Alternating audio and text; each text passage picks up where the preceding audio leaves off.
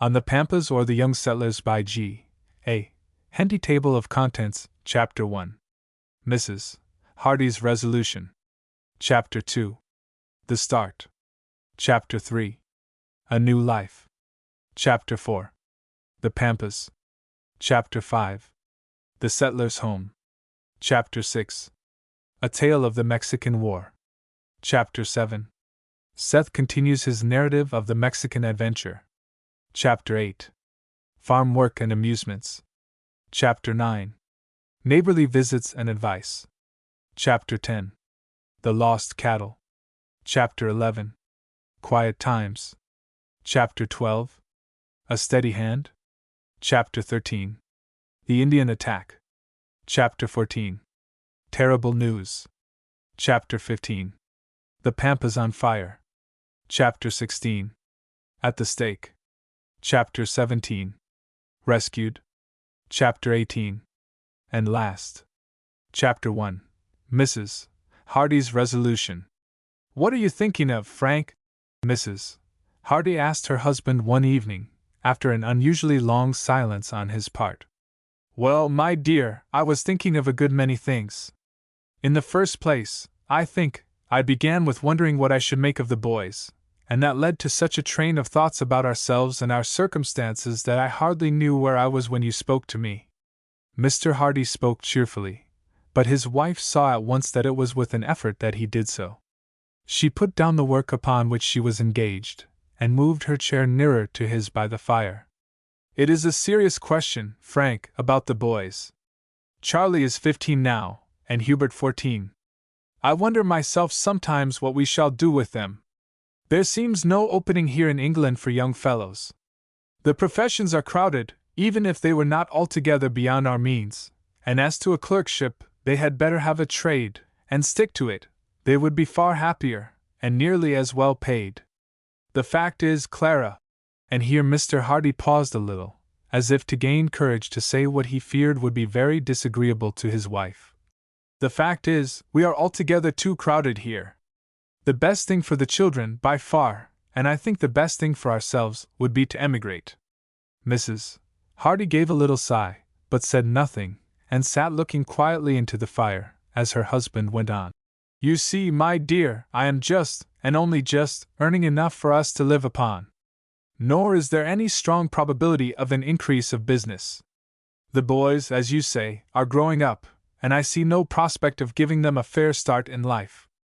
Abroad it is altogether different. We can buy land and stock it for next to nothing. We should live roughly, certainly, but at least there is no fear for the future, and we should start our boys in life with a fair certainty of success. Still, Clara, I do not of course mean that I have made up my mind upon the subject.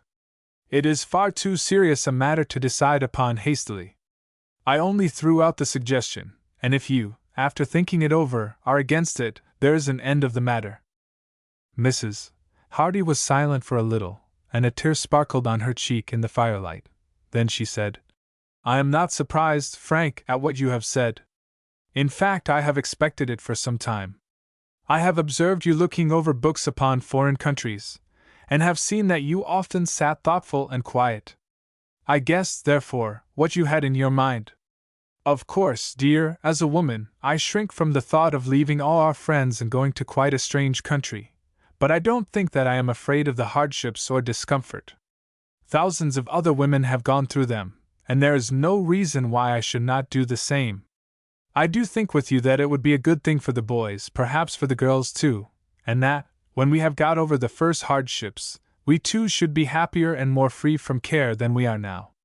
So you see, Frank, you will meet with no opposition from me, and if, after deliberation, you really determine that it is the best thing to do, I shall be ready to agree with you.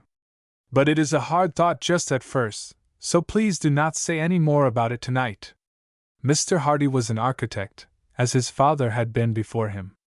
He had not, however, entered the office at the usual age, but when 18 had gone out to the United States, to visit an uncle who had settled there.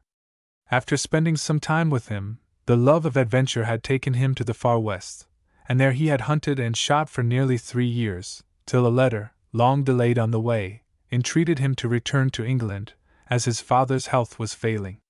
He at once started for England, and found that his father was in a feeble state of health, but was still able to carry on the business. Frank saw, however, that he was unequal to the work, and so entered the office, working hard to make up for lost time. He was a good draftsman, and was shortly able to take a great burden off his father's shoulders. He had not been long at home, however, before he fell in love with Clara Aintree, the daughter of a clergyman, and his father making over to him a share in the business, they were married just as Frank attained his 24th year, his wife being about 19. 2 years after the marriage Mr. Hardy Sr. died, and from that time Frank had carried on the business alone.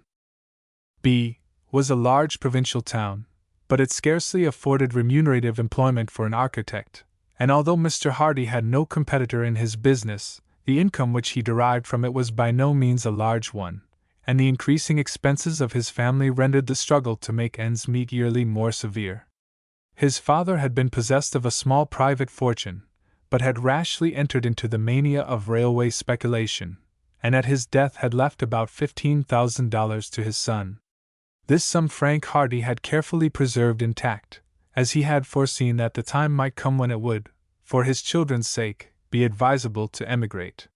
He had long looked forward to this, but had abstained from taking any step until his sons were of an age to be able to make themselves useful in a life in the bush or upon the prairies. Frank Hardy, at the time our story begins, was about 40. He was a tall, active man, and the life he had led in America when young had hardened his muscles, and given him the full use of every faculty. Mrs. Hardy was 5 years younger than her husband, and scarcely looked 30 years old. She was a high-spirited woman, well fitted to be her husband's companion in the dangers and hardships of a settler's life. The subject of emigration once started, was frequently continued, and presently books and maps began to be consulted, and the advantages and disadvantages of the various countries and colonies to be debated. Finally, Mr. and Mrs. Hardy agreed that the Argentine Republic, in its magnificent rivers, its boundless extent of fertile land, in its splendid climate, its cheap labor, and its probable prospects, offered the greatest advantages. The decision once arrived at, it was determined to announce it to the children, who had up to this time no idea of the great change decided upon.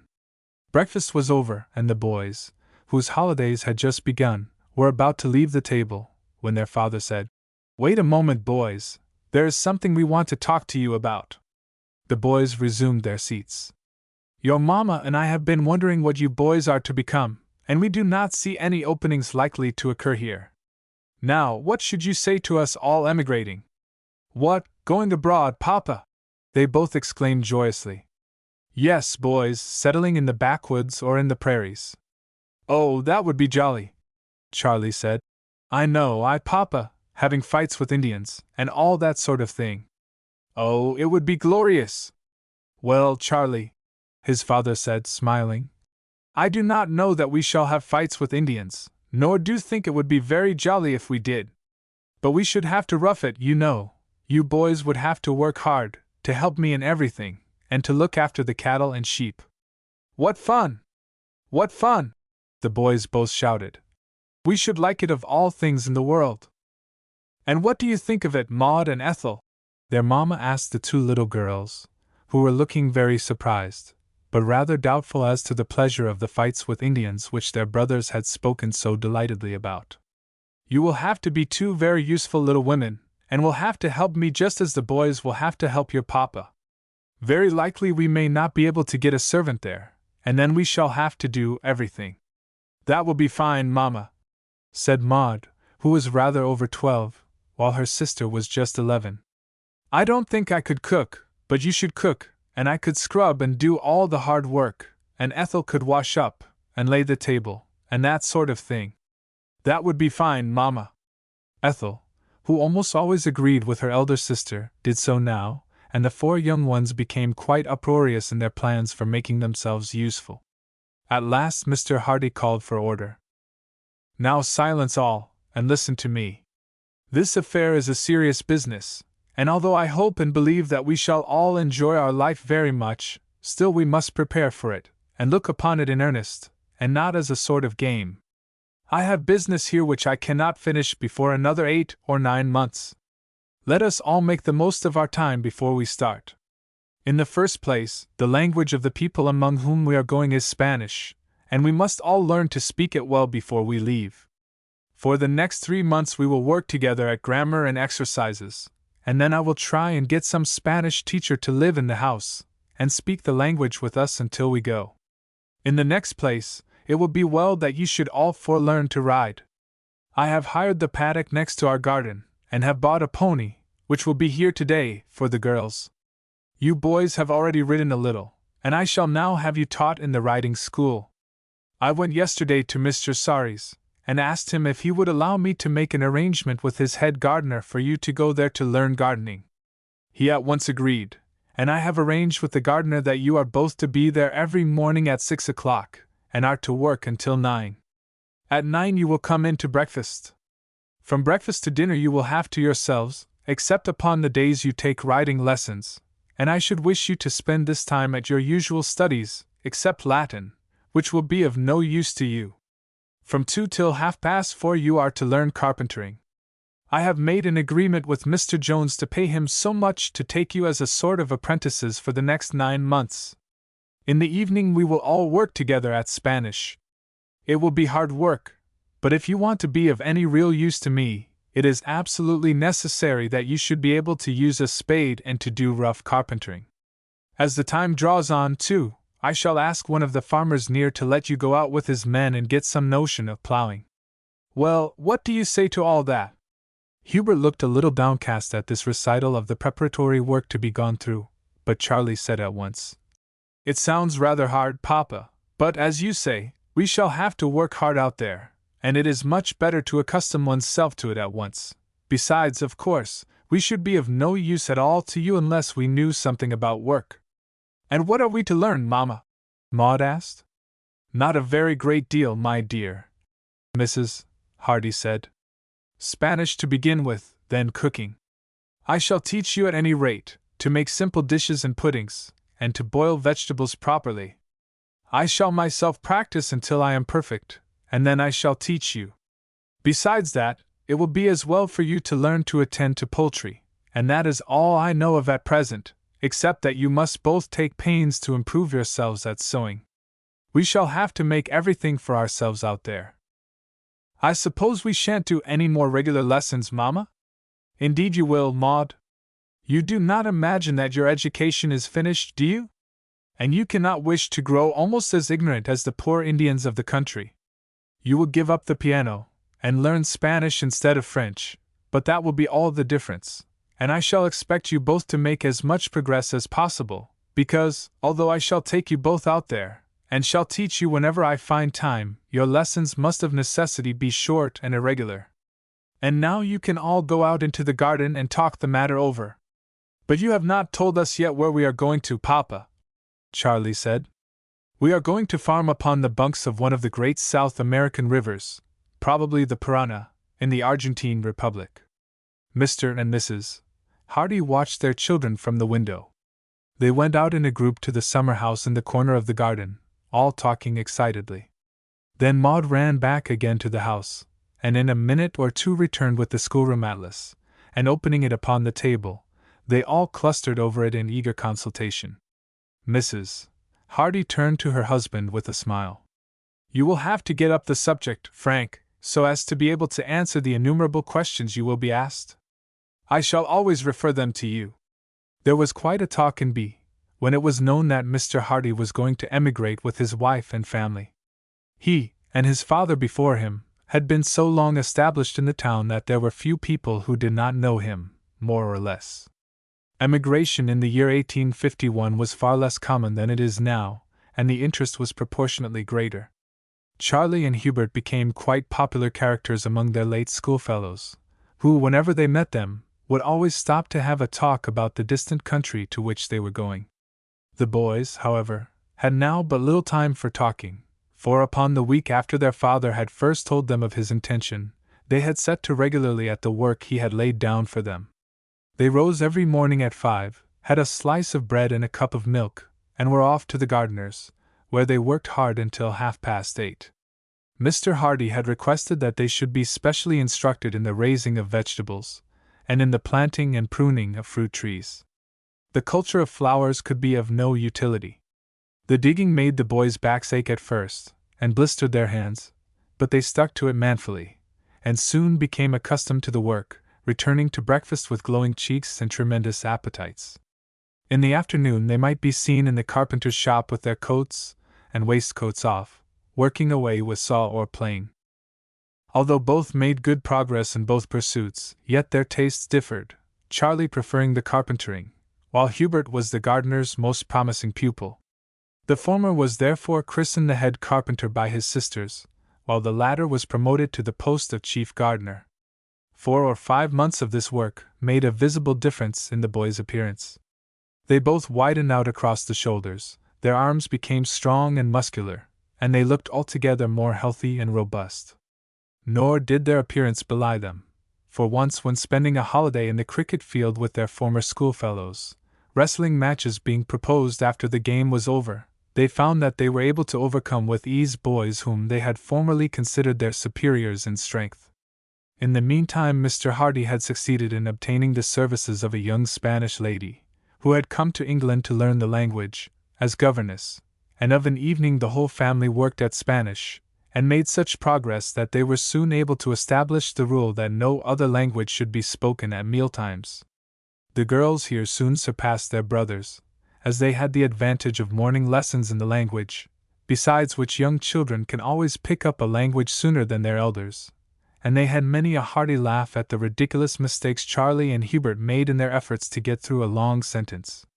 In 6 months, however, all could speak with tolerable fluency. Maud and Ethel were as amused and as diligent at learning household work as their brothers were in their departments, and might have been seen every afternoon in the kitchen, in their little white pinafores, engaged in learning the mysteries of cooking. One day, after they had been so engaged for about 4 months, Mrs. Hardy said at breakfast, "I am going to try an experiment. I have given the cook leave to go out for the day. Mr. and Mrs. Partridge are coming to dinner, and I intend handing over the kitchen to the girls, and letting them make their first essay. We are going to have soup, a leg of mutton with potatoes and spinach, a dish of fried cutlets, and a cabinet pudding. I shall tell Sarah to lift any saucepan you may want on or off the fire, but all the rest I shall leave in your hands. The boys will dine with us. The hour will be 5:30, punctually." The little girl's eyes flashed with pleasure, and they quite colored up at the thought of the importance and difficulty of the task before them. At lunch the boys pretended to eat an extra quantity, saying that they felt very doubtful about their dinner. In the afternoon Mrs. Hardy felt strongly tempted to go into the kitchen to see how things were getting on, but she restrained herself, resolving to let Maud and Ethel have entirely their own way. The dinner was a great success, although the soup was rather hot, from Ethel, in her anxiety, having let too much pepper slip in, and the cabinet pudding came up all over the dish, instead of preserving its shape, it having stuck to the mold, and Maud having shaken it so violently that it had come out with a burst and broken up into pieces, which had caused a flood of tears on the part of the little cook. It did not taste any the worse, however, and when the little girls came in to dessert in their white frocks, looking rather shy, and very scorched in the face, from their anxious peeping into pots to see that all was going on well, they were received with a cheer by the boys, and their friends were not a little astonished to hear that the dinner they had partaken of had been entirely prepared and cooked by these little women. After 4 months' gardening, Mr. Hardy placed the boys with a farmer who lived a mile distant, and made an arrangement for them to breakfast there, so that they now remained at work from 6 in the morning until 12. Here they obtained some idea of harnessing and driving horses, of plowing, and of the other farming operations. They now only went 4 days a week to the carpenter's, for their papa had one day said to them when they were alone with him before dinner, "Do not put on your working clothes this afternoon, boys. I am going to take you out with me, but do not say anything about it at dinner. I will tell you why afterward." Rather surprised, they did as he told them, wondering where they could be going. Their father said nothing on the subject until they reached the town, which was a quarter of a mile distant from their house. Then he said, "Now, boys, you know we are going out to a country of which a great portion is still unsettled, and as land is a good deal cheaper at a short distance from the inhabited parts, we shall perhaps have no one within many miles of us. Now it is just possible that at first the Indians may be disposed to be troublesome. I do not suppose that they will, but it is just as well to be prepared for everything. There is no reason why you boys should not be able to shoot as straightly as a man, and I have therefore bought 2 carbines. They are the invention of an American named Colt, and have a revolving breech, so that they fire 6 shots each. There is a spare chamber to each, which is very quickly shifted in place of the one discharge, so that each of you could fire 12 shots in a very short time. They will carry up to 500 yards. They are a new invention, but all accounts agree that they are an excellent one. I have obtained leave from Mr. Harcourt, who lives 3 miles from here, to put up a target at the foot of some bare hills on his property, and we will walk over there twice a week to practice. I used to be considered a first-rate shot with a rifle when I was a young man in America, and I have got down a rifle for my own use. I do not want you to speak about what we are doing to your mamma, or indeed to anyone. We shall keep our rifles at a cottage near where we shoot, and no one need know anything about it. It is not likely that we shall have any trouble with the Indians, and it is of no use making your mamma uncomfortable by the thought of the probability of such a thing. As Mr. Hardy spoke, the boys were ready to dance with delight, and this was increased when they turned into the gunsmith's shop, and were shown the arms which their father had bought for this expedition. Mr. Hardy had already an excellent double-barreled gun, and he had now purchased a long and heavy rifle carrying a conical ball. In addition to the boys' carbines, he had bought them each a light double-barreled gun. Besides these were 2 brace of Colt's revolving pistols. These were all new, but there were in addition 2 or 3 second-hand double-barreled guns for the use of his servants, in case of necessity, and 3 light rifles of the sort used for rook shooting. Altogether, it was quite an armory. The carbines were in neat cases, and the boys carried these in a box of cartridges, while Mr. Hardy took his rifle, and so they started off to their shooting ground. Here their father instructed them in the use of their revolving carbines, and then, after some practice with caps only, allowed them to fire a few shots each. The firing was certainly rather wild, owing to the difficulty they felt at first of firing without shutting their eyes, but after a few weeks' practice they became very steady, and in 3 or 4 months could make pretty certain of a bull's-eye at 300 yards. Of all this Mrs. Hardy and the girls knew nothing, but there was not the same secrecy observed with reference to their shotguns. These they took home with them, and Mr. Hardy said that he understood that the plains of South America swarmed with game, and that, therefore, it was well that the boys should learn how to shoot. He insisted, however, that only 1 gun should be taken out at a time, to diminish the danger of accidents. After that the boys took out their guns by turns when they went to work of a morning, and many a dead blackbird soon attested to their improving skill. Chapter 2. The Start. It was nearly a year after he had made up his mind to emigrate before Mr. Hardy was able to conclude all his arrangements. Then came the great business of packing up. This is no trifling matter when a family of 6 persons are going to make a move to a new country. Mr. Hardy had at first thought of taking portable furniture with him, but had been told by a friend who knew the country that every requisite could be obtained at Buenos Aires, the capital of the Argentine Republic, at a far less price than he could convey such heavy articles from England. Still the bulk of luggage was very large, and the boys, who had now left off their farming and carpentering lessons, worked at home at packing cases, and had the satisfaction of turning their new acquirements to a useful purpose. In addition to the personal baggage, Mr. Hardy was taking with him plows and agricultural implements of English make, besides a good stock of seeds of various kinds. These had been sent on direct by a sailing ship, starting a fortnight before themselves. When their heavy baggage was packed up, it too was sent off, so as to be put on board the steamer by which they were to sail, and then came a long round of visits to bid farewell to all their friends. This was a sad business, for although the boys and their sisters were alike excited and delighted at the thought of the life before them, still they could not but feel sorrowful when the time came to leave all the friends they had known so long, and the house they had lived in ever since they could remember. This over, Mrs. Hardy and the children went to Liverpool, where they were to embark, while Mr. Hardy remained behind for a day or two to see to the sale of the furniture of the house. The day after he joined the family, they embarked on board the Barbados for Rio and Buenos Aires. Greatly were the girls amused at the tiny little cabin allotted to them and their mother, a similar little den being taken possession of by Mr. Hardy and the boys. The smartness of the vessel, and the style of her fittings, alike impressed and delighted them. It has not been mentioned that Sarah, their housemaid, accompanied the party. She had been left early an orphan, and had been taken as a nursemaid by Mrs. Hardy. As time went on, and the little girls no longer required a nurse, she had remained as housemaid, and having no friends, now willingly accompanied them. Mr. Hardy had, to her great amusement, insisted upon her signing a paper, agreeing, upon her master's paying her passage, to remain with him for a year, at the end of which time she was to be at liberty to marry or to leave them, should she choose.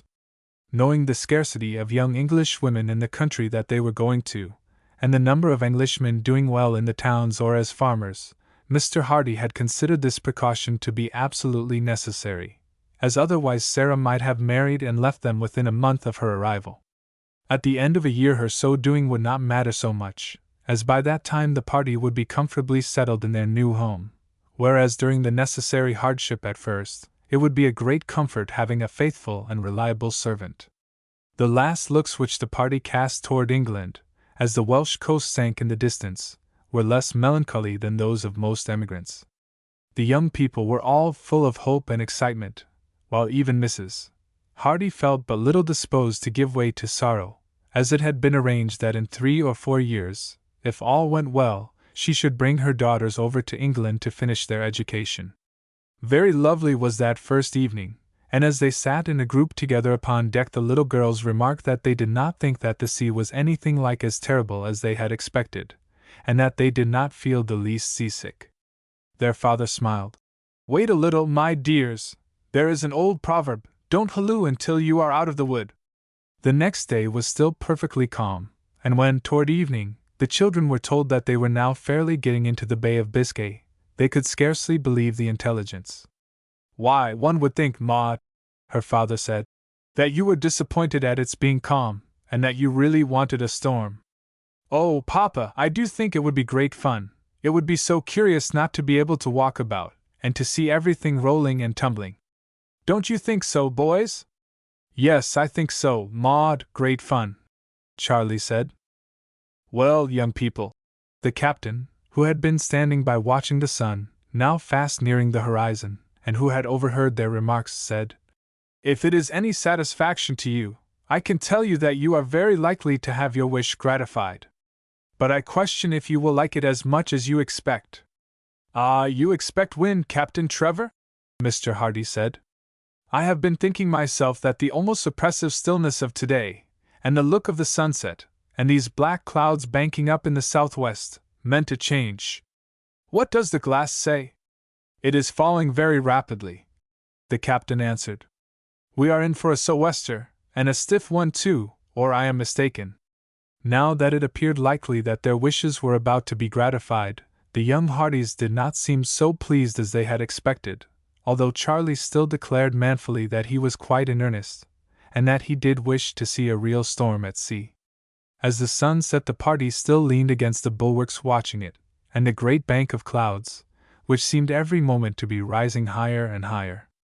There was still nearly a dead calm around them, and the heavy beat of the paddles, as they lashed the water into foam, and the dull thud of the engine, were the only sounds that broke the stillness. Now and then, however, a short puff of wind ruffled the water, and then died away again. "Look at that great cloud, Papa," Hubert said. "It almost looks as if it were alive." "Yes, Hubert, it is very grand, and there is no doubt about there being wind there." The great cloud bank appeared to be in constant motion. Its shape was incessantly shifting and changing. Now a great mass would roll upward, now sink down again, now the whole body would seem to roll over and over upon itself, then small portions would break off from the mass, and sail off by themselves, getting thinner and thinner, and disappearing at last in the shape of fine streamers. Momentarily the whole of the heaving, swelling mass rose higher and higher. It was very grand, but it was a terrible grandeur, and the others were quite inclined to agree with Ethel, who shrank close to her father and put her hand in his, saying, "I don't like that cloud, Papa, it frightens me." At this moment Mrs. Hardy, who had been down below arranging her cabin, came up to the group. "What a dark cloud, Frank, and how it moves! Are we going to have a storm, do you think?"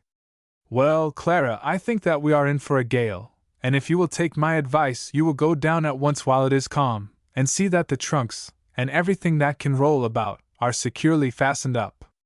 I will come down and help you. Boys, you had better go down, and see that everything is snug in our cabin." In a quarter of an hour the necessary arrangements were completed, but even in that short time they could feel that a change was taking place. There was now a steady but decided rolling motion, and the young ones laughed as they found it difficult to walk steadily along the cabin. Upon reaching the deck they saw that the smooth surface of the sea was broken up by a long swell, that the wind now came in short but sharp puffs, that the bank of clouds covered nearly half the sky, and that the detached scud was now flying overhead. The previous stillness was gone, and between the sudden gusts, the roar of the wind in the upper region could be heard. The sun had set now, and a pall of deep blackness seemed to hang from the cloud down to the sea, but at the line where cloud and water touched, a gleam of dim white light appeared. In preparation for the coming storm, the sailors had put on thick waterproof coats. Many of the passengers had gone below, and those who remained had followed the sailors' example, and had wrapped themselves up in mackintoshes. Every moment the gusts increased in frequency and power, and the regular line of swell became broken up into confused white-headed waves. The white gleam under the dark cloud grew wider and broader, and at last, with a roar like that of 1,000 wild beasts, the gale broke upon them. Just before this Mr. Hardy had taken Mrs. Hardy and the girls below, promising the latter that they should come up later for a peep out, if they still wished it. Charlie and Hubert were leaning against the bulwark when the gale struck them. For a moment they were blinded and half choked by the force and fury of the spray and wind, and crouched down behind their shelter to recover themselves. Then, with a hearty laugh at their drenched appearance, they made their way to the mainmast, and then, holding on by the belaying pins, they were able to look fairly out on the gale. It was dark, so dark that they could scarcely see as far as the foremast. Around, the sea was white with foam. The wind blew so fiercely that they could scarcely hear each other's voices, even when they shouted, and the steamer labored heavily against the fast-rising sea. Here Mr. Hardy joined them, and for some little time clung there, watching the increasing fury of the gale. Then, drenched and almost confused by the strife of winds and water that they had been watching, they made their way, with great difficulty, down into the cabin. Here the feeling of seasickness, which the excitement of the scene had kept off, increased rapidly, and they were glad to slip off their upper clothes, and to throw themselves upon their berths before the paroxysm of sickness came on. When questioned afterward as to the events of the next 36 hours, the young Hardys were all obliged to confess that that time was a sort of blank in their memory, a sort of horrible nightmare, when one moment they seemed to be on their heads, and the next upon their feet, but never lying down in a comfortable position, when sometimes the top of the cabin seemed under their feet, sometimes the floor over their head. Then, for a change, everything would go round and round, the noise, too, the groaning and the thumping and the cracking, the thud of the waves and the thump of the paddles, and the general quivering, and shaking, and creaking, and bewilderment. Altogether it was a most unpleasant nightmare. They had all dim visions of Mr. Hardy coming in several times to see after them, and to give them a cup of tea, and to say something cheering to them, and all four had a distinct idea that they had many times wished themselves dead. Upon the second morning after the storm began it showed some signs of abating, and Mr. Hardy said to his sons, "Now, boys, make an effort and come upon deck. It's no use lying there. The fresh air will do you good." 2 dismal groans were the only response to this appeal. "Yes, I know that you both feel very bad, and that it is difficult to turn out. Still it is worth making the effort, and you will be very glad of it afterward. Come, jump up, else I shall empty the water jug over you. There, you need not take much trouble with your dressing," he went on, as the boys, seeing that he was in earnest, turned out of their berths with a grievous moan. "Just hold on by something, and get your heads over the basin. I will empty the jugs on them. Then now you will feel better. Slip on your clothes and come up." It was hard work for Charlie and Hubert to obey orders, for the ship rolled so tremendously that they could only proceed with their dressing by fits and starts, and were more than once interrupted by attacks of their weary seasickness. However, their father stayed with them, helping and joking with them until they were ready to go up. Then, taking them by the arm, he assisted them up the stairs to the deck. Miserable as the boys felt, they could not suppress an exclamation of admiration at the magnificent scene before them. The sea was tossed up in great masses of water, which, as they neared the ship, threatened to overwhelm them, but which, as she rose on their summits, passed harmlessly under her, hurling, however, tons of water upon her deck. The wind was still blowing fiercely, but a rift in the clouds above, through which the sun threw down a bright ray of light upon the tossing water, showed that the gale was breaking. The excitement of the scene, the difficulty of keeping their feet, and the influence of the rushing wind, soon had the effect which their father predicted. The boys' looks brightened, their courage returned, and although they still had an occasional relapse of sickness, they felt quite different beings, and would not have returned to the blank misery of their cabins upon any consideration. They were soon able to eat a piece of dry toast, which Mr. Hardy brought them up with a cup of tea at breakfast time, and to enjoy a basin of soup at 12 o'clock, after which they pronounced themselves as cured.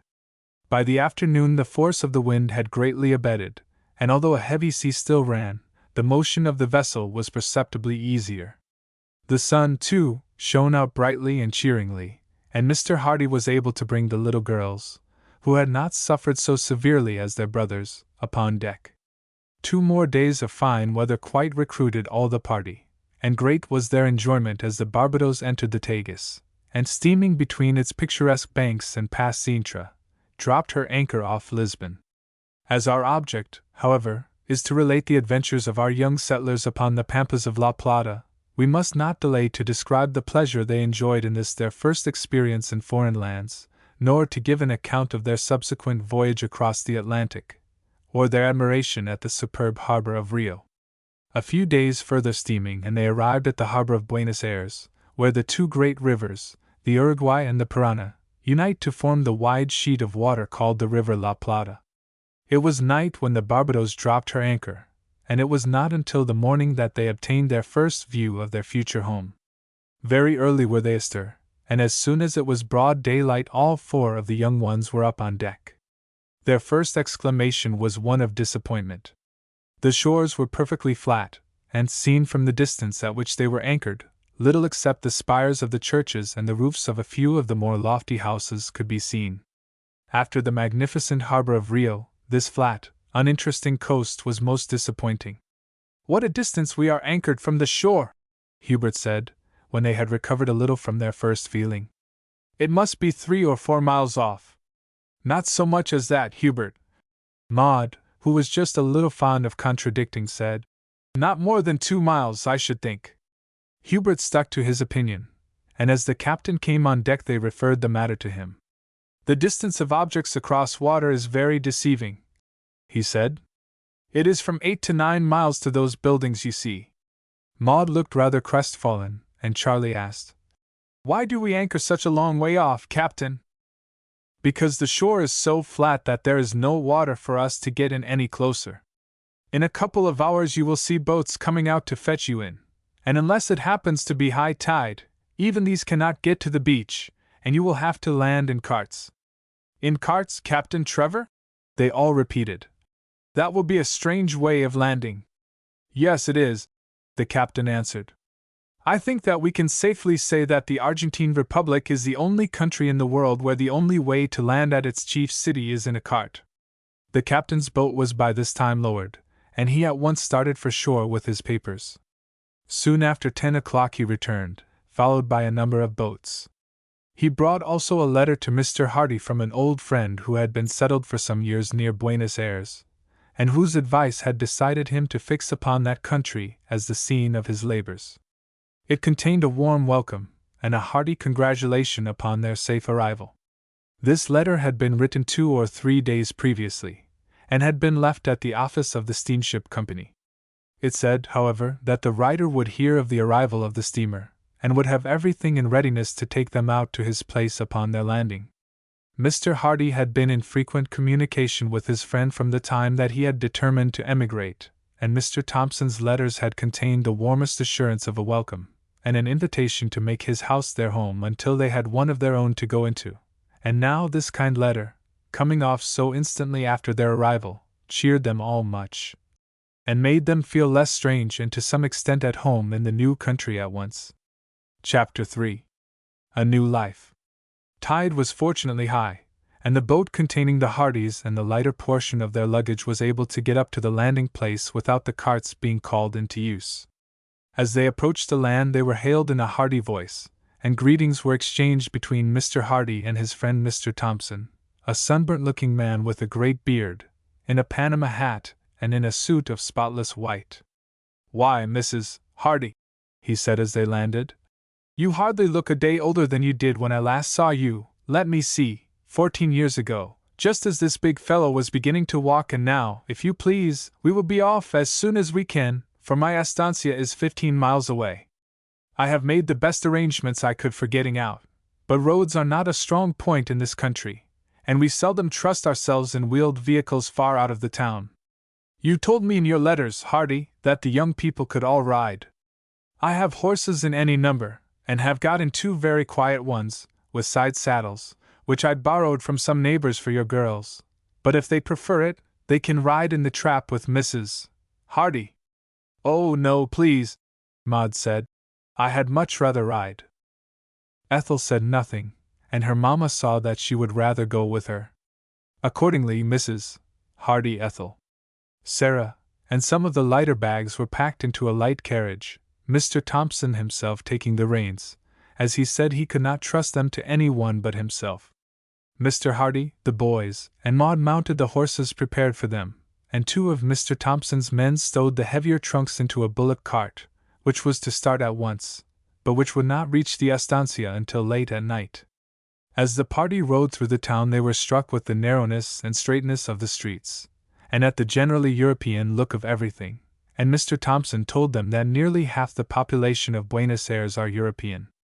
The number of people upon horseback also surprised our young travelers, but horses cost only 30 shillings or £2, and grass is so abundant that the expense of their food is next to nothing, consequently every one rides, even shepherds look after their sheep on horseback. The horses seemed very quiet, for in front of most of the offices the horses of the merchants could be seen fastened by a head rope to a ring, grooms not being considered a necessity. Once out of the town, the riding horses broke into a canter, for the road was so good that the horses in the light carriage were able to go along at full speed. As they proceeded they passed many houses of the rich merchants of the place, and all were charmed with the luxuriance and beauty of the gardens. Orange and lemon trees scented the air with their delicious perfumes. Bananas, tree ferns, and palms towered above them. Lovely butterflies of immense size, and bright little hummingbirds, flitted about among a countless variety of flowers. The delight of the young ones was unbounded. Presently they left the mansions and gardens behind and drove out fairly into the country. Upon either side the plains stretched away as far as the eye could reach, in some parts under the plough, but far more generally carpeted with bright green grass and many-colored wild flowers. Everywhere could be seen droves of horses and cattle, while dotted here and there over the plain were the estancias of the proprietors. It was a most delightful ride. The horses went very quietly, but the boys found, to their surprise, that they would not trot, their pace being a loose, easy canter. The last 5 miles of the distance were not so enjoyable to the party in the carriage, for the road had now become a mere track, broken in many places into ruts, into which the most careful driving of Mr. Thompson could not prevent the wheels going with jolts that threatened to shake its occupants from their places, and they felt as if every bone in their bodies were broken by the time they drew up at their host's estancia. Here Mrs. Thompson came out to greet them. She had been a great friend of Mrs. Hardy in their young days, and great was their pleasure at again meeting after so long a separation. Mr. Thompson had already explained that his wife would have come over to meet them, but that at the time he had left home it was not known that the Barbados had arrived. She was due, and, as a measure of precaution, the horses and cart had for the last 2 days been in readiness, but the exact date of her arrival was of course uncertain. Mr. Thompson's estancia was a large and picturesque building. It was entirely surrounded by a wide veranda, so that at all hours of the day relief could be obtained from the glare of the sun. In front was an extensive garden, and as Mr. Thompson had made it one of his first objects when he built his house to plant a large number of tropical trees and shrubs, these had now attained a considerable size, and afforded a delicious shade. At a short distance behind the house were the houses of the men, and the corrals, or enclosures, for the cattle. The interior was handsomely furnished in the European style, except that the floors were uncarpeted, and were composed of polished boards. Everywhere were signs that the proprietor was a prosperous and wealthy man. Mr. Thompson had only one son, a lad of about the same age as Charles Hardy. To his care Mrs. Thompson now assigned the boys, while she conducted Mrs. Hardy and her daughters to their rooms.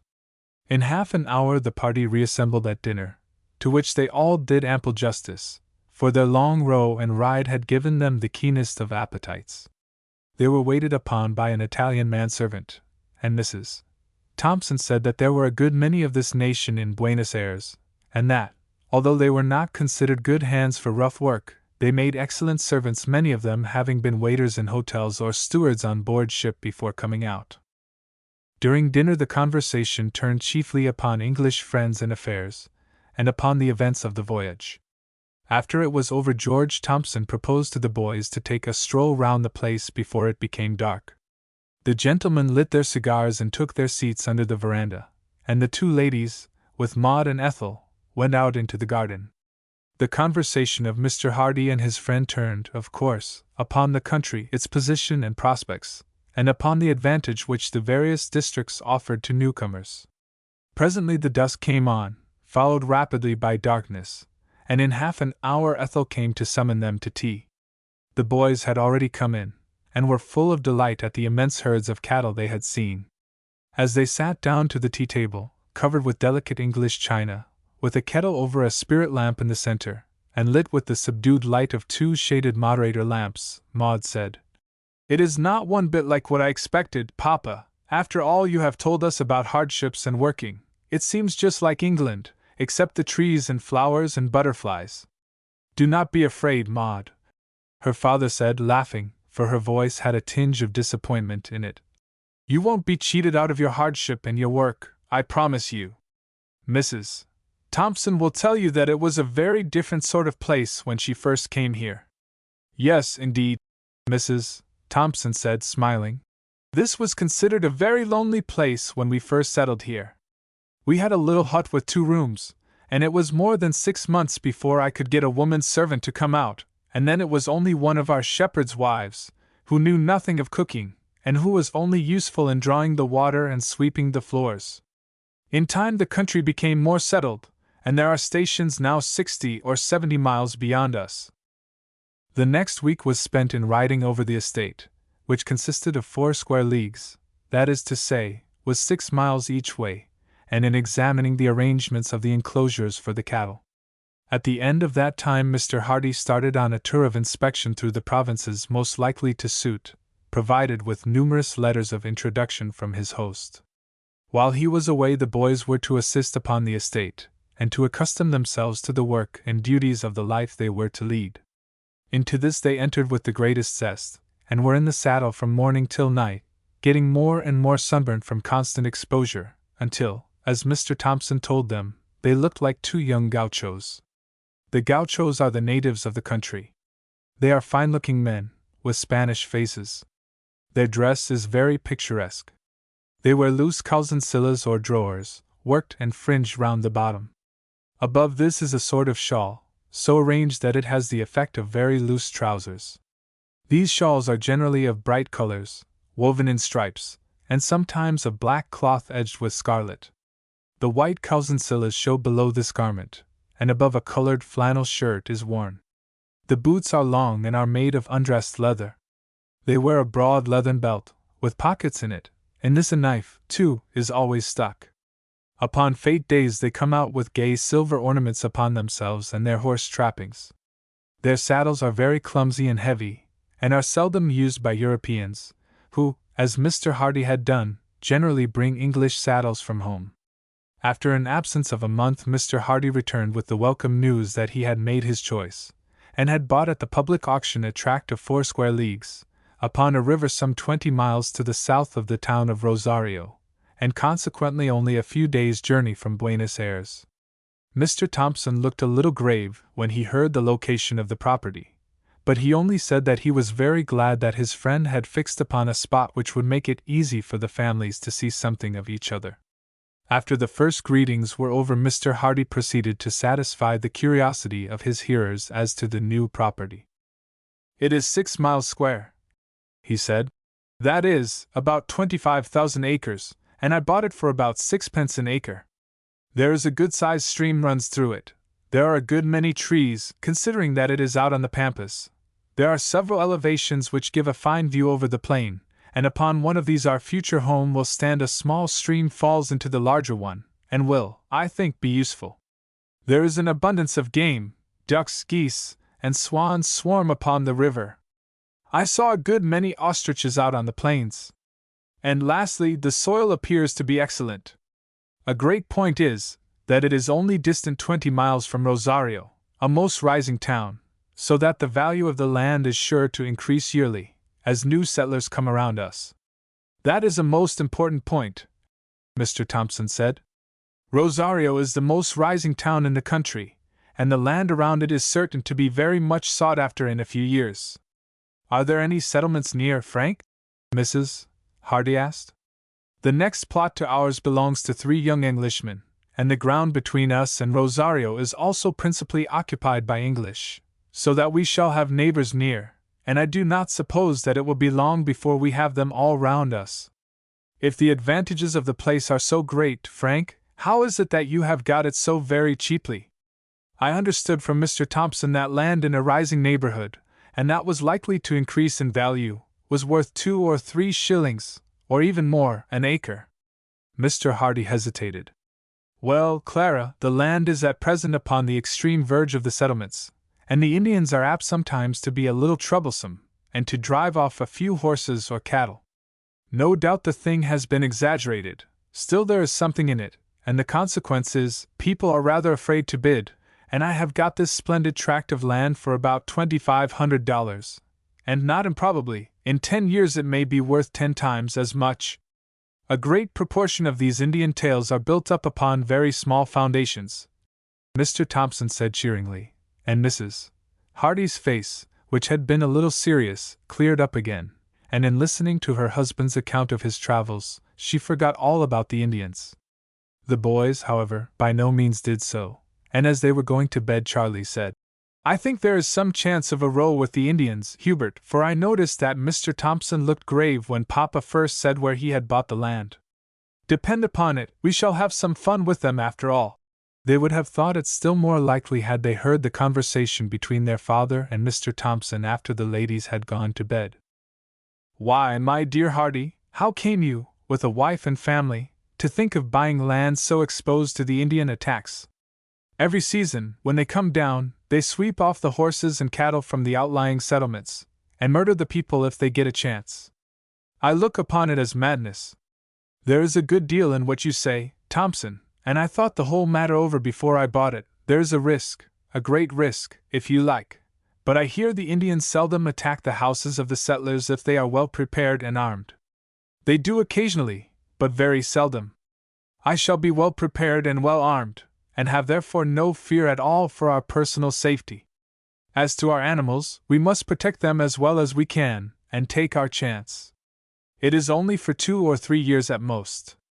After that we shall have settlements beyond and around us, and if emigration keeps on, as I anticipate, and if, as I believe, Rosario is to become a very large and important place, our land will eventually be worth $5 an acre, at the very lowest.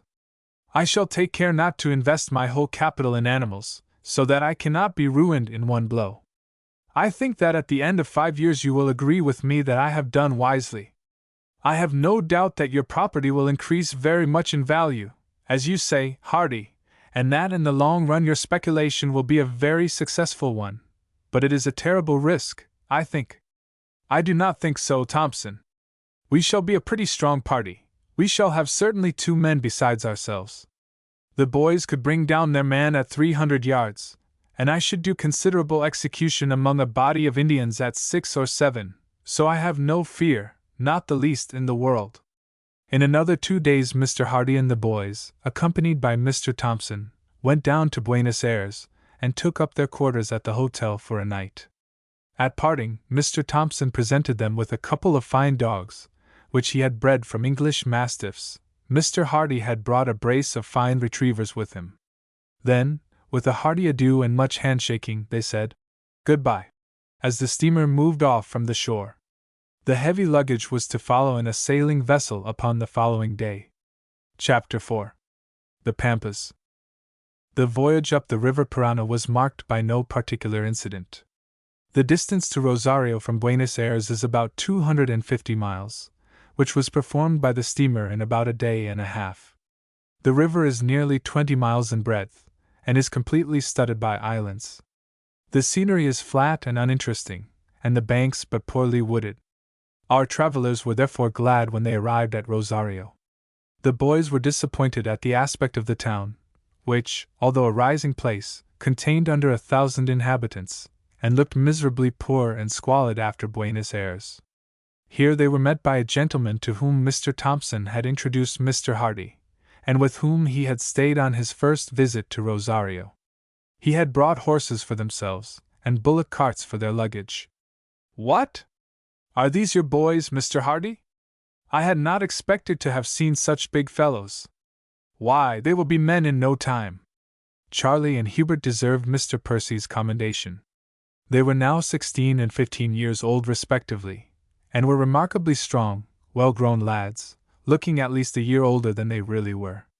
In a few minutes the luggage was packed in 2 bullock carts, and they were on their way out to Mr. Percy's station, which was about halfway to the camp of Mr. Hardy. The word camp in the Pampas means station or property. It is a corruption of the Spanish word campos, literally plains or meadows. Here they found that Mr. Percy had most satisfactorily performed the commission with which Mr. Hardy had entrusted him. He had bought a couple of the rough country bullock carts, 3 pair of oxen accustomed to the yoke, half a dozen riding horses, 2 milch cows, and a score of sheep and cattle to supply the larder. He had hired 4 men, a stock-keeper named Lopez, who was called the capataz or head man, a tall, swarthy fellow, whose father was a Spaniard, and his mother a native woman, 2 laborers, the one a German, called Hans, who had been some time in the colony, the other an Irishman, Terence Kelly, whose face the boys remembered at once, as having come out in the same ship with themselves. The last man was an American, one of those wandering fellows who are never contented to remain anywhere, but are always pushing on, as if they thought that the further they went the better they should fare. He was engaged as carpenter and useful man, and there were few things to which he could not turn his hand. Mr. Hardy was pleased with their appearance. They were all powerful men, accustomed to work. Their clothes were of the roughest and most miscellaneous kind, a mixture of European and Indian garb, with the exception of Terence, who still clung to the long blue-tailed coat and brass buttons of the old country. They waited the next day at Mr. Percy's station, and started the next morning before daylight, as they had still 10 miles to travel, and were desirous of getting as early to the ground as possible. The boys were in the highest spirits at being at last really out upon the Pampas, and as day fairly broke they had a hearty laugh at the appearance of their cavalcade. There was no road or track of any kind, and consequently, instead of following in a file, as they would have done in any other country, the party straggled along in a confused body. First came the animals, the sheep, bullocks, and cows. Behind these rode Lopez, in his gaucho dress, and a long whip in his hand, which he cracked from time to time, with a report like that of a pistol. Not that there was any difficulty in driving the animals at a pace sufficient to keep well ahead of the bullock carts, for the sheep of the Pampas are very much more active beasts than their English relations. Accustomed to feed on the open plains, they travel over large extent of ground, and their ordinary pace is 4 miles an hour. When frightened, they can go for many miles at a speed which will tax a good horse to keep up with. The first bullock cart was driven by Hans, who sat upon the top of a heap of baggage, his head covered with a very old and battered Panama hat, through several broad holes in which his red hair bristled out in a most comic fashion, and over his blue flannel shirt a large red beard flowed almost to his waist. Terence was walking by the side of the second cart in corduroy breeches and gaiters and blue coat, with a high black hat, battered and bruised out of all shape, on his head. In his hand he held a favorite shillelagh, which he had brought with him from his native land, and with the end of which he occasionally poked the ribs of the oxen, with many Irish ejaculations, which no doubt alarmed the animals not a little. The Yankee rode sometimes near one, sometimes by another, seldom exchanging a word with anyone. He wore a fur cap made of fox's skin, a faded blanket, with a hole cut in the middle for the head to go through, fell from his shoulders to his knees. He and Lopez each led a couple of spare horses. The mastiffs trotted along by the horses, and the two fine retrievers, Dash and Flirt, galloped about over the plains. The plain across which they were traveling was a flat, broken only by slight swells, and a tree here and there, and the young Hardys wondered not a little how Lopez, who acted as guide, knew the direction he was to take. After 3 hours' riding, Lopez pointed to a rather larger clump of trees than usual in the distance, and said, "That is the camp." "Hurrah!" shouted the boys. "May we ride on, Papa?" "Yes, boys, I will ride on with you." And off they set, leaving their party to follow quietly. "Mind how you gallop, boys. The ground is honeycombed with armadillo holes, and if your horse treads in one you will go over his head." "I don't think that I should do that," Charlie, who had a more than sufficiently good opinion of himself, said. "I can stick on pretty tightly, and—" He had not time to finish his sentence, for his horse suddenly seemed to go down on his head, and Charlie was sent flying 2 or 3 yards through the air, descending with a heavy thud upon the soft ground. He was up in a moment, unhurt, except for a knock on the eye against his gun, which he was carrying before him, and after a minute's rueful look he joined heartily in the shouts of laughter of his father and brother at his expense. "Ah, Charlie, Bragg is a good dog, but Holdfast is a better. I never saw a more literal proof of the saying. There, jump up again, and I need not say look out for holes." They were soon off again, but this time at a more moderate pace. This fall was not, by a very long way, the only one which they had before they had been 6 months upon the plains, for the armadillos were most abundant, and in the long grass it was impossible to see their holes. In addition to the armadillos, the ground is in many places honeycombed by the biscachas, which somewhat in size and appearance resemble rabbits, and by a little burrowing owl. The Hardys soon crossed a little stream, running east to fall into the main stream, which formed the boundary of the property upon that side, and Mr. Hardy told the boys that they were now upon their own land. There was another hurrah, and then, regardless of the risk of falls, they dashed up to the little clump of trees, which stood upon slightly rising ground. Here they drew rein, and looked round upon the country which was to be their home. As far as the eye could reach, a flat plain, with a few slight elevations and some half-dozen trees, extended. The grass was a brilliant green, for it was now the month of September. Winter was over, and the plain, refreshed by the rains, wore a bright sheet of green, spangled with innumerable flowers. Objects could be seen moving in the distance, and a short examination enabled Mr. Hardy to decide that they were ostriches, to the delight of the boys, who promised themselves an early hunt. "Where have you fixed for the house, Papa?" Hubert asked. "There, where those 3 trees are growing upon the highest swell you can see, about 1.5 miles further. We will go on at once, the others will see us." Another 10 minutes took them to the place Mr. Hardy had pointed out, and the boys both agreed that nothing could be better. At the foot of the slope the river which formed the eastern boundary flowed, distant 1/4 mile or so from the top of the rise. To the right another stream came down between the slope and another less elevated rise beyond. This stream had here rather a rapid fall, and was distant about 300 yards from the intended site of the house. The main river was 30 or 40 yards across, and was now full of water, and upon its surface the boys could see flocks of ducks, geese, and other birds. In some places the bank was bare, but in others thick clumps of bushes and brushwood grew beside it. They now took off the saddles and bridles from their horses, and allowed them to range as they pleased, knowing that the native horses were accustomed to be let free, and that there was no fear of their straying away.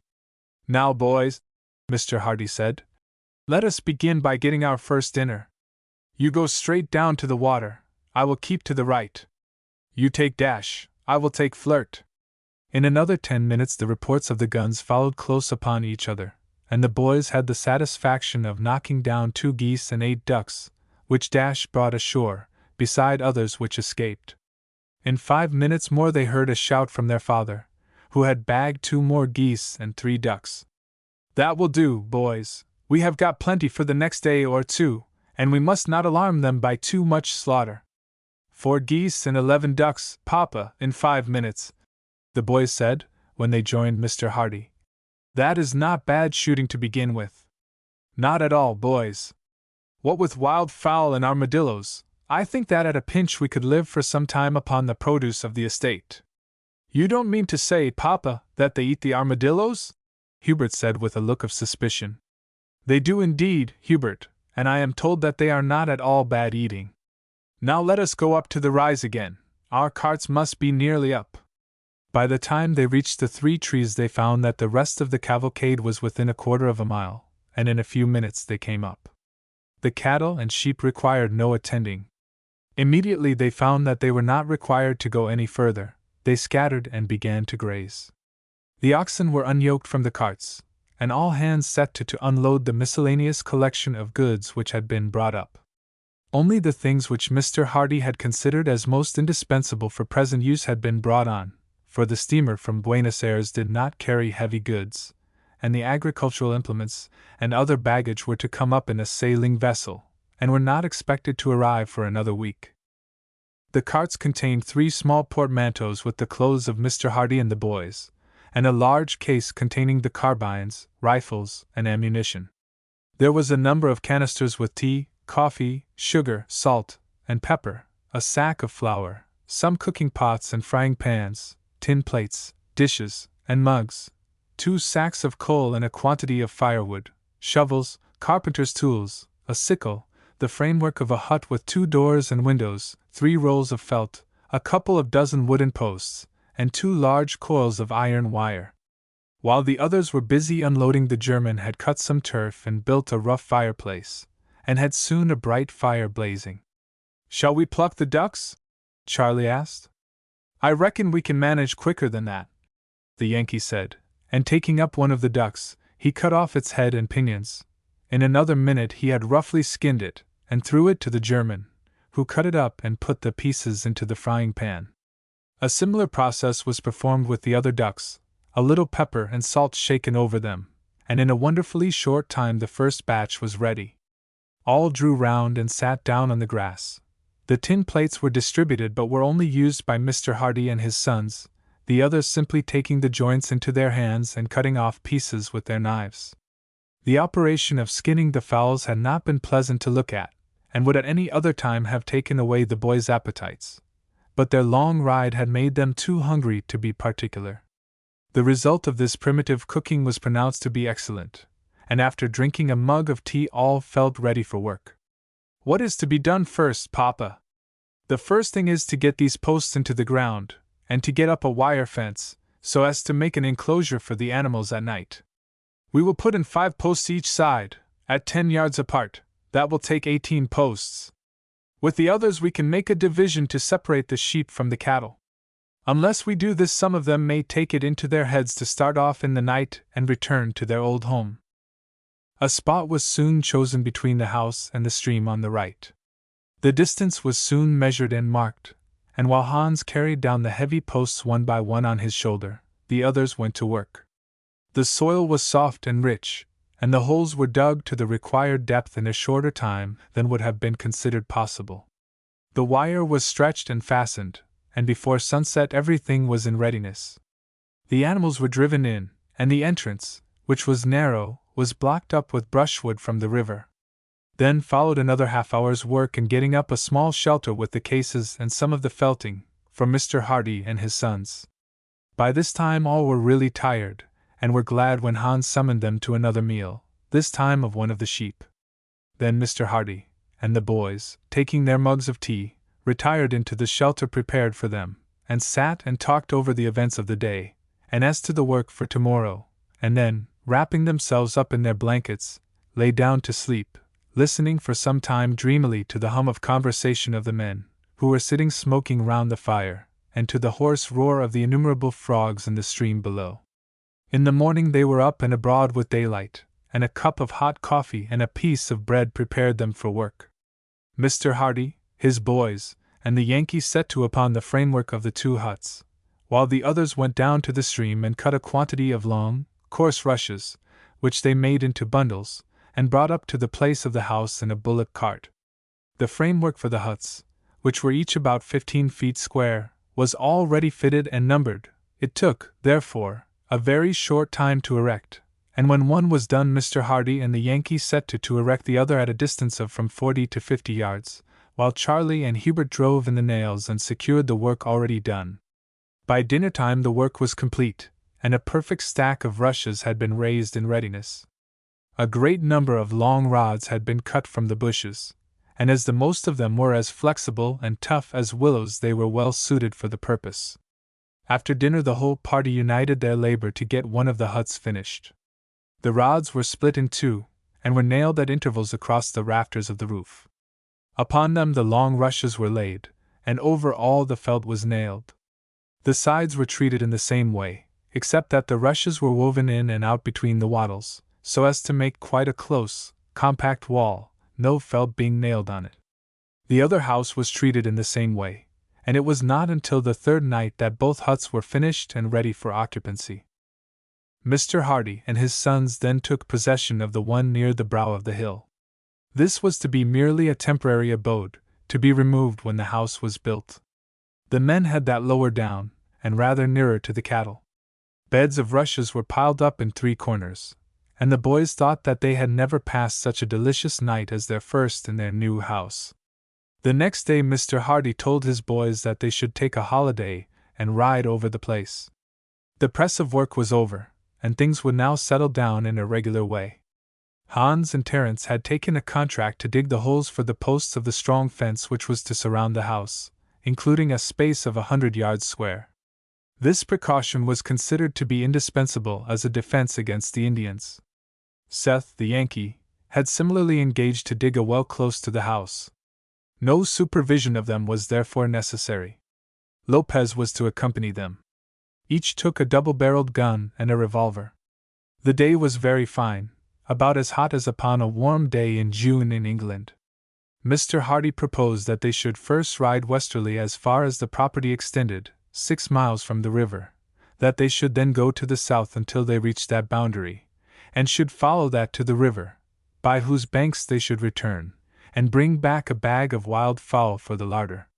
Quite a pack of dogs accompanied them, the 2 mastiffs, the setters, and 4 dogs, 2 of which belonged to Lopez, and the others to Hans and Seth. These last, seeing that their masters had no intention of going out, determined to join the party upon their own account. These dogs were all mongrels of no particular breed, but were useful in hunting, and were ready to attack a fox, an animal which swarms upon the Pampas, and does great damage among the young lambs. For the first 3 or 4 miles nothing was seen save the boundless green plain, extending in all directions, and then, upon ascending a slight rise, they saw in the dip before them 2 ostriches. Almost simultaneously the creatures caught sight of their enemies, and went off at a prodigious rate, followed by the dogs and horsemen. For a time their pace was so fast that their pursuers gained but little upon them. Presently, however, the dogs gained upon one of them, and by their barking and snapping at it, impeded its movements. The horsemen were close together, and the boys had drawn out their revolvers to fire, when their father cried, "Don't fire, boys! Watch Lopez!" At this moment the gaucho took from the pommel of his saddle 2 balls like large bullets, connected with a long cord. These he whirled round his head, and launched them at the ostrich. They struck his legs, and twined themselves round and round, and in another moment the bird was down in the dust. Before Lopez could leap to the ground the dogs had killed it, and the gaucho pulled out the tail feathers and handed them to Mr. Hardy. "Is the flesh good?" Mr. Hardy asked. No, senor, we can eat it when there is nothing else to be had, but it is not good. I am rather glad the other got away, Hubert said. It seems cruel to kill them merely for the sake of the feathers. Yes, Hubert, but the feathers are really worth money, Mr. Hardy said. I should be the last person to countenance the killing of anything merely for the sake of killing, but one kills an ostrich as one would an animal with valuable fur. But what is that? As he spoke, the dogs halted in front of a patch of bush, barking loudly. The retrievers and the native dogs kept at a prudent distance, making the most furious uproar, but the mastiffs approached slowly, with their coats bristling up, and evidently prepared for a contest with a formidable antagonist. It must be a lion, Lopez exclaimed. Get ready your revolvers, or he may injure the dogs. The warning came too late. In another instant an animal leaped from the thicket, alighting immediately in front of Prince and Flora. It was as nearly as possible the same color as the mastiffs, and perhaps hardly stood so high, but he was a much heavier animal, and longer in the back. The dogs sprang upon it. Prince, who was first, received a blow with its paw, which struck him down, but Flora had caught hold.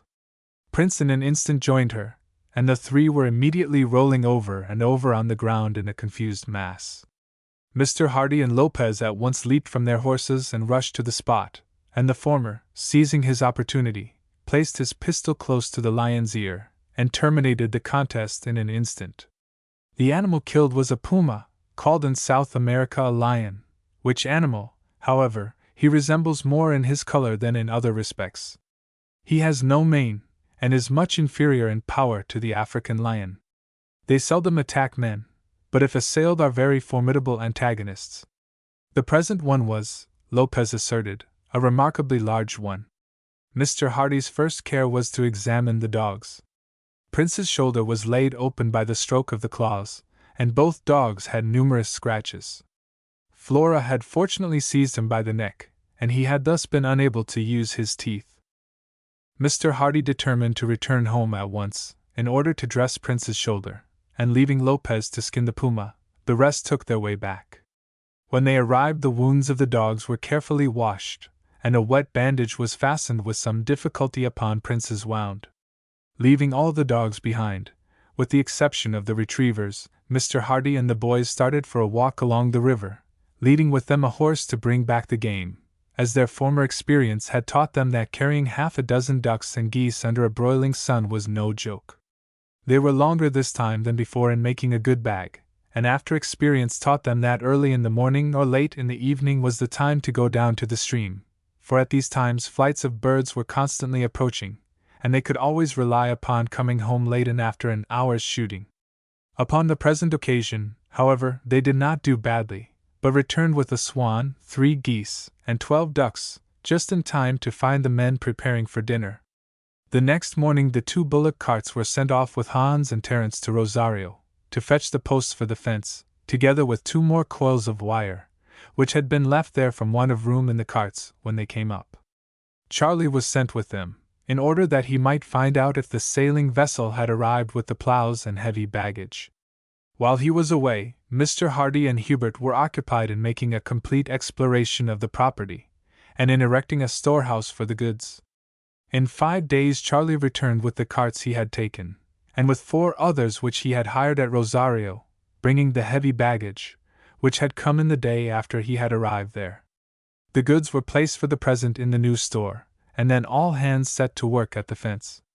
Hans and Terence had already dug the holes, and the putting in the posts, ramming the earth tightly round them, and stretching the wires, took them 2 days. The usual defense in the outlying settlements against Indians is a ditch 6 feet wide and as much deep, but a ditch of this width can be easily leaped, both by men on horseback and on foot. The ditch, too, would itself serve as a shelter, as active men could have no difficulty in getting out of it, and could surround the house by creeping along the bottom of the ditch, and then openly attack all round at once, or crawl up unperceived by those who were upon the watch on the other side. The fence had none of these disadvantages. It was 6 feet high. The wires were placed at 6 inches apart for 4 feet from the bottom, and at 9 inches above that. Then the upper wires were not stretched quite so tightly as the lower ones, rendering it extremely difficult to climb over. In this way an attacking party would have no protection whatever, and would, while endeavoring to climb the fence, be helplessly exposed to the fire of those in the house. Those who got over, too, could receive no assistance from their comrades without, while their retreat would be completely cut off. The gateway to the fence was an ordinary strong iron gate which Mr. Hardy had bought at Rosario, and to which strong pointed palings, 6 feet long, were lashed side by side, with intervals of 6 inches between them. This was the finishing touch to the fortification, and all felt when it was done that they could withstand the attack of a whole tribe of Indians. The carts were again sent off to Rosario to bring back some more wood, from which to make the framework of the house. Hubert this time accompanied them, as Mr. Hardy wished the boys to become as self-reliant as possible. He was also to hire 3 peons, or native laborers. Before he started, the plan of the future house was discussed and agreed upon. In the middle was to be the general sitting room, 15 feet square. Upon one side was the kitchen, 15 by 10.5. Upon the other, the servants' bedroom, of the same size. Behind were 3 bedrooms, 12 feet by 15 each, all opening from the sitting room. The house, therefore, was to form a block 36 feet by 30. Upon the side next to the kitchen, and opening from it, a small square tower with 2 stories in it was to stand. It was to be 10 feet square, the lower room to be a laundry and scullery, and the one above, approached by straight wooden steps, to be the storehouse. The roof was to be flat, with a parapet 3 feet high. From this a clear view could be had over the country for miles, and the whole circuit of the fence commanded in case of attack. The walls of the house were to be of adobe, or mud, the internal partitions of sun-baked bricks. Chapter 5: The Settler's Home. Just before commencing the house, Mr. Hardy heard that a sale of stock was to take place at an estancia about 20 miles to the west of Rosario, in consequence of the death of its owner. He therefore took Lopez and the newly hired peons, and started. He was likely to be away 5 days. The boys were to do what work they judged best in his absence. They determined to set about brick-making. Fortunately, Hans was accustomed to the work and knew the way that the natives of the country set about it. The American, Seth, knew nothing about it, but he was always willing to turn his hand to anything. First, a piece of ground was cleared of grass, and was leveled for the reception of the bricks when made. Then some planks were knocked together so as to form a rough table. 2 brick molds were made, these being larger than those used in England. A piece of ground was chosen near. The turf was taken off, the soil was dug up, and the peons drove the bullocks round and round upon it, trampling it into a thick mud, some water being thrown in when necessary. As it was sufficiently trampled, Terence carried it in a trough and emptied it on to the table close by, where Hans and Seth fashioned it in the molds, turning the bricks out onto a plank a foot wide and 6 feet long. When this was full, the boys took each an end and carried it off to the prepared ground, where they carefully removed the bricks with 2 little slabs of wood, and placed them on the ground to dry, returning with the empty plank to find another one filled for them. It was hard work for all, and from 11 until 3 the heat was too great to allow them to work at it, but they began with daylight, and taking a nap during the heat of the day, were ready to work on again as long as it was light. The bricks were, of course, to be dried by the sun, as fuel was too scarce for them to think of burning them, but this was of little consequence, especially as they were to be used indoors, the heat of the sun being quite sufficient to make very fair bricks without the use of fire. By the afternoon of the 5th day they had made a quantity of bricks which would, they calculated, be ample for the construction of the partition walls of their house. The boys had just deposited the last brick upon the drying ground, and were moving away, when Hubert cried, "Stop, Charlie, don't move a step!" Startled by the suddenness and sharpness of the cry, Charlie stood without moving, and was surprised to see his brother pick up one of the wet bricks in both hands, and dash it upon the ground immediately in front of where they were walking. "I've killed him!" Hubert cried triumphantly, and Charlie, looking down, saw a snake of about 3 feet long writhing in the grass, his head being completely driven into the ground under the force of the lump of wet clay. 2 or 3 stamps of their heavy boots completed the work. And the men coming up to see what was the matter, Hans said that Charlie, who would have trodden upon the reptile in another instant had not his brother called out, had had a very narrow escape, for that the snake was the vivora de la crux, so called from a mark like a cross upon his head, and that his bite was almost always mortal. It was a pretty snake, with bands of red, white, and black upon his body. Charlie grew very pale at the thought of the narrow escape he had had, and wrung his brother very hard by the hand, while Hubert was half inclined to cry at the thoughts of what might have happened. The sun was just setting when they saw a crowd of objects in the distance, and the boys at once saddled their horses and rode off, to meet their father and to assist to drive in the animals. They found, upon reaching him, that he had bought 1,000 sheep, 50 cattle, and 20 horses, 3 of these last being remarkably well bred, and fast, and bought specially for their own riding. Upon their arrival at the house the sheep were turned into the enclosure, the horses were picketed, and the cattle left to roam at their will, as it was not thought probable that they would attempt to return to their distant homes, especially after 2 days' fatiguing march. Mr. Hardy was very much pleased at the sight of the long rows of bricks lying in front of the house, and gave great credit to all for the amount of work which had been done during his few days' absence. The next morning he assigned to every one their share of the future work. Lopez and one of the peons went out with the horses, cattle, and sheep.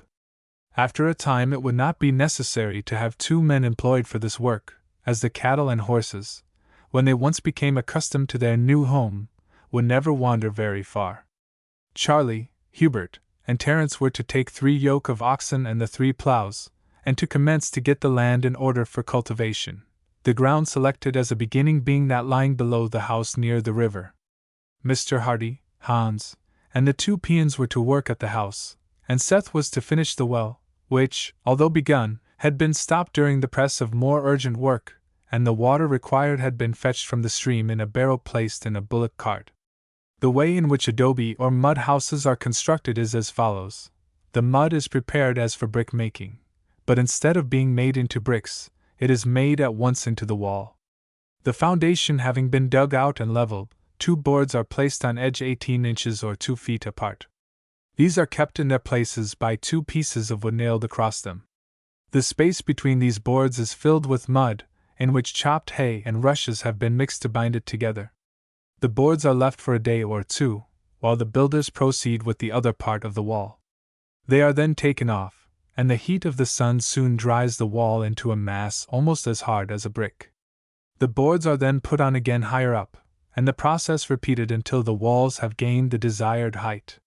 In a fortnight's time the walls were finished, and the bullock carts were dispatched to Rosario to fetch lime, as Mr. Hardy had determined to plaster the inside walls to keep in the dust, which is otherwise continually coming off mud walls. By this time a considerable extent of land was ploughed up, and this was now planted with maize, yam or sweet potato, and pumpkins. A small portion, as an experiment, was also planted with potato seeds, but the climate is almost too warm for the potato to thrive.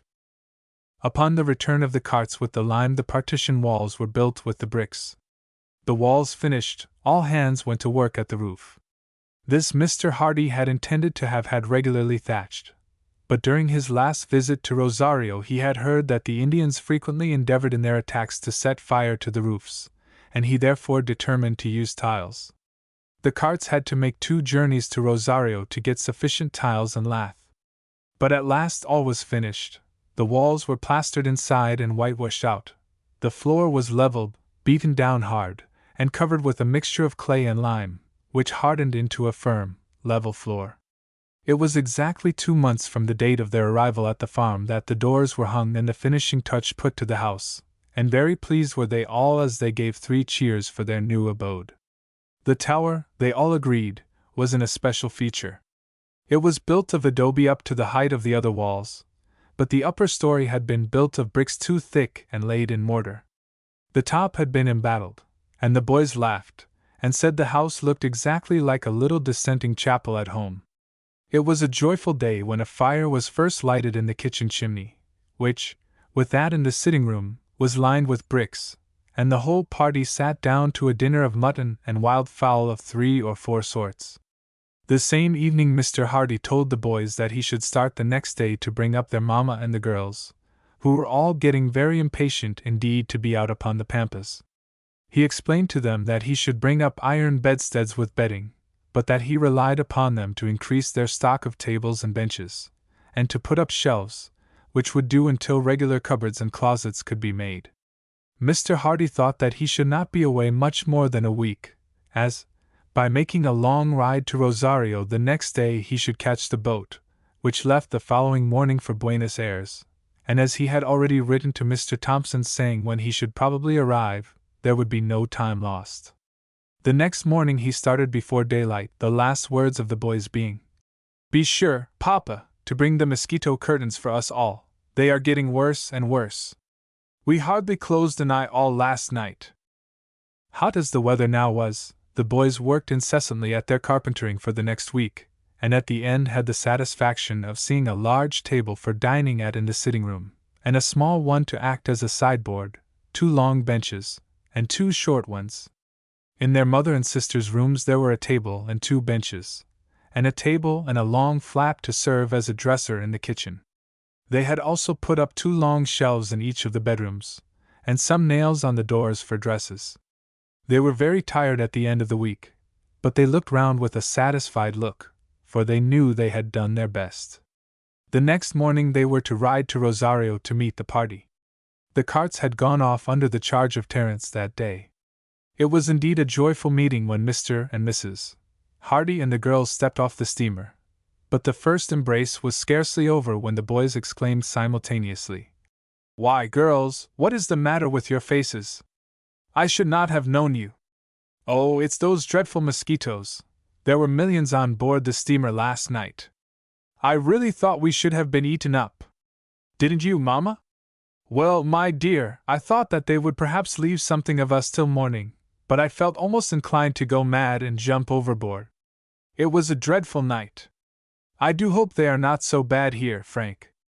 "No, Clara, they are nothing like so bad as they were last night, but still, as we are so close to the river, they will, no doubt, be troublesome, and I question whether the beds at the hotel have mosquito curtains. But if you take my advice, and all sleep with the sheet over your heads, you will manage to do pretty well. It is better to be hot than to be bitten all over." In spite, however, of the expedient of the sheets, all the party passed a bad night, and were quite ready to get up before daylight to start for their ride to Mr. Percy's estancia. They were all to ride, with the exception of Sarah, who took her place in one of the bullock carts, and they would therefore reach the estancia before the heat of the day fairly set in. Terence, having been told that Sarah was going to ride, had cut some boughs, with which he made a sort of arbor over the cart to shade her from the sun, a general method of the country, and at which Sarah was much gratified. She had at first felt rather anxious at the thought of going without her mistress, but Terence assured her, "Sure, miss, and it's meself, Terence Kelly, that will take care of ye, and no danger shall come near your pretty face at all. You'll be quite as safe as if ye were in the auld country. And as for the bastes, sure, and it's the quietest bastes they are, and niver thought of running away since the day they were born." So Sarah took her place without uneasiness, and the others started at a hand canter for Mr. Percy's estancia. While at Mr. Thompson's, both Mrs. Hardy and the girls had ridden regularly every day, so that all were quite at their ease on their horses, and were able to talk away without ceasing of all that had happened since they parted. The only caution Mr. Hardy had to give, with a side look at Charlie, was, "Look out for armadillo holes, because I have known fellows who were wonderful at sticking on their horses come to grief at them." At which Hubert laughed, and Charlie said, "Oh, Papa!" and colored up and laughed, as was his way when his father joked him about his little weaknesses. They had not gone more than halfway before they met Mr. Percy, who had ridden thus far to welcome his guests, for English ladies are very scarce out on the Pampas, and are honored accordingly. One of the first questions the girls asked after the first greetings were over was, "Have you many mosquitoes at your estancia, Mr. Percy?" "Not many," Mr. Percy said. "I have no stream near, and it is only near water that they are so very bad." After waiting during the heat of the day at Mr. Percy's, the boys rode on home, as 6 guests were altogether beyond Mr. Percy's power of accommodating. The next morning the boys were up long before daylight, and went down to the stream, where, as day broke, they managed to shoot a swan and 5 wild ducks, and with these they returned to the house.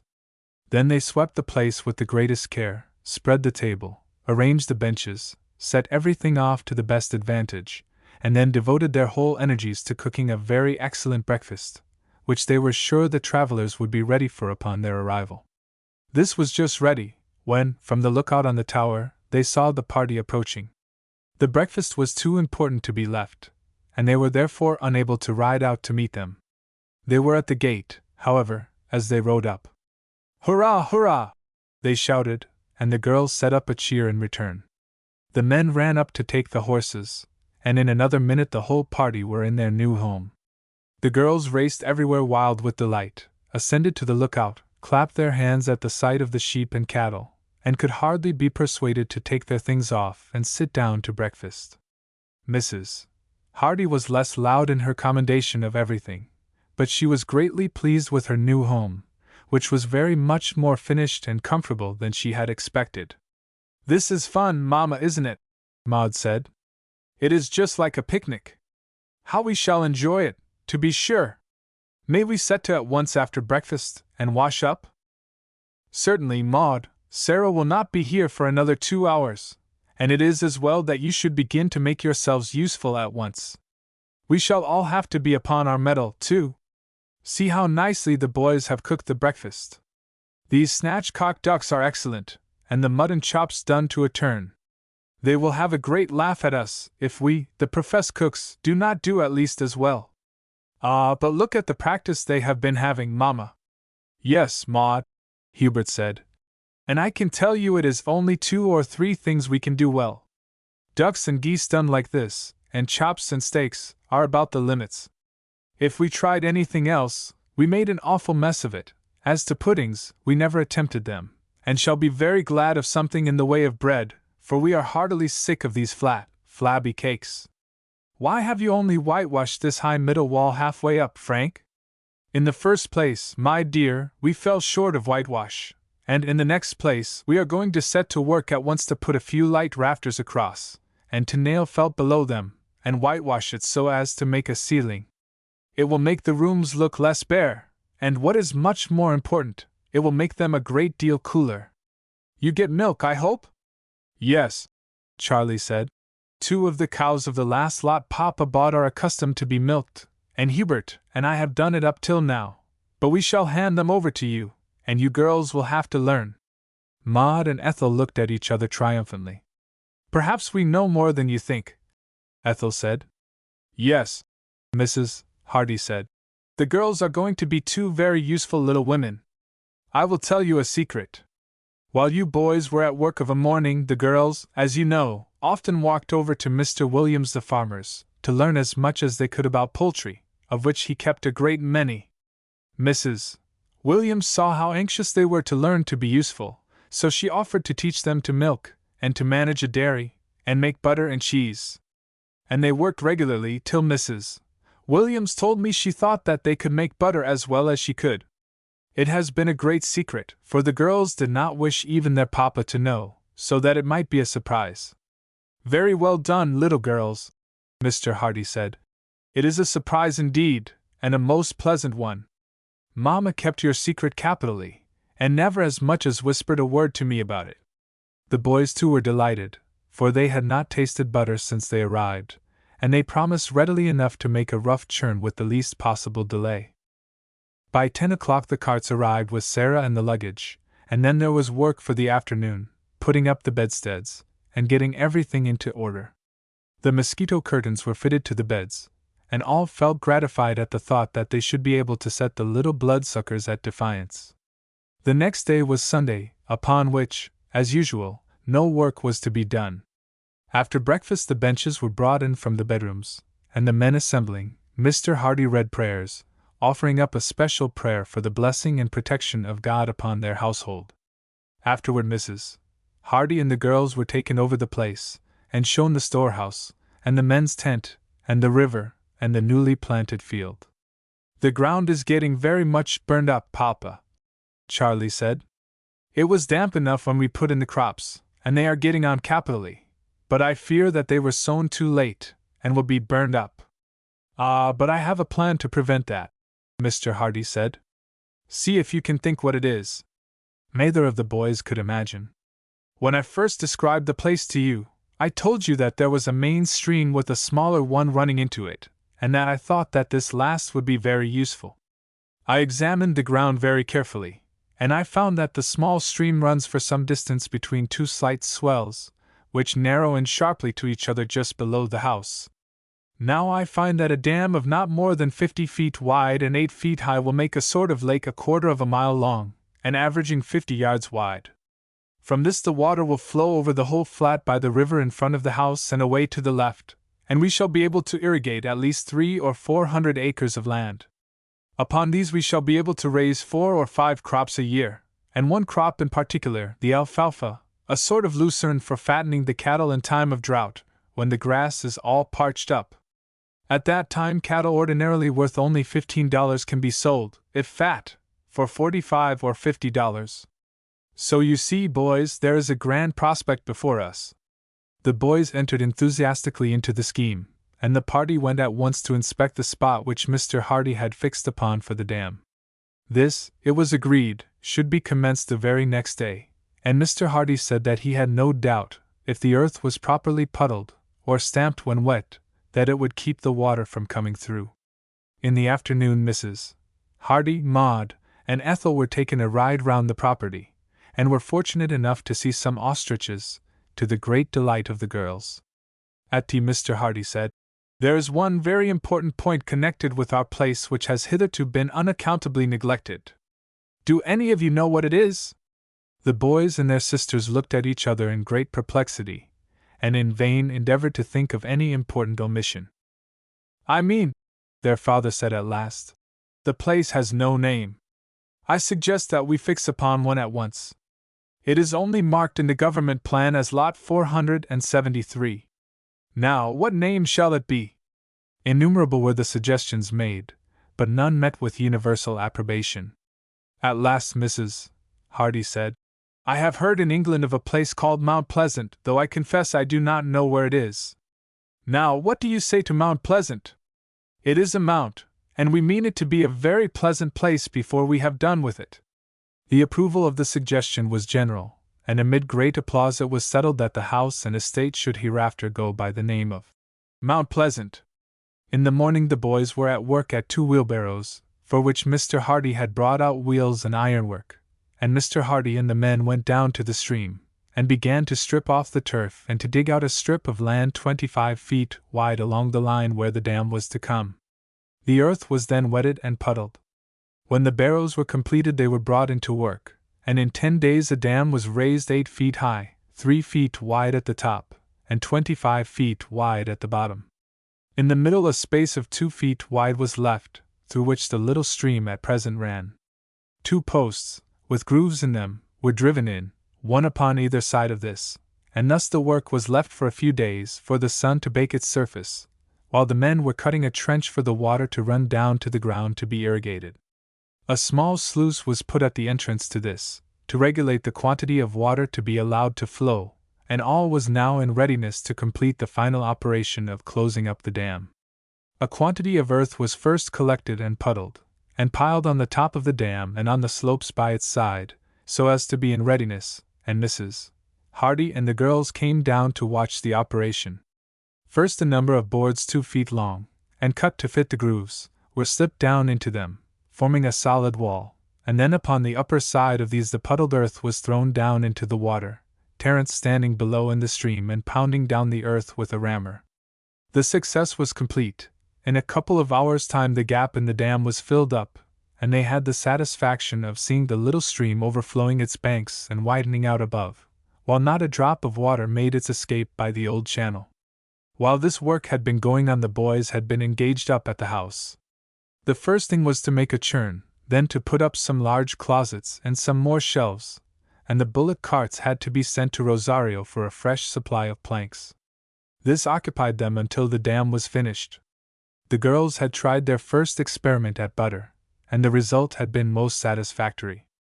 The dinners, too, were pronounced to be an immense improvement upon the old state of things.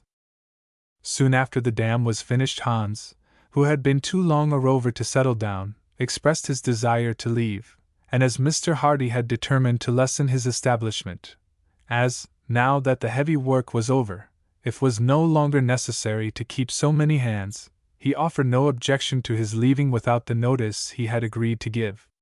Wages were high, and Mr. Hardy was desirous of keeping his remaining capital in hand, in case of his sheep and cattle being driven off by the Indians. One of the peons was also discharged, and there remained only Lopez, Seth, Terence, and 2 peons. Chapter 6. A Tale of the Mexican War.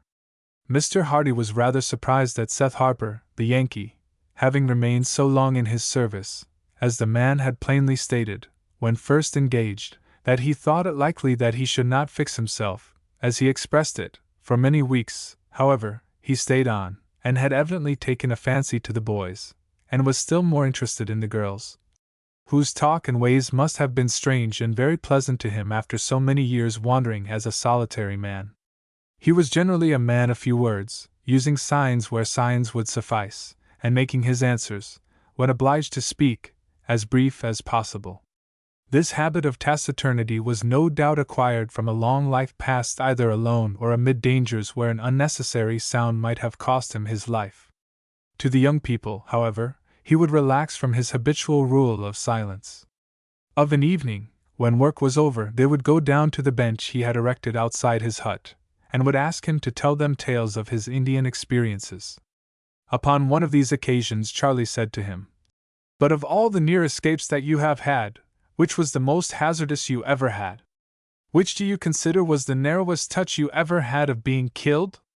Seth considered for some time in silence, turned his plug of tobacco in his mouth, expectorated 2 or 3 times, as was his custom when thinking, and then said, "That's not altogether an easy question to answer. I've been so near wiped out such scores of times, that it ain't no easy job to say which was the downright nearest. In thinking it over, I conclude sometimes that one go was the nearest, sometimes that another. It ain't no ways easy to say now. But I think that, at the time, I never so much felt that Seth Harper's time for going down had come, as I did in an affair near San Luis." "And how was that, Seth? Do tell us about it," Maud said. "It's rather a long story, that is," the Yankee said. "All the better, Seth," Charlie said.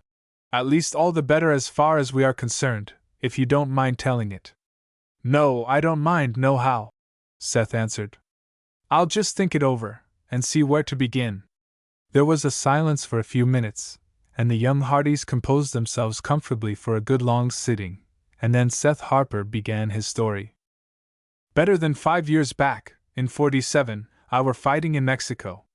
It wasn't much regular up and down fighting we had, though we had some toughish battles too, but it were skirmishing here, skirmishing there, keeping one eye always open, for man, woman, and child hated us like pison, and it was little mercy that a straggler might expect if he got caught away from his friends. Their partisans chiefs, half soldier, half robber, did us more harm than the regulars, and mercy was never given or asked between them and us. Me and Rube Pearson worked mostly together. We had fit the Indians out on the prairies for years side by side, and when Uncle Sam wanted men to lick the Mexicans, we concluded to go in together. We listed as scouts to the Rangers, that is, we agreed to fight as much as we were wanted to fight, and to go on in front as scouts, in which way we had many a little scrimmage on our own account, but we didn't wear any uniform, or do drill, which couldn't have been expected of us. We shouldn't have been no good as regulars, and every one knew that there were no better scouts in the army than Rube Pearson and Seth Harper. Lor, what a fellow Rube was, to be sure! I ain't a chicken," and the Yankee looked down at his own bony limbs, "but I was a baby by the side of Rube. He were 6 feet 4 if he were an inch, and so broad that he looked short unless you saw him by the side of another man. I do believe Rube Pearson were the strongest man in the world. I have heard," Seth went on, meditating, "of a chap called Samson. Folks say he were a strong fellow. I never came across any one who had rightly met him, but a good many have heard speak of him. I should like to have seen him and Rube in the grips.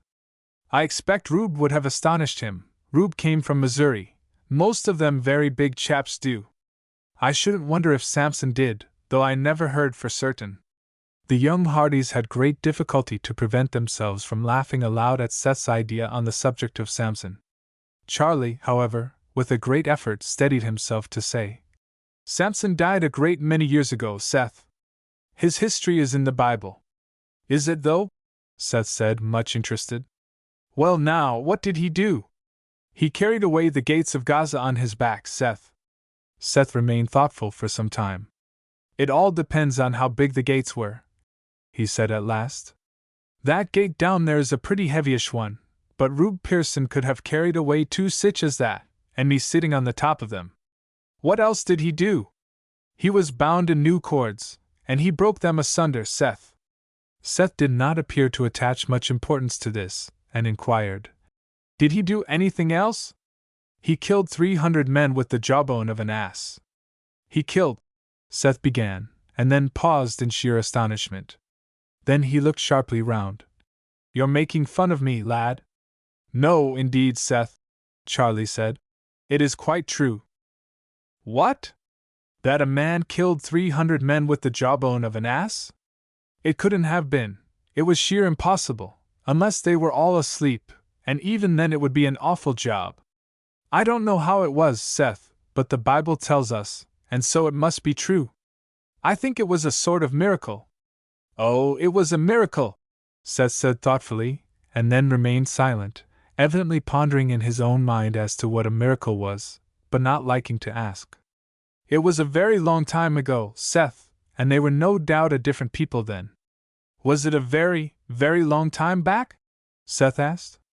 "Yes, Seth, a very, very, very long time." "Ah," Seth said in a thoughtful but more satisfied tone. "I understand now.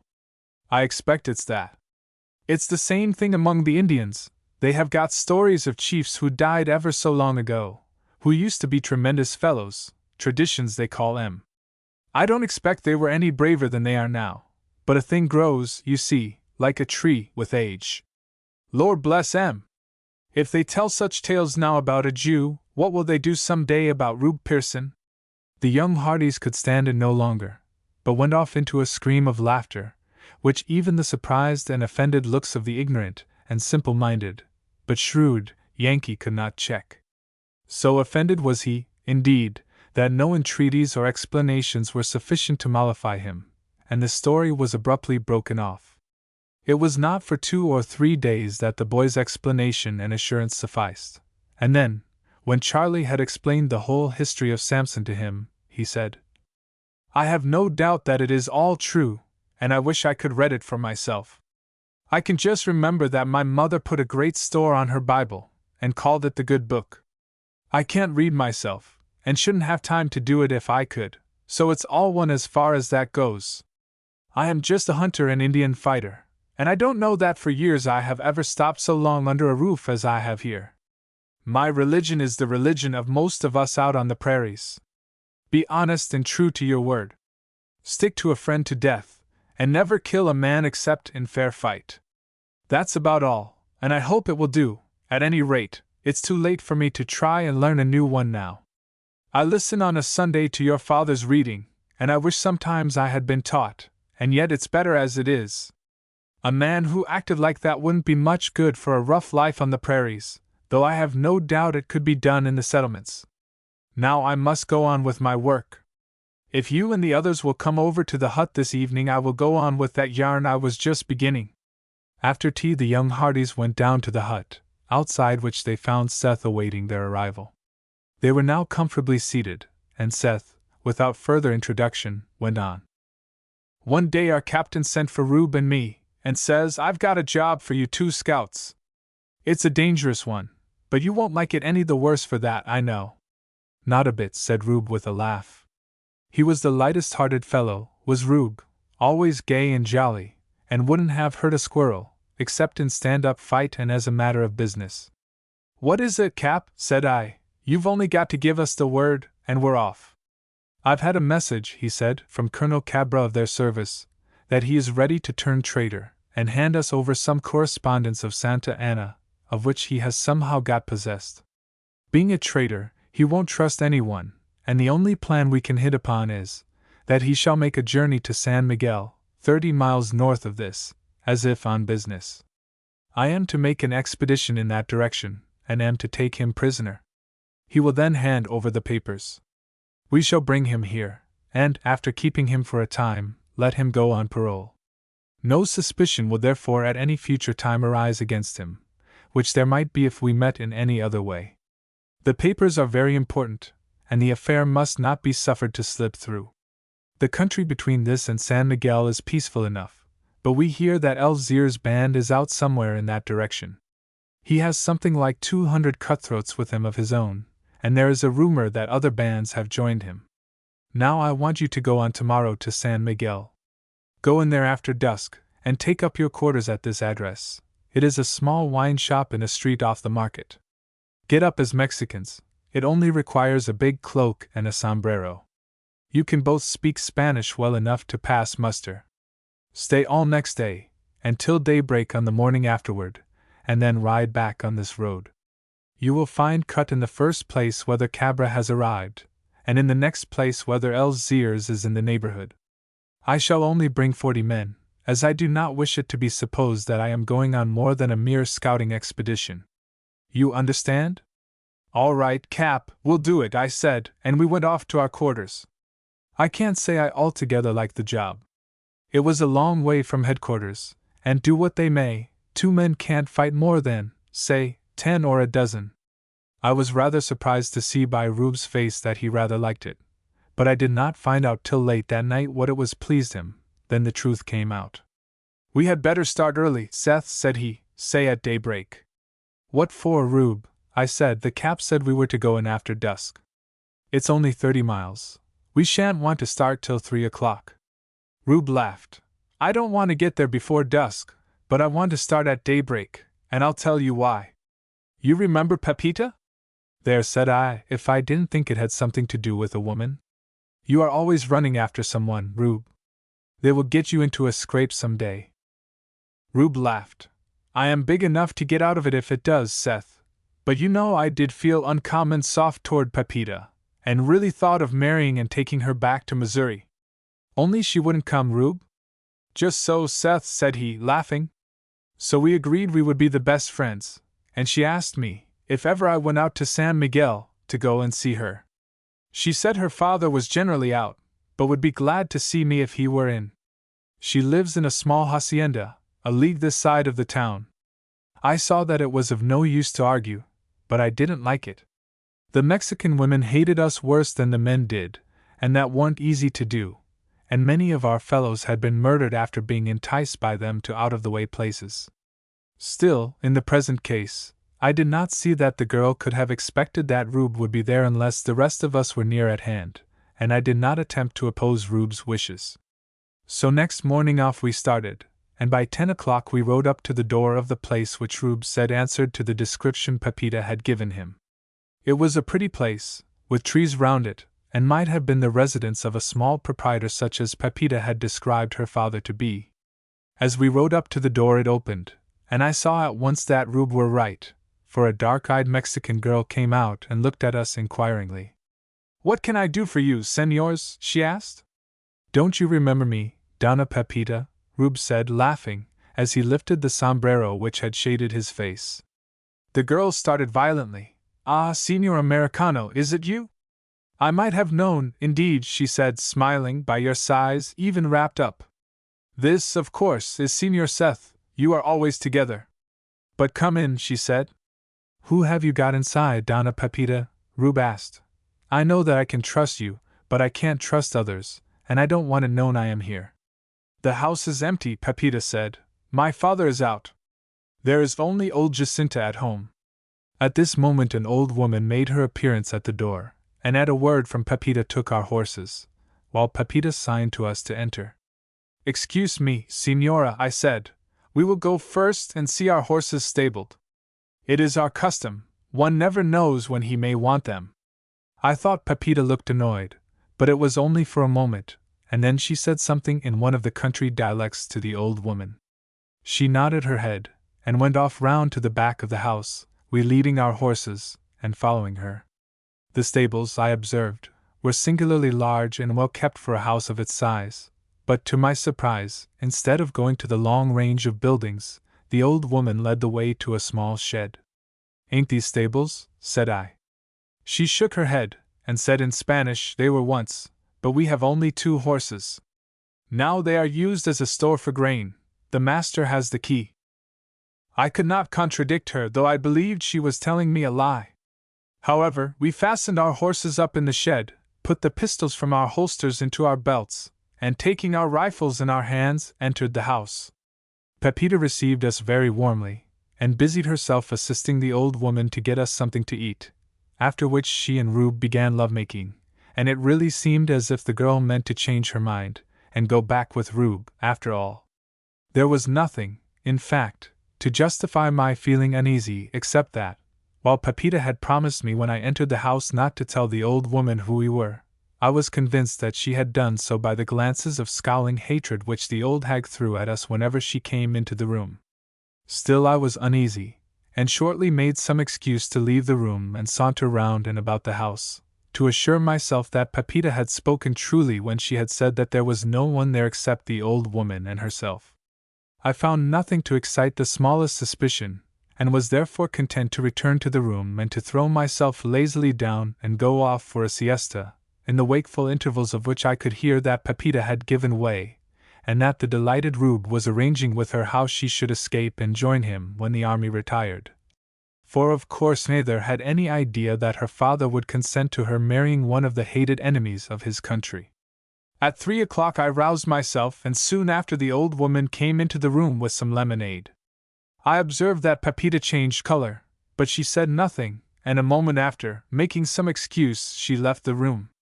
I was about to speak to Rube on the subject, when the window was darkened with men. 5 or 6 shots were fired at us, and with a yell a crowd of Mexicans rushed into the room. As they appeared, Rube sprang up with the exclamation, "Trapped, by thunder," and then fell flat on his back, shot, I believed, through the head. I rushed to my rifle, seized it, but before I could get it to my shoulder it was knocked from my hand. Half a dozen fellows threw themselves upon me, and I was a prisoner. I didn't try to resist when they laid hands on me, because I knew I should have a knife in me at once, and though I knew my life was not worth an hour's purchase, no, nor 5 minutes, after I was caught, still upon the whole it was as well to live that 5 minutes as not. There was such a hubbub and a shouting at first that I couldn't hear a word, but at last I picked up that they were a party of the band of El Ziers, who was in the neighborhood, and had been fetched by a boy that traitress Pepita had dispatched for them directly we arrived. Pepita herself was wife of one of the other chiefs of the band. Much fun was made of poor Rube and myself about our courting. I felt mad with myself for having been caught so foolishly. I couldn't feel angry with Rube, with him lying dead there, but I was angry with myself for having listened to him. I oughtn't to have allowed him to have his own way. I warn't in love, and I ought to have known that a man's head, when he's after a gal, is no more use than a pumpkin. While I was thinking this out in my mind I had my eyes fixed upon poor Rube, whom no one thought of noticing, when all of a sudden I gave quite a start, for I saw him move. I couldn't see his face, but I saw a hand stealing gradually out toward the leg of a man who stood near. Then there was a pause, and then the other hand began to move. It wasn't at all like the aimless way that the arms of a badly hit man would move, and I saw at once that Rube had been playing possum all along. Doing what, Seth? Ethel asked. Just pretending to be dead. I held my breath, for I saw he had come to the conclusion that he could not be overlooked much longer, and was going to make a move. In another minute there was a crash and a shout as the 2 men fell to the ground with their legs knocked clean from under them, catching hold of other men and dragging them down with them. From the midst of the confusion Rube leaped to his feet and made a rush for the window. One man he leveled with a blow of his fist, another he caught up as if he had been a baby, and hurling him against 2 others, brought them on the ground together, and then leaping over their bodies, dashed through the window before the Mexicans had recovered from their astonishment. I could have laughed out loud at the yell of rage and amazement with which they set off in pursuit, but 2 or 3 of them remained to guard me, and I might have got a knife in my ribs, so I kept quiet.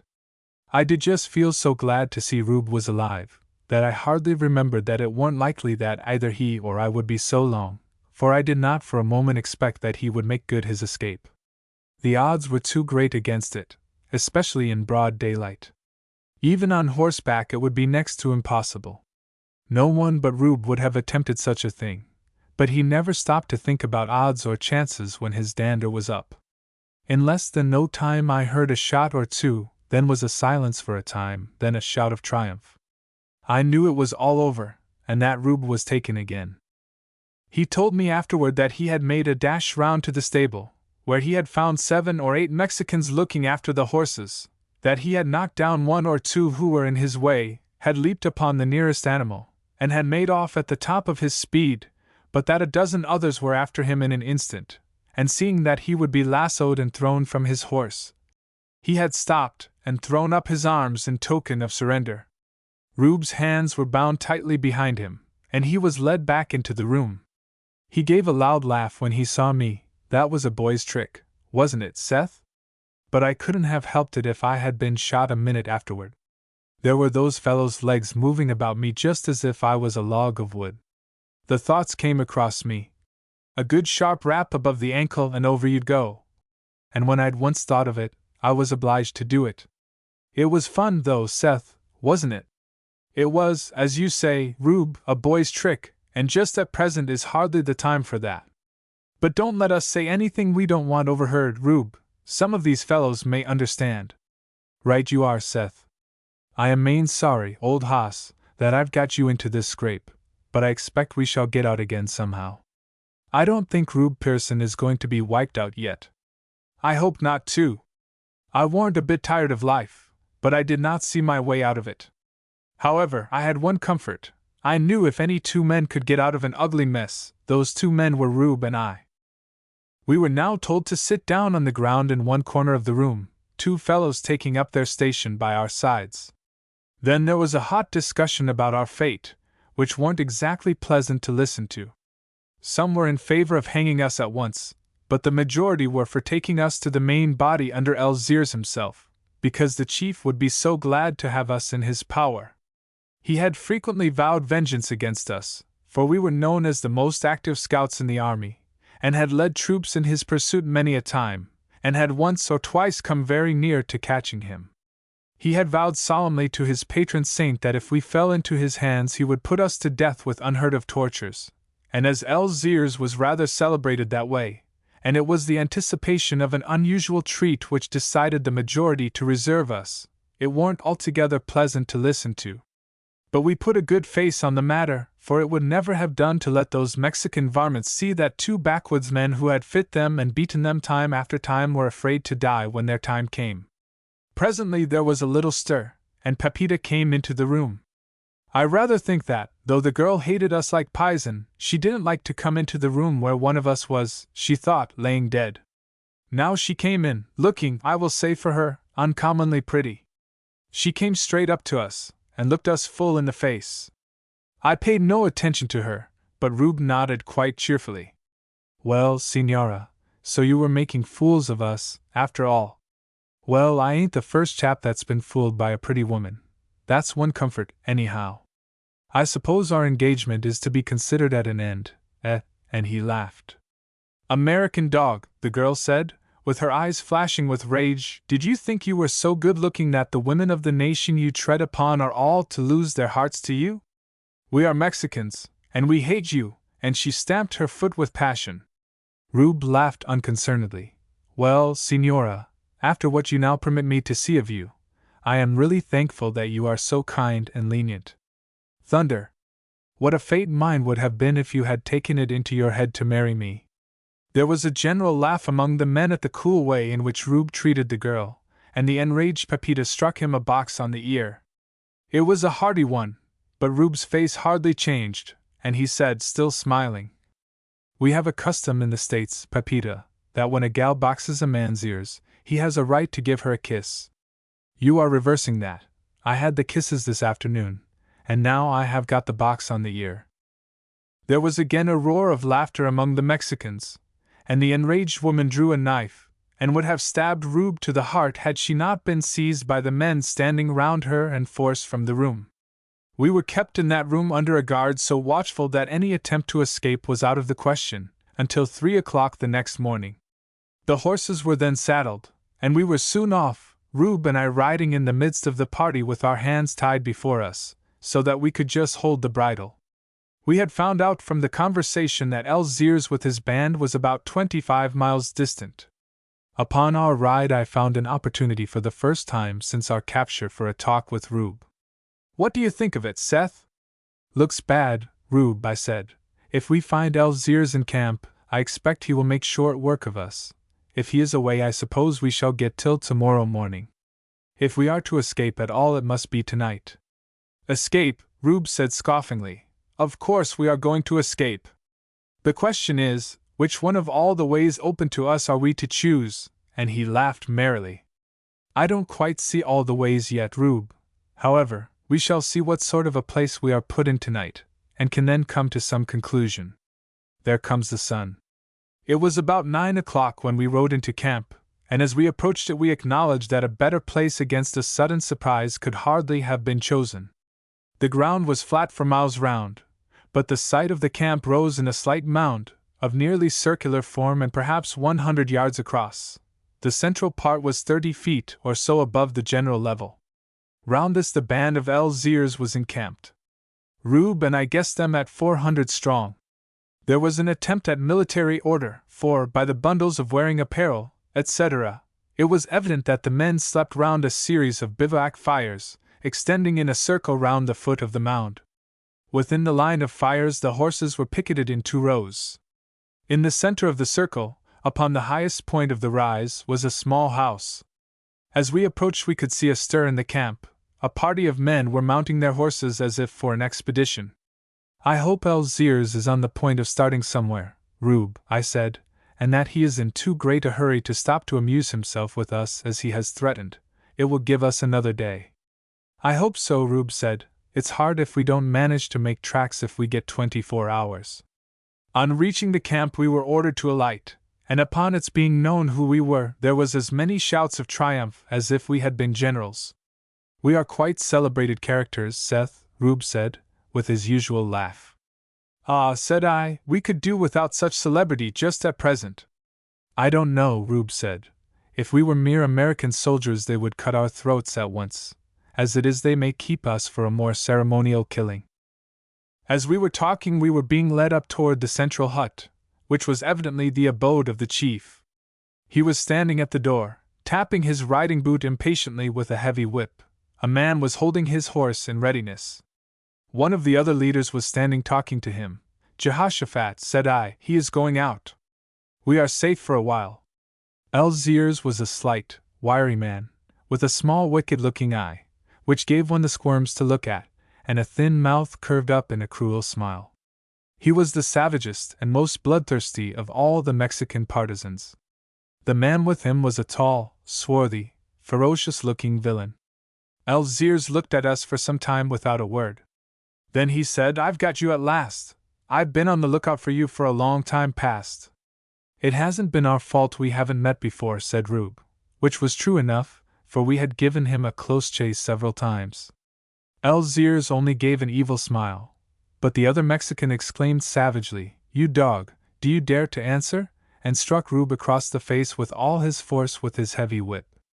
Rube turned quite white, and then with a tremendous effort he broke the cowhide thongs which fastened his hands, not new rope, mind you, but cowhide, just as if it had been so much grass, and went right at the fellow who had struck him. The Mexicans gave a cry of astonishment, and threw themselves upon Rube, Algiers shouting at the top of his voice, "Don't draw a knife! Don't draw a knife! I'll hang any man who injures him." Rube had got the fellow by the throat with both hands, and though the crowd of men who threw themselves upon him pulled him to the ground, he never let go, but brought the man down too. I knew it was all over with him. I was quite mad to join in and help, but though I tugged and strained at my thongs till they cut right into my wrists, I could not succeed. For a while they lay in a struggling mass on the ground, and then Rube shook himself free of them for a moment, and got to his feet. A dozen men were upon him in a moment, but he was blind with rage, and would not have minded if it had been 1,000. Those who came in front went down as if shot before the blows of his fists, but others leaped on him from behind, and then the struggle began again. I never saw such a thing before, and never shall again. It was downright awful. They could not hold his arms. Their weight, over and over again, got him upon the ground, and over again he was up on his feet. But his arms, somehow, they could not hold, and the work he did with them was awful. Anything he hit went down, and when he could not hit he gripped. It was like a terrier with rats. He caught them by the throat, and when he did it was all up with them. Some of them made a grab for their knives, but they had no time to use them. In a moment their eyes would seem to start from their heads, and then, as he threw them away, they fell in a dead lump. How long this went on I can't say, some minutes though, when a Mexican snatched the lasso, which every Mexican carries, from the saddle of Elzir's horse, and dropped the noose over Rube's neck. In another moment he was lying half strangled upon the ground, and a dozen hands bound his hands behind him and his feet together with cowhide thongs. Then they stood looking at him as if he was some devil. And no wonder. 7 Mexicans lay dead on the ground, and many more were lying panting and bleeding around. The Mexicans are an active race of men, but not strong, nothing like an average American, and Rube at any time was a giant even among us scouts, and in his rage he seemed to have 10 times his natural strength. Elzir's had never moved, and except shouting to his men not to use their knives, he had taken no part whatever in it, watching the struggle with that cruel smile, as if it had only been a terrier attacked by rats. When it was over he mounted his horse, and said to one of his lieutenants who was standing near, "I must go now. I leave these men in your charge, Pedro. Fasten that one's hands behind him, then take them inside. Put them in the inner room. Clear my things out. Take 10 picked men, and don't let any one in or out till I return. I shall be back before daybreak. I shall amuse myself today with thinking how I shall try the nerves of these Americanos. I can promise you all a handsome amusement of some sort, anyhow," and he rode off. I have often faced death, and ain't afraid of it, but the unruffled face and the cruel smile of that man made my flesh creep on my bones, as I thought of what Rube and I had got to go through the next day. "And now," Seth said, breaking off, "it's getting late, and I haven't talked such a heap for years. I will finish my yarn another night." Very warm were the young Hardys in their thanks to Seth for this exciting story from his own experience, and great was the discussion among themselves that arose as to how the 2 Americans could possibly have made their escape from their terrible predicament. Chapter 7. Seth continues his narrative of the Mexican adventure. The next evening the young Hardys again took their seats by Seth, and without any delay, he went on with his story. After Elzir's had ridden off, the lieutenant, Pedro, selected 10 from the men around, for pretty well the whole camp had gathered round us, and told them, in the first place, to clear the house of the hammock and other belongings of Elzir's, and when this was done to carry Rube in. Bound and helpless as he was, there was a visible repugnance on the part of the men to touch him, so great was the fear which his tremendous strength had excited. However, 6 of them took him up and carried him into the hut, for it was little more, and threw him down like a log in the inner room. I walked in of my own accord, and sat down on the ground near him. I heard Pedro give orders to some of the men outside to take away the dead bodies and bury them, and for the rest to go down to their campfires. Then he entered the house with his other 4 men. The house was just the ordinary Mexican hut. It contained 2 rooms, or rather, 1 room partially divided into 2, the inner compartment forming the sleeping room of the family. There was no door between the rooms, nor was there any window, the light entering through the wide opening into the outer room. The outer room had no regular windows, only some chinks or loopholes through which a certain amount of light could come, but these were stopped up with straw, for the Mexicans are a chilly people, and as the door was always open, plenty of light came in through it. The house was not built of adobe, as are most Mexican huts, but of stones, with the interstices plastered with mud. Never in my life did I feel that the game was up as I did when I sat down there and looked round. The men were seated on the ground in the next room, in full view of us, and every now and then one walked in to look at us. Helpless as we were, They had an uneasy doubt of what we might do. Rube still lay at full length on the ground. For a quarter of an hour I did not speak, as I thought it best to let him cool and quiet down a bit, and I thought and thought, but I couldn't, for the life of me, think out any plan of getting clear away. At last I thought I would stir Rube up. "How do you feel, Rube?" "Well, I feel just about tired out," Rube said, "just as if I had walked 100 miles right on end. I've been a fool again, Seth, sure enough, but I've given some of them goss, that's a comfort. I'll just take a sleep for a few hours, and then we'll see about this business." "Hello, there," he shouted in Spanish. "Water." For a while no one attended to him, but he continued to shout, and I joined him, so that the men in the next room were obliged to leave off their talk to do as we wanted them. One of them got up and took a large copper pan, filled it with water from a skin, and placed it down between us, and then giving me a hearty kick, even then he did not dare kick Rube, went back to his pillow. It took some trouble and much rolling over before we could get so as to get our mouths over the pan to drink.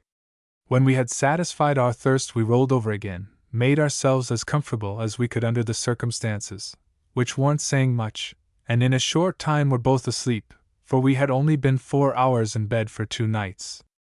I was pretty well accustomed to sleep on the ground, and I slept without waking for nearly 7 hours, for when I did so I saw at once it was nearly sunset. I can't say it was an agreeable waking, that, for I felt as if my shoulders were out of joint, and that I had 2 bands of red-hot iron round my wrists. My first move was to roll over and have another drink. Then I sat up and looked round. Rube was sitting up, looking at me. "So you are awake, Seth?" "Yes," said I. "Are you all right now, Rube?"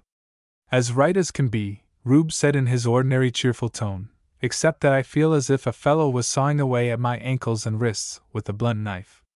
"That's about the state of my wrists," I said. "I don't mind my wrists so much," he said, "it's my feet bothers me. I shall be such a time before I can walk." "You needn't bother about that, Rube," said I. "It isn't much more walking your feet have got to do." "I hope they've got more to do than they've ever done yet, old hoss," Rube said. "At any rate, they've got a good 30 miles to do tonight." "Are you in earnest, Rube?" said I. "Never more so," said he. "All we've got to do is to get away, and then tramp it." "How do you mean to get away, Rube?" "Easy enough," Rube said carelessly. "Get our hands loose first, then our legs, then kill them fellows and make tracks. Now it ain't very often that I larf out. I don't suppose I've larfed right out 3 times since I was a boy, but Rube's coolness tickled me so that I larfed out like a hyena. When I began, Rube he began, and when he larfed it was tremendous. I don't think Rube knew what I wore larfing at, but he told me afterward he larfed to see me larf, which, in all the time we had been together, he hadn't seen. What made us larf worse was that the Mexicans were so startled that they seized their rifles and rushed to the doorway, and stood looking at us as if we were wild beasts. Keeping the guns pointed at us, they walked round very carefully, and felt our cords to see that they were all right, and finding they were, went back into the next room, savage and rather scared. Our larfing made them terribly uneasy, I could see, and they had an idea we couldn't have larfed like that if we hadn't some idea of getting away. When we had done I said, "Now, Rube, tell me what you have planned out, that is, if you're downright in earnest." "In earnest," says he, almost angry. "Of course I'm in earnest. Do you think I'm going to be fool enough to stop here to be frizzled and sliced by that L's ears tomorrow? No, it's just as I said, we must get our hands free. We must kill all these fellows, and be off." "But how are we to get our hands free, Rube?" "That's the only point I can't make out," he said. "If these fellows would leave us alone, it would be easy enough. We could gnaw through each other's thongs in 10 minutes. But they won't let us do that. All the rest is easy enough. Just think it over, Seth." I did think it over, but I did not see my way to getting rid of our thongs. That done, the rest was possible enough. If we could get hold of a couple of rifles and take them by surprise, so as to clear off 4 or 5 before they could get fairly on their legs, I had little doubt that we could manage the rest. No doubt they would shut the door as it got later, and it was possible that the row might not be heard.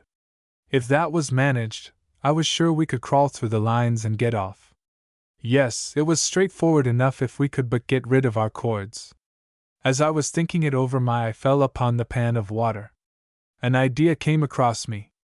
I don't know, Rube, that it would stretch them enough to slip our hands out, but if we could wet these hide thongs by dipping them in water, we might stretch them a bit, anyhow, and ease them. That would be something, Seth, anyhow. We shuffled by turn, next to the pan, and leaned back so that our wrists were fairly in the water. The water relieved the pain, and I could feel the thongs give a little, but it was only a little. They had been tied too carefully and well to render it possible to unloose them. We came to this conclusion after an hour's straining, and at the cost of no little pain. We agreed it was no use, and sat thinking over what was the next thing to do, and taking it by turns to cool our wrists.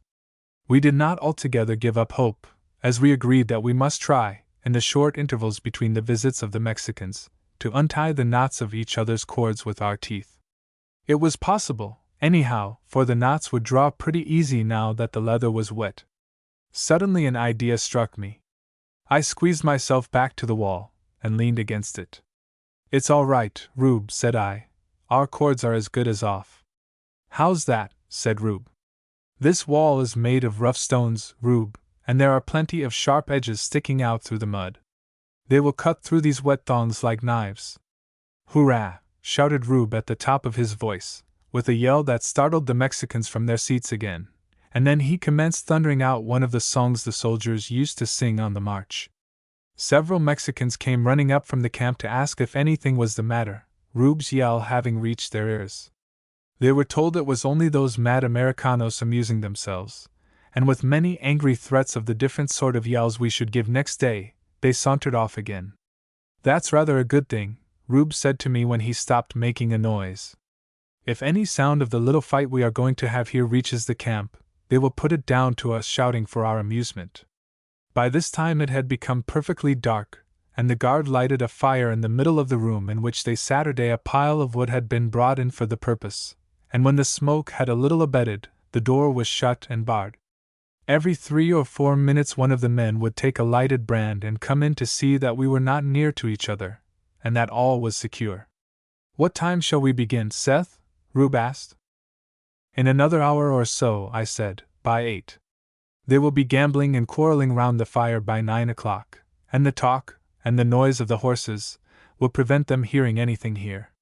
We must not think of going out for 2 hours later, and even then they won't be all asleep, but we dare not put it off later, for Elziers may come back earlier than he said he should, and if he does it's all up with us.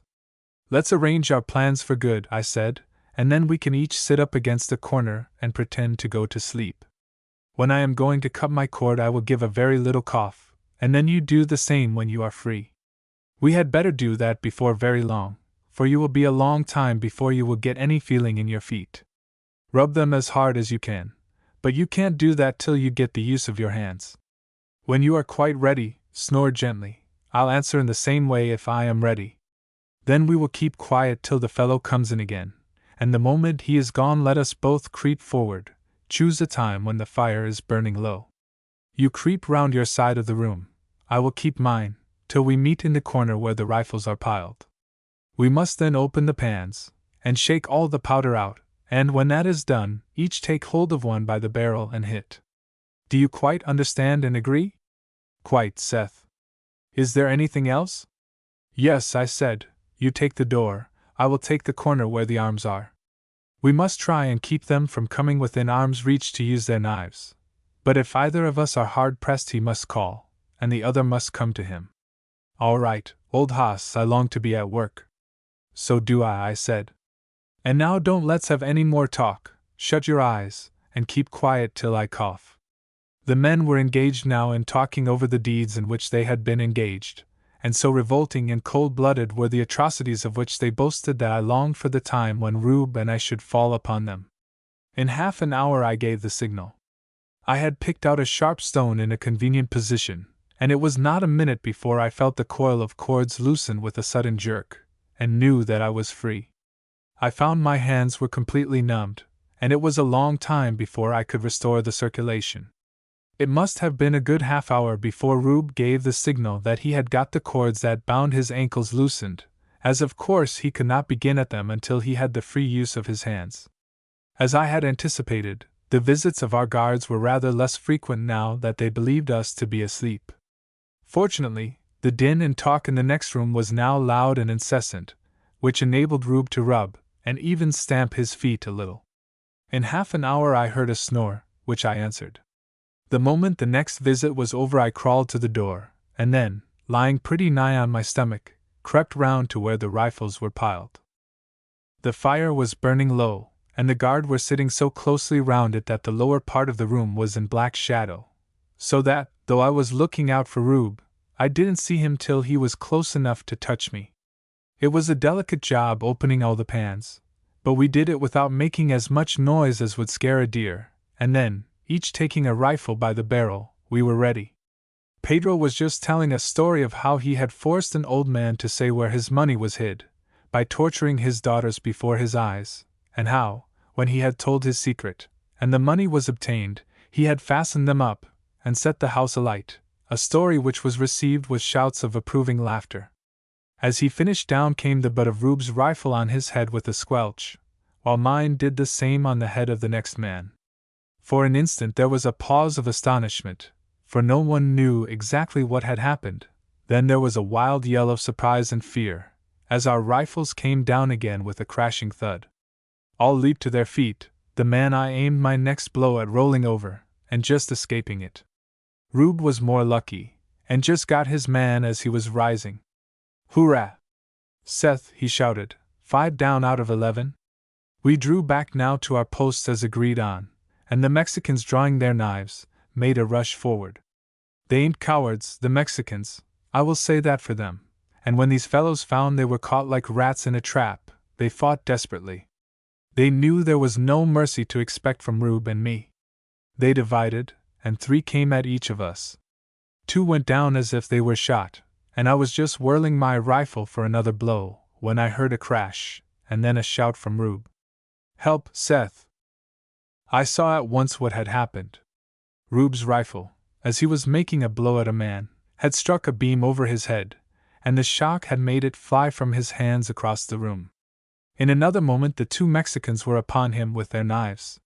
He hit out wildly, but he got a gash across the forehead and another on the arm in a moment. I made 2 strides across the hut, and the Mexicans who were attacking me, instead of trying to prevent me, made a rush to the corner where their rifles were, which I had left unguarded. It was a fatal mistake. My gun came down crash upon the head of one of Rube's assailants before he knew of my approach, and another minute did for the second. As I turned from him the remaining 2 Mexicans leveled at Rube, who had rushed across to pick up his gun, and myself, and gave a cry as the flints fell, and there was no report. For a minute or 2 they fought desperately with the guns, but it was no use, and it was soon over, and we stood the masters of the hut, with 11 dead men round us. For they were dead every one, for we examined them. The stocks of our guns had broken with the first blow, and the rest had been given with the iron, and in no case had we to hit twice. I don't say it was anything like Samson and the donkey's jawbone you were telling me about, but it wore very fair hitting. It was scarcely over when we heard several men come running up outside. "Is anything the matter, Pedro?" We thought we heard a yell. "No, nothing," I said, imitating Pedro's gruff voice, which I felt sure they would not know through the door. "It's only these mad Americanos yelling." The men were apparently quite satisfied with the explanation, for in a minute or 2 we heard their voices receding, and then all became still. Presently we opened the door and looked out. Many of the fires had begun to burn low, but round others there was still a sound of laughing and singing. "Another hour," Rube said, "and they will all be asleep." We threw some more wood on the fire, took some tobacco and cigarette paper from the pocket of one of the Mexicans, and sat down to smoke comfortably. We were both plaguey anxious, and couldn't pretend we weren't, for at any moment that rascal Elziers might arrive, and then it would be all up with us. At last we agreed that we could not stand it any longer, and made up our minds to go outside and sit down against the wall of the hut till it was safe to make a start, and then if we heard horses coming in the distance we could make a move at once. We each took a hat and cloak, a brace of pistols, and a rifle, and went out. There we sat for another hour, till the camp got quiet enough to make the attempt. Even then we could hear by the talking that many of the men were still awake, but we dared not wait any longer, for we calculated that it must be near 11 o'clock already. We chose a place where the fires had burned lowest, and where everything was quiet, and crawling along upon the ground, we were soon down among the horses. We had been too long among the Indians to have a bit of fear about getting through these fellows, and lying on our faces we crawled along, sometimes almost touching them, for they lay very close together, but making no more noise than two big snakes. A quarter of an hour of this and we were through them, and far enough out on the plain to be able to get up onto our feet and break into a long stride. 10 more minutes and we broke into a run. There was no fear now of our steps being heard. "Done them, by thunder," Rube said. "Won't Elzier's curse?" We might have been a mile and a half from the camp, when in the quiet night air we heard the sound of the howl of a dog. We both stopped as if we were shot. "Thunder," Rube exclaimed furiously, "if we haven't forgot the bloodhound." I knew what Rube meant, for it was a well-known matter of boast of Elzier's that no one could ever escape him, for that his bloodhound would track them to the end of the world. "There's only one thing to be done," I said. "We must go back and kill that critter." "Wait, Seth," Rube said. "We don't know where the darn brute is kept. He warned up at the hut, and we might waste an hour in finding him, and when we did, he ain't a critter to be wiped out like a babby." "We must risk it, Rube," I said.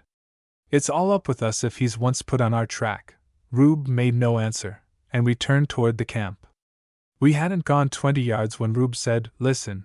I listened, and sure enough I could hear out on the plain ahead a low trampling. There was no need of any more talk. We ran forward as hard as we could go, turning a little out of our course to let the horsemen who were coming pass us. "In another quarter of an hour they'll know all about it, Rube. It will take them as much more to get ready and put the dog on the track.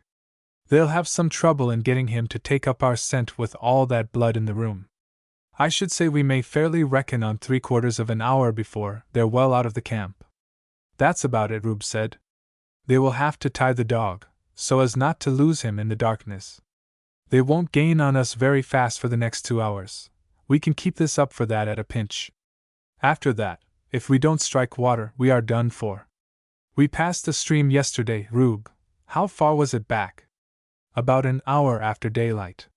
"Yes, nearly 3 hours from camp. But we are going faster now than we did then. We ought to do it in 2 hours." After this we didn't say any more. We wanted all our breath.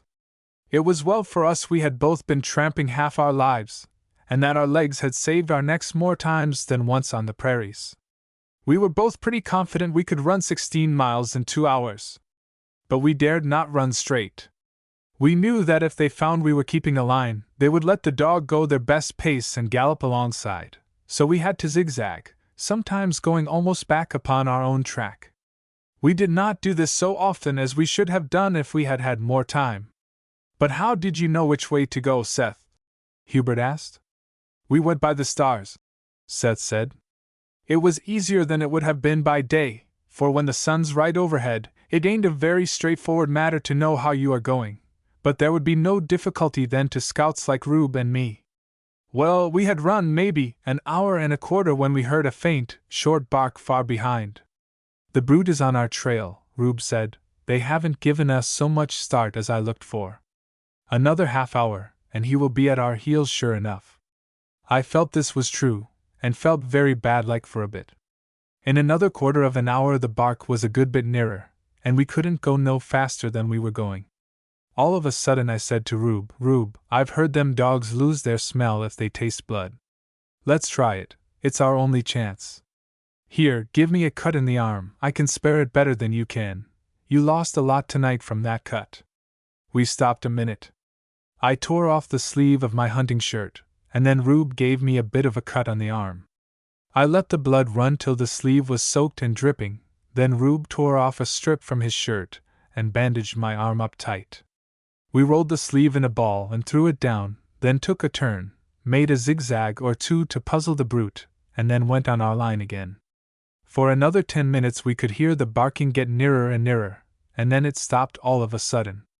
On we went, and it was half an hour again before we heard it, and then it was a long way off. I expect we're all right now, Seth, Rube said. I guess we are, I said, but the sooner we strike water the better I shall be pleased. It was nigh another half hour, and we were both pretty nigh done, when we came upon the stream, and the dog couldn't have been more than a mile off. It was a bit of a thing 5 or 6 yards wide, and a foot or 2 deep in the middle. Which way, says Rube. Up's our nearest way, so we had better go down.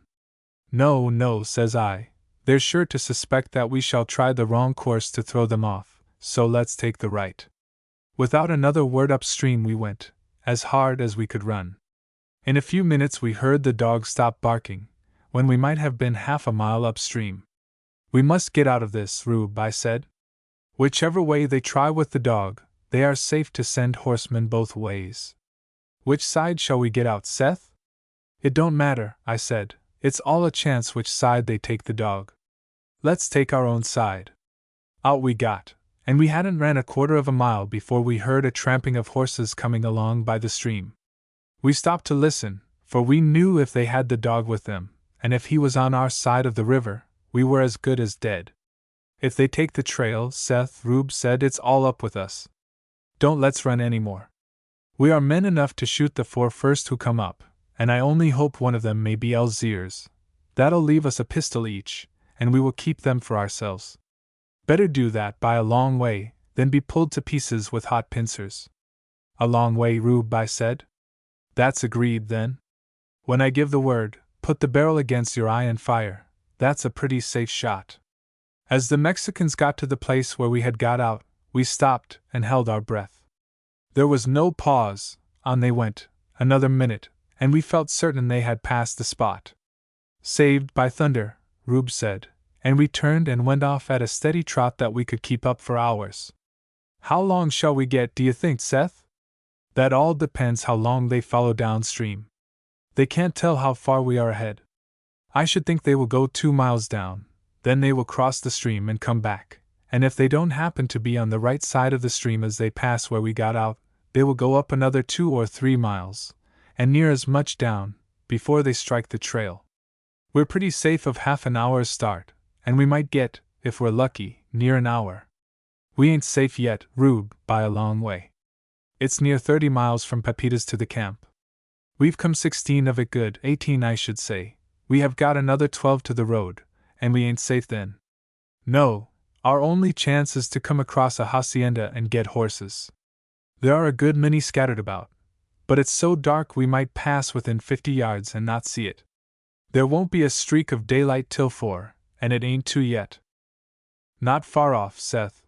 By this time we had got our wind again, and quickened up into a fast swing, but our work had told on us, and we couldn't have gone much over 7 miles an hour.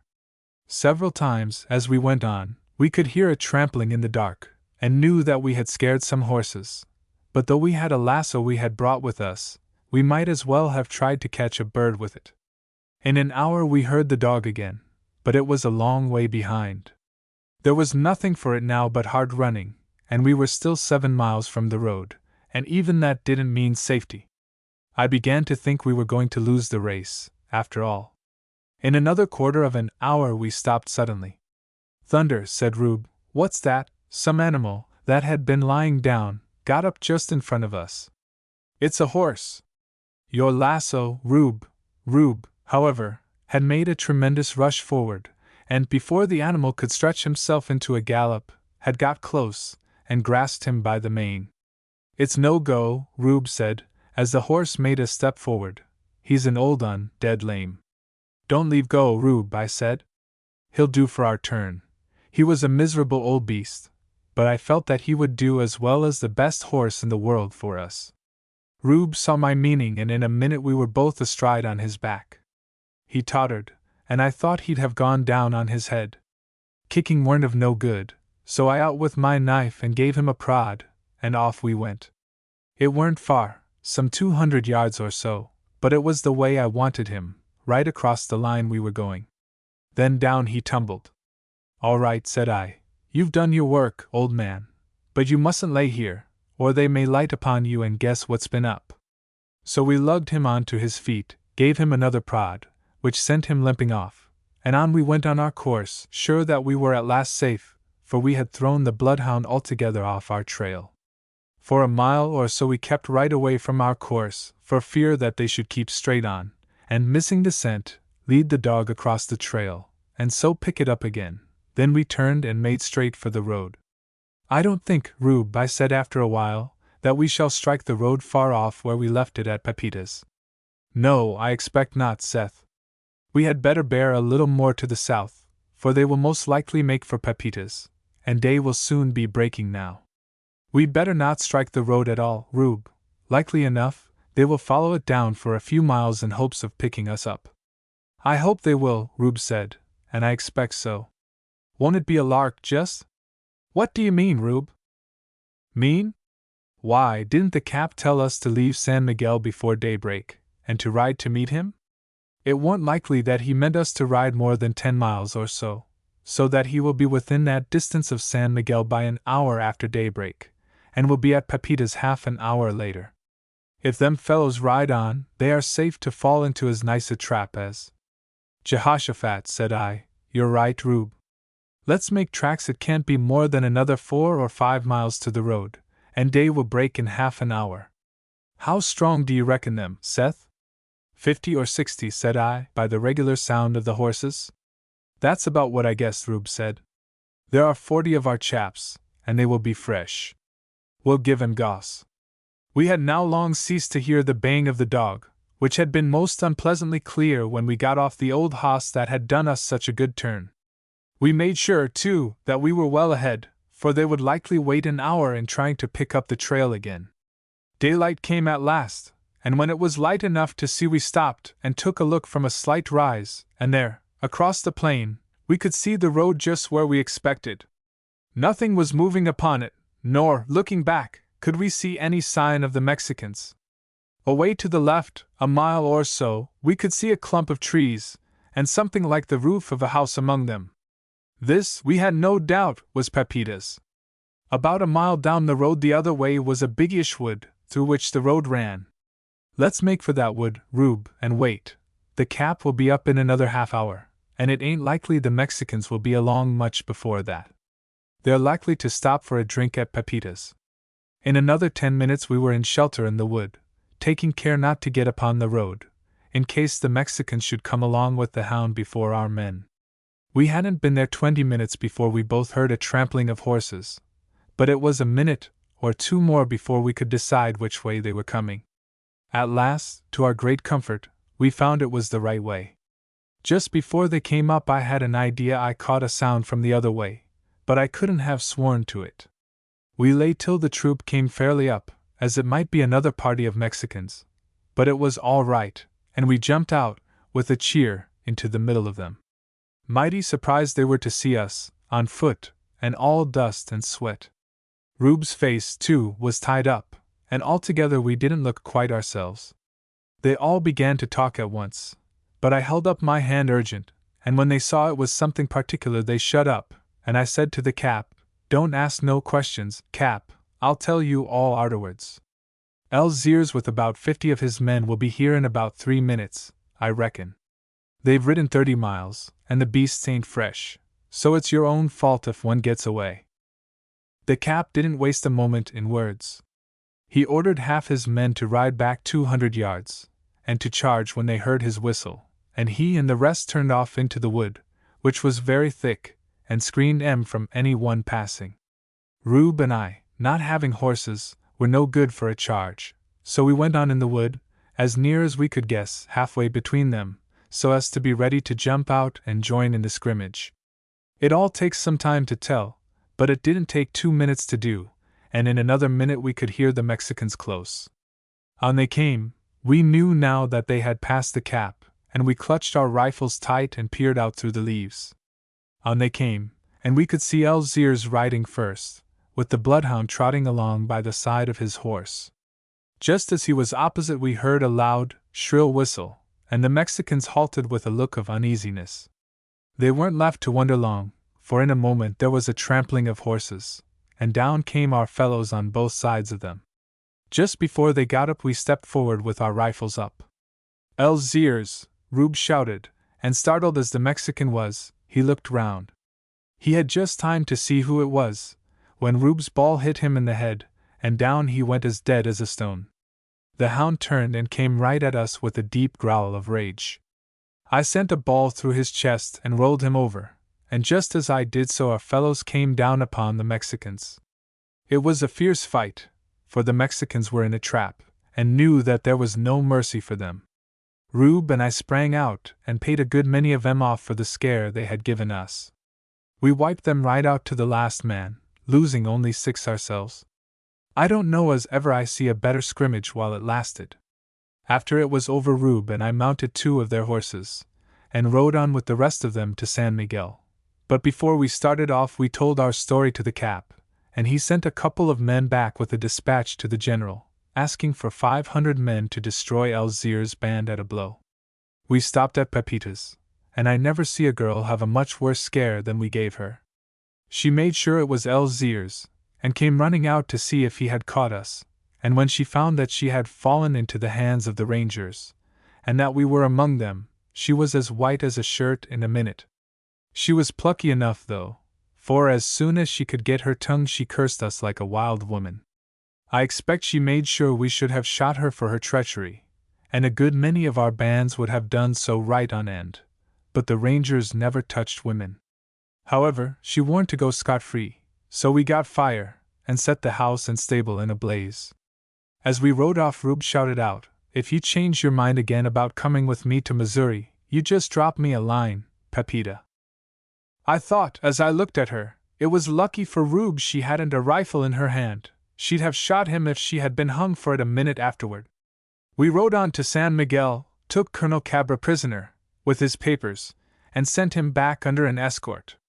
At dusk the same day we got on our horses and rode back to where Pepita's house had stood, and where our captain expected the troops he had sent for.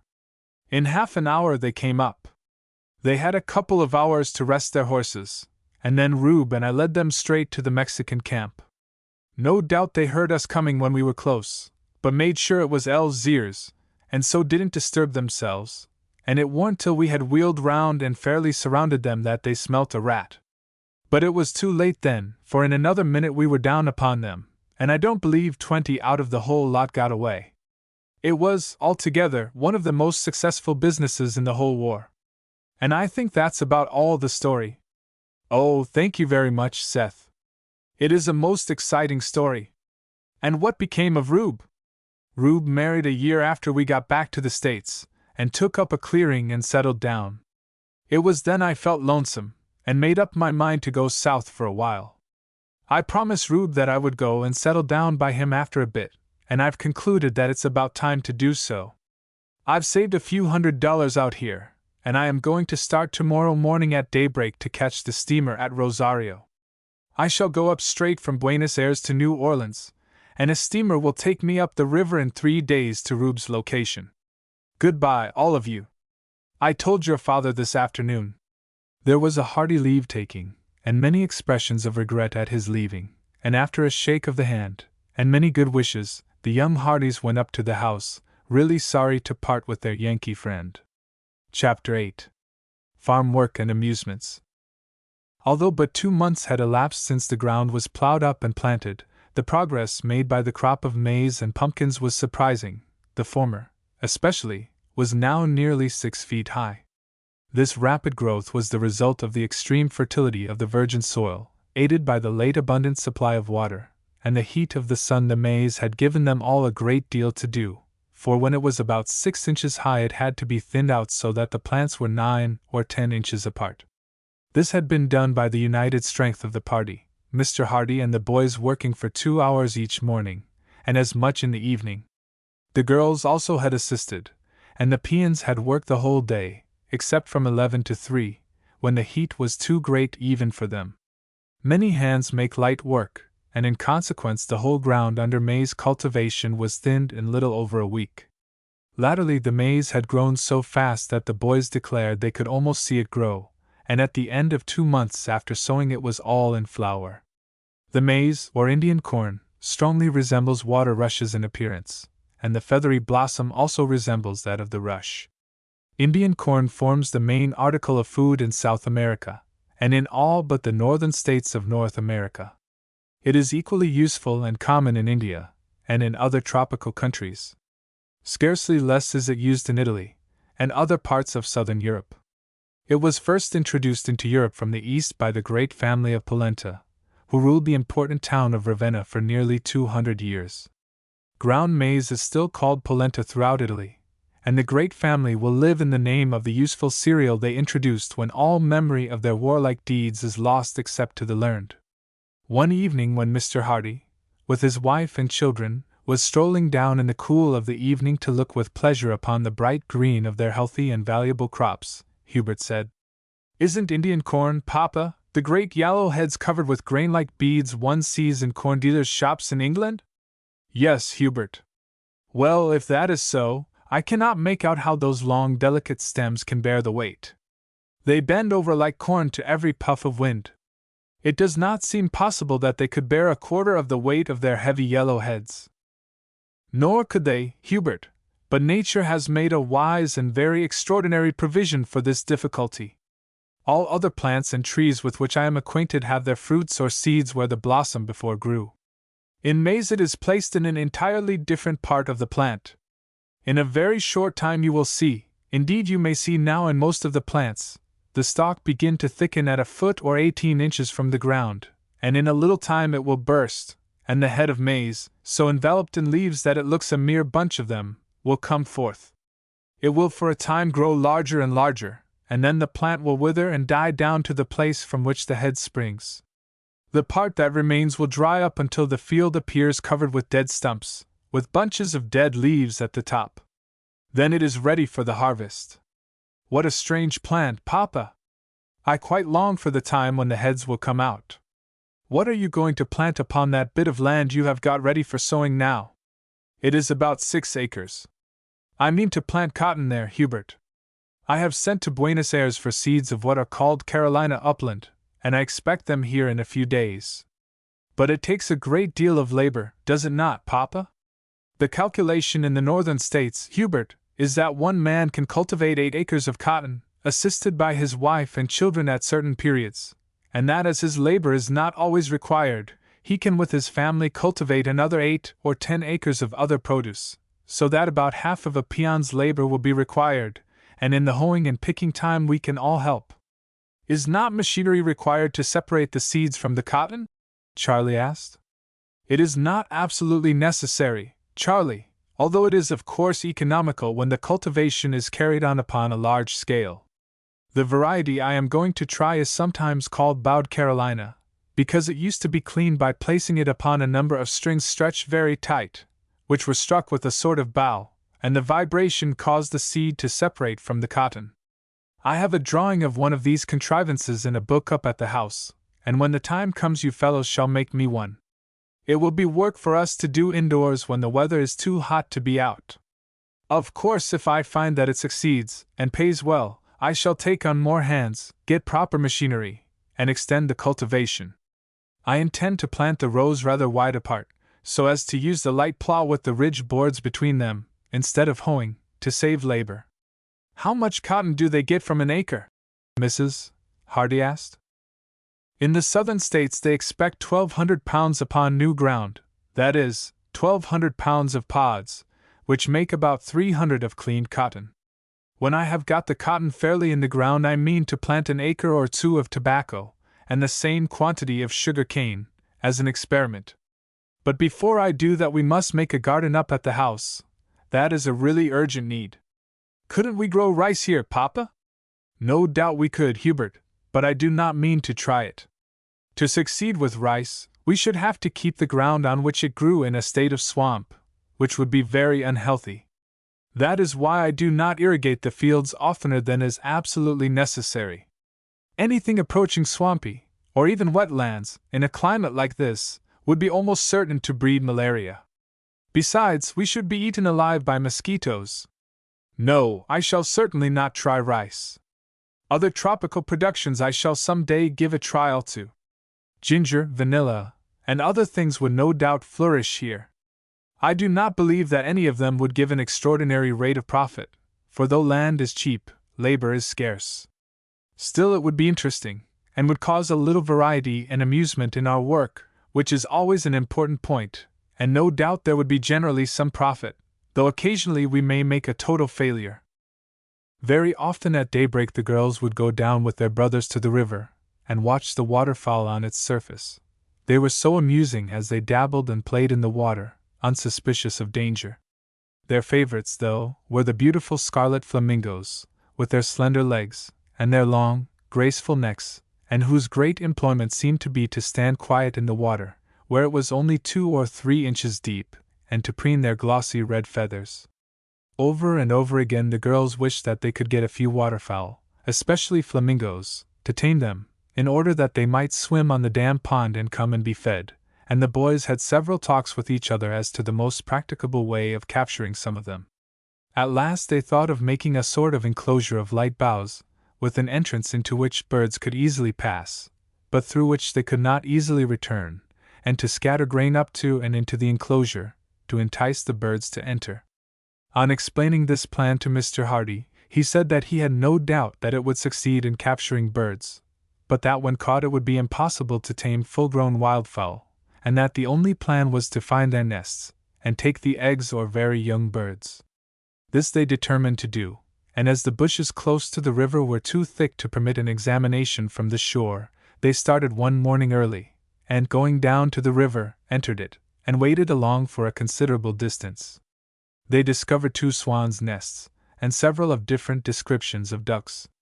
In some the birds were sitting upon their eggs, in others the young brood were just hatched, and scuttled away into the bushes with the parent birds upon being disturbed. Charlie and Hubert made no remark at breakfast upon the success of their expedition, but when Charlie went 2 days after to Rosario, he procured from Mr. Percy, who kept a quantity of chickens, 2 sitting hens. These were placed with their nests in the bullock cart in a hamper, and Mrs. Hardy, who had no idea of the purpose to which they were to be put, was quite pleased, on their arrival at Mount Pleasant, at this addition to the hen house. Indeed, it had been long agreed that they would keep hens as soon as the maize was ripe. The next morning the boys went again, and brought back 20 eggs of various kinds of wild duck, including 4 swans' eggs, to obtain which they had to shoot the parent birds, which furnished the larder for days, which they placed under the hens in place of their own eggs, and then took the girls in triumph to see this commencement of their tame duck project. The little girls were delighted, and it was an immense amusement to them to go down constantly to see if the eggs were hatched, as of course no one could tell how long they had been sat upon previous to being taken. They had remarked that 4 of the eggs were much larger than the others, but had no idea that they were swans. In the course of a few days 6 of the young ducklings were hatched, and the hens were both so unhappy at their difficulty of continuing to sit while they had the care of their young ones on their mind, that one hen and all the little ones were removed to a distance from the other's nest, and the whole of the eggs were put under the remaining hen.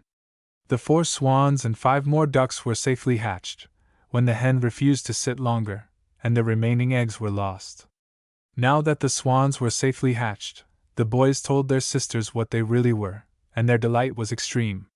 In a few days they were all taken down to the dam, and soon found their way into the water, to the great distress of their foster mother, who was obliged to stand upon the bank calling in vain till the little ones chose to come ashore. A hen coop was soon knocked together from an old box, and this was placed near the dam, and ere long the hens became accustomed to the fancy of their charges for the water, and would walk about picking up insects while the little ones swam about on the pond. Twice a day the girls went down to feed them with grain and bits of boiled pumpkin, for the pumpkins soon began to come into bearing, and the ducklings and cygnets, which last were at present but little larger than the others, would swim rapidly toward them when they saw them, and would feed greedily out of their hands. It was not for some weeks later that the desire for young flamingos was gratified. The boys had been out for a ride, and coming upon the river where it was wide, with flat sandy banks, round which the timber grew, they determined to tie up their horses and enter the stream, to see if they could get some more eggs. With some difficulty they made their way through the bushes, and getting into the water, waded along until a turn in the river brought them in sight of the flat bank. There were some 20 or 30 flamingos upon it, for these birds are very gregarious. Some were standing in the water as usual, but the boys could not make out what some of the others were doing. On the flat shore were several heaps of earth, and across them some of the birds were apparently sitting with one leg straddling out each side. So comical was their aspect that the boys burst into a laugh, which so scared the flamingos that they all took flight instantly. The boys now waded up to the spot, and then got ashore to see what these strange heaps were for. To their great delight they found that they were nests, and upon the top of several of them were 8 or 9 eggs carefully arranged. The legs of the flamingo are so long that the bird is unable to double them up and sit upon his nest in the usual fashion. The hen bird therefore scrapes together a pile of earth, on the top of which she lays her eggs, and then places herself astride to keep them warm. The boys had an argument whether they should take away 2 nests entire, or whether they should take a few eggs from each nest, but they decided upon the former plan, in order that each of the young broods might be hatched simultaneously. Upon the boys reaching home with their treasure, their sister's delight was unbounded, and the hens were soon placed upon their new charges, and both being good sitters, took to them without much difficulty. When the young broods were hatched, the girls were greatly disappointed at the appearance of little grayish fluffy balls, instead of the lovely red things they had expected, and were by no means consoled when their father told them that it would be 3 or 4 years before they gained their beautiful color. However, they became great pets, and were very droll, with their long legs, and slender necks, and great curved bills.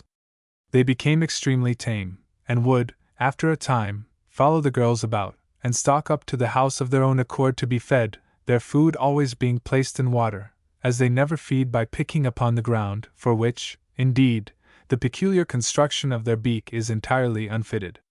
They were perfectly fearless of the dogs, which, on their part, were too well trained to touch them, and their funny way and their extreme tameness were a source of constant amusement to the whole family. But we must now retrace our steps. After the important work of getting a certain amount of land under cultivation, the next most urgent business was the formation of a garden. The land inside the enclosure round the house was first plowed up, and then dug by hand, the turf being left in front of the house to serve as a lawn. The rest was planted with seeds brought from England: peas, beans, tomatoes, vegetable marrows, cucumbers, melons, and many others, some of which were natives of warm climates, while others were planted in small patches as an experiment. Fortunately, the well supplied an abundance of water, whose only drawback was that, like most water upon the Pampas, it had a strong saline taste, which was, until they had become accustomed to it, very disagreeable to the Hardys. As the well had been dug close to the house on the highest part of the slope, the water was conducted from the pump by small channels all over the garden, and the growth of the various vegetables was surprising. But long before these could come into bearing, a welcome supply was afforded by the yams and Indian corn. The yams resemble a sweet potato, and if the Indian corn is gathered green, and the little corns nibbled off, boiled, and mixed with a little butter, they exactly resemble the most delicate and delicious young peas. The young potatoes, too, had come in, so that they had now an abundance of vegetables, the only point in which they had before been deficient. Their drink was the mate, which may be termed the national beverage of Paraguay, Brazil, and the Argentine Republic. It is made from the leaves of the mateule, a plant which grows in Paraguay and Brazil. The natives generally drink it without sugar or milk, sucking it up from the vessel in which it is made through a small tube. It is, however, greatly improved by the addition of sugar and milk, or, better still, cream. This greatly softens the bitter taste which distinguishes it. None of the party liked it at first, but as they were assured by those in the country that they would like it when they became accustomed to it, they persevered, and after a time all came to prefer it even to tea. Occasionally one or other of the boys went over to Rosario with the cart, and Mr. Hardy bought some hundreds of young fruit trees, apple, pear, plum, apricot, and peach, some of which were planted in the garden at the sides and in rear of the house, others in the open beyond and round it, a light fence with one wire being put up to keep the cattle from trespassing. Clumps of young palms, bananas, and other tropical trees and shrubs were also planted about for the future adornment of the place.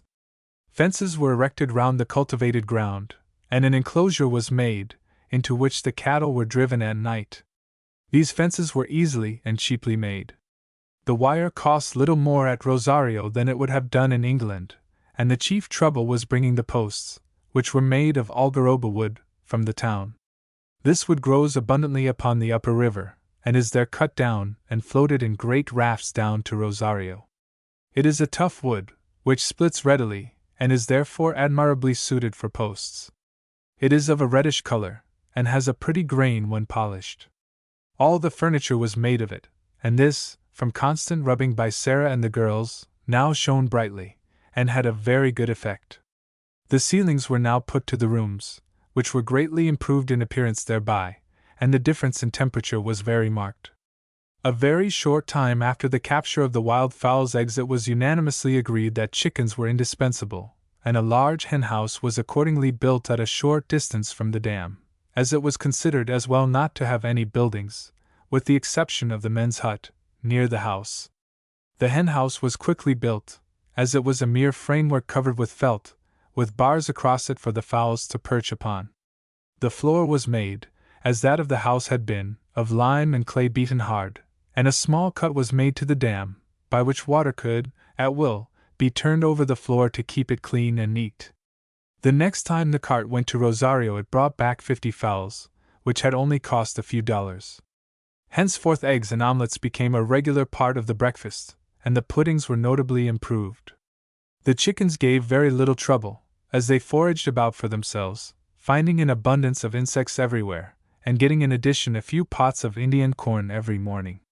Maud and Ethel took it by turns, week about, to take charge of the hen-house, and a great pleasure was it to them to watch the numerous broods of young chickens, and to hunt up the eggs which, in spite of the nests temptingly prepared for them, the hens would frequently persist in laying in nests of their own in the long grass.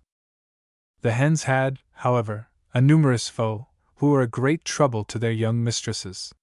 These were the skunks, an animal of the weasel tribe, but much resembling squirrels in appearance, and possessing a most abominable smell, so much so that the dogs, who would attack almost anything, would run away from them. They were at first exceedingly common, and created terrible depredations among the hens. The girls were in despair, and called in their brothers to their assistance. The boys shot a good many, for the animals were very tame and fearless, but their number was so great that this method of destruction was of slight avail. They then prepared traps of various kinds, some made by an elastic stick bent down, with a noose at the end, placed at a small entrance left purposely in the hen-house, so that, when the skunk was about to enter, he touched a spring, and the stick released, flew into the air carrying the animal with it with the noose round its neck. Other traps let fall a heavy piece of wood, which crushed the invader. And in these ways the skunks were pretty well got rid of, the most unpleasant work being the removal of the body from the trap. This had to be effected by taking hold of it with 2 pieces of wood, for the odor was so powerful that if the body was touched the smell would remain on the hands for days. They had now added another species of domestic animal to their stock, but this was the boys' charge. Mr. Hardy, when the pumpkins began to ripen, bought 6 pigs. They were of little trouble, for although a sty was built for them, they were allowed to wander about as they pleased by day, another wire being added to the fence round the cultivated land, to keep them from trespassing. The crop of pumpkins was enormous, and Mr. Hardy determined that no pigs should be killed for 18 months, by which time, as these animals increase rapidly, there would be quite a large herd of them. Although an immense deal of hard work was got through during the 4 months which followed the completion of the house and the arrival of Mrs.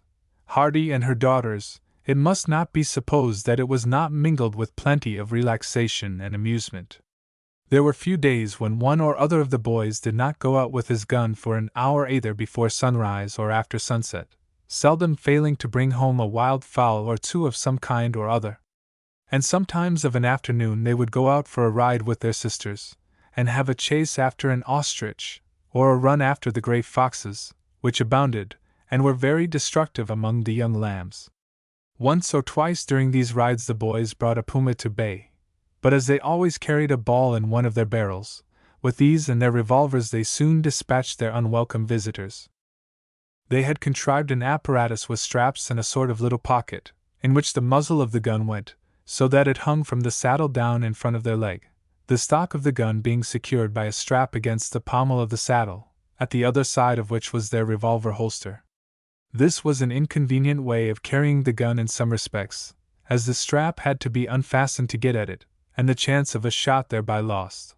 But they considered it preferable to the mode they had at first adopted, of riding with their guns slung behind them. This they gave up, because, with the utmost care, they occasionally got a fall, when galloping, from the armadillo holes, and the shock was greatly increased from the weight of the gun, besides the risk, to any one riding near, of the gun exploding. When riding quietly, and upon the lookout for game, they carried the gun in readiness upon their arms. It was after one of these rides, when Hubert had brought down with a bullet a swan which was making for his bed in the river, that Maud said at tea, "I wish we could shoot too. It would be a great amusement, and I should enjoy my rides a good deal more if I knew that I could take a shot in case a lion or a deer came out." "Well, girls," Mr. Hardy said, "I had always intended that you should learn to shoot. We have had so much to do since you came here that I did not think of it, and I had besides intended to wait until one of you expressed a desire to learn. I brought out 3 light rook-shooting rifles on purpose for you and your mamma, and you can begin tomorrow morning if you like." "Oh, thank you, Papa, thank you very, very much, that will be nice," both the girls exclaimed, clapping their hands in their excitement.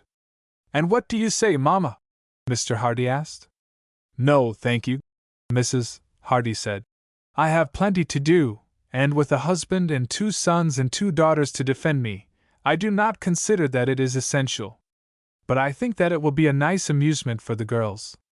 And so next morning, and nearly every morning afterward, the girls practiced with the light rifle at a mark, until in time their hands became so steady that at short distances of 60 or 70 yards they could beat their brothers, who were both really good shots. This was principally owing to the fact that the charge of powder used in these rifles was so small that there was scarcely any recoil to disturb the aim. It was some time before they could manage to hit anything flying, but they were very proud one evening when, having been out late with the boys, a fat goose came along overhead, and the girls firing simultaneously, he fell with both bullets in his body. After this they, too, carried their rifles out with them during their rides. Anyone who had known Maud and Ethel Hardy at home would have scarcely recognized them now in the sunburnt-looking lassies, who sat upon their horses as if they had never known any other seat in their lives. Their dress, too, would have been most curious to English eyes. They wore wide straw hats, with a white scarf wound round the top to keep off the heat. Their dresses were very short, and made of brown holland, with a Garibaldi of blue-colored flannel. They wore red flannel knickerbockers, and gaiters coming up above the knee, of a very soft, flexible leather, made of deer's skin. These gaiters were an absolute necessity, for the place literally swarmed with snakes, and they constantly found them in the garden when going out to gather vegetables. Most of these snakes were harmless, but as some of them were very deadly, the protection of the gaiters was quite necessary. The girls did not like them at first, especially as their brothers could not help joking them a little, and Hubert said that they reminded him of 2 yellow-legged partridges. However, they soon became accustomed to them, and felt so much more comfortable about snakes afterward that they would not have given them up upon any account. The boys always wore high boots for the same reason, and had no fear whatever of the snakes, but Mr. Hardy insisted that each of them should always carry in a small inner pocket of their coats a phial of spirits of ammonia, a small surgical knife, and a piece of whipcord, the same articles being always kept in readiness at the house. His instructions were, that in case of a bite they should first suck the wound, then tie the whipcord round the limb above the place bitten, and that they should then cut deeply into the wound crossways, open it as much as possible, and pour in some spirits of ammonia, that they should then pour the rest of the ammonia into their water bottle, which they always carried slung over their shoulders, and should drink it off. If these directions were instantly and thoroughly carried out, Mr. Hardy had little fear that the bite, even of the deadliest snake, would prove fatal. In addition, he ordered that in case of their being near home they should, upon their arrival, be made to drink raw spirits until they could not stand, and that, if they were some distance away from home, and were together, the one bitten should lie down while the other galloped at full speed to take back a bottle of brandy, and order assistance to be sent. This remedy is well known throughout India. Any one bitten by a poisonous snake is made to drink spirits, which he is able to do without being affected by them, to an extraordinary extent. A man who at ordinary times could scarcely take a strong tumbler of spirits and water, being able, when bitten, to drink a bottle of pure brandy without being in the least affected by it.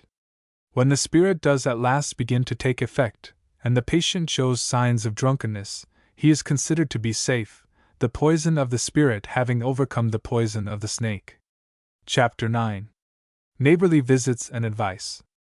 It must not be supposed that the Hardys, during the whole of this time, were leading a perfectly solitary life. Upon the contrary, they had a great deal of sociable companionship. Within a range of 10 miles there were no less than 4 estancias owned by Englishmen, besides that of their first friend Mr. Percy. A ride of 20 miles is thought nothing of out on the Pampas. The estate immediately to the rear of their own was owned by Señor Jacuras, a native.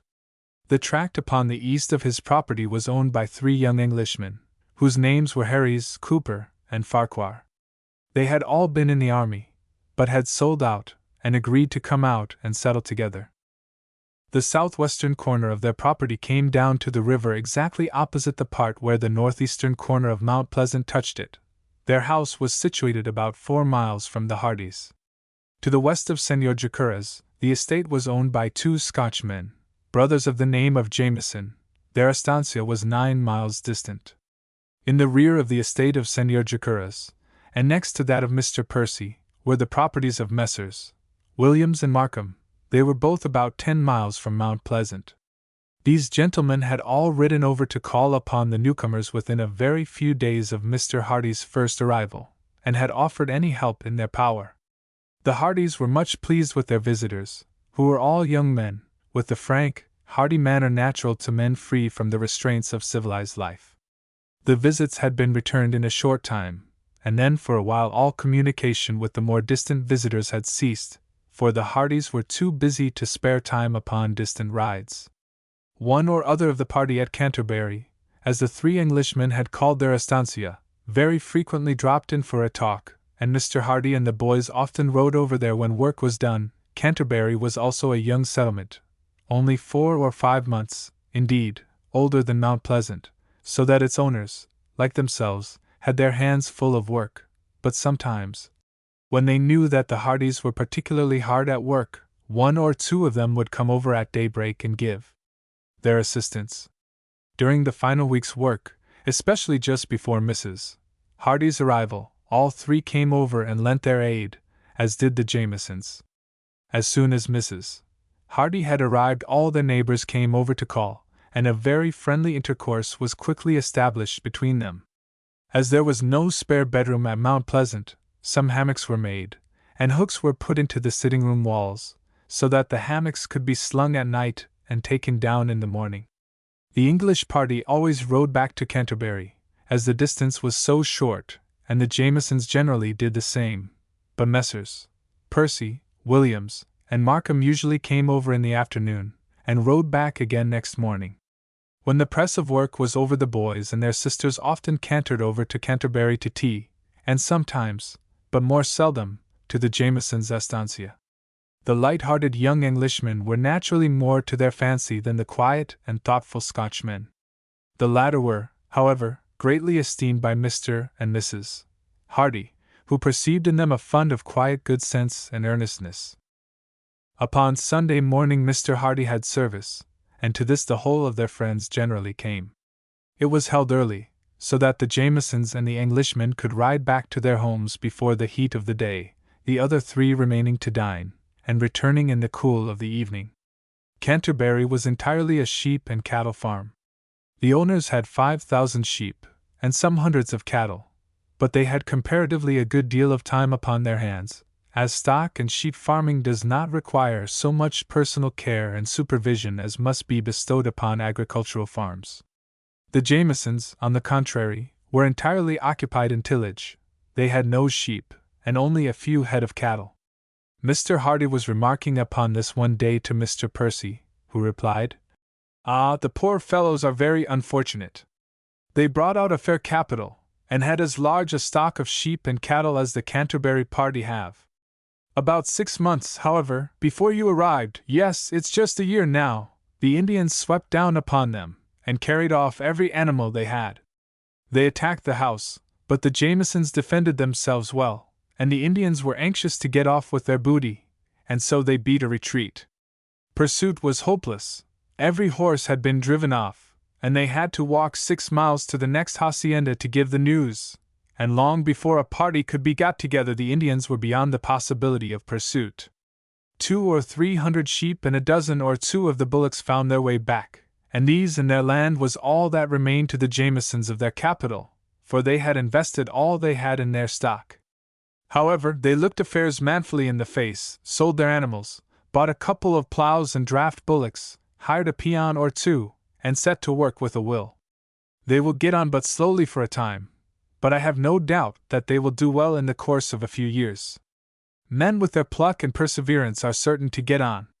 That puts me in mind, Hardy, of a matter upon which I had intended to speak to you. We are just getting now to the time of the year when Indian attacks are most likely to take place. Sometimes they are quiet for a year or two, then they are very troublesome again. 5 or 6 years ago, just after I first came out, we had terrible times with them. Vast numbers of cattle were driven off. The sheep they less seldom take, because they cannot travel so fast, but they do drive them off sometimes. A good many shepherds were killed, and 2 or 3 estancias captured and burned, and the inmates murdered. You are now the furthest settler, and consequently the most exposed. Your estancia is strong and well built, and you are all well armed and good shots. You are, I think, in that respect safe, except from sudden surprise. The dogs are sure to give an alarm, still I should sleep with everything in readiness. Thank you, Percy, I shall take your advice.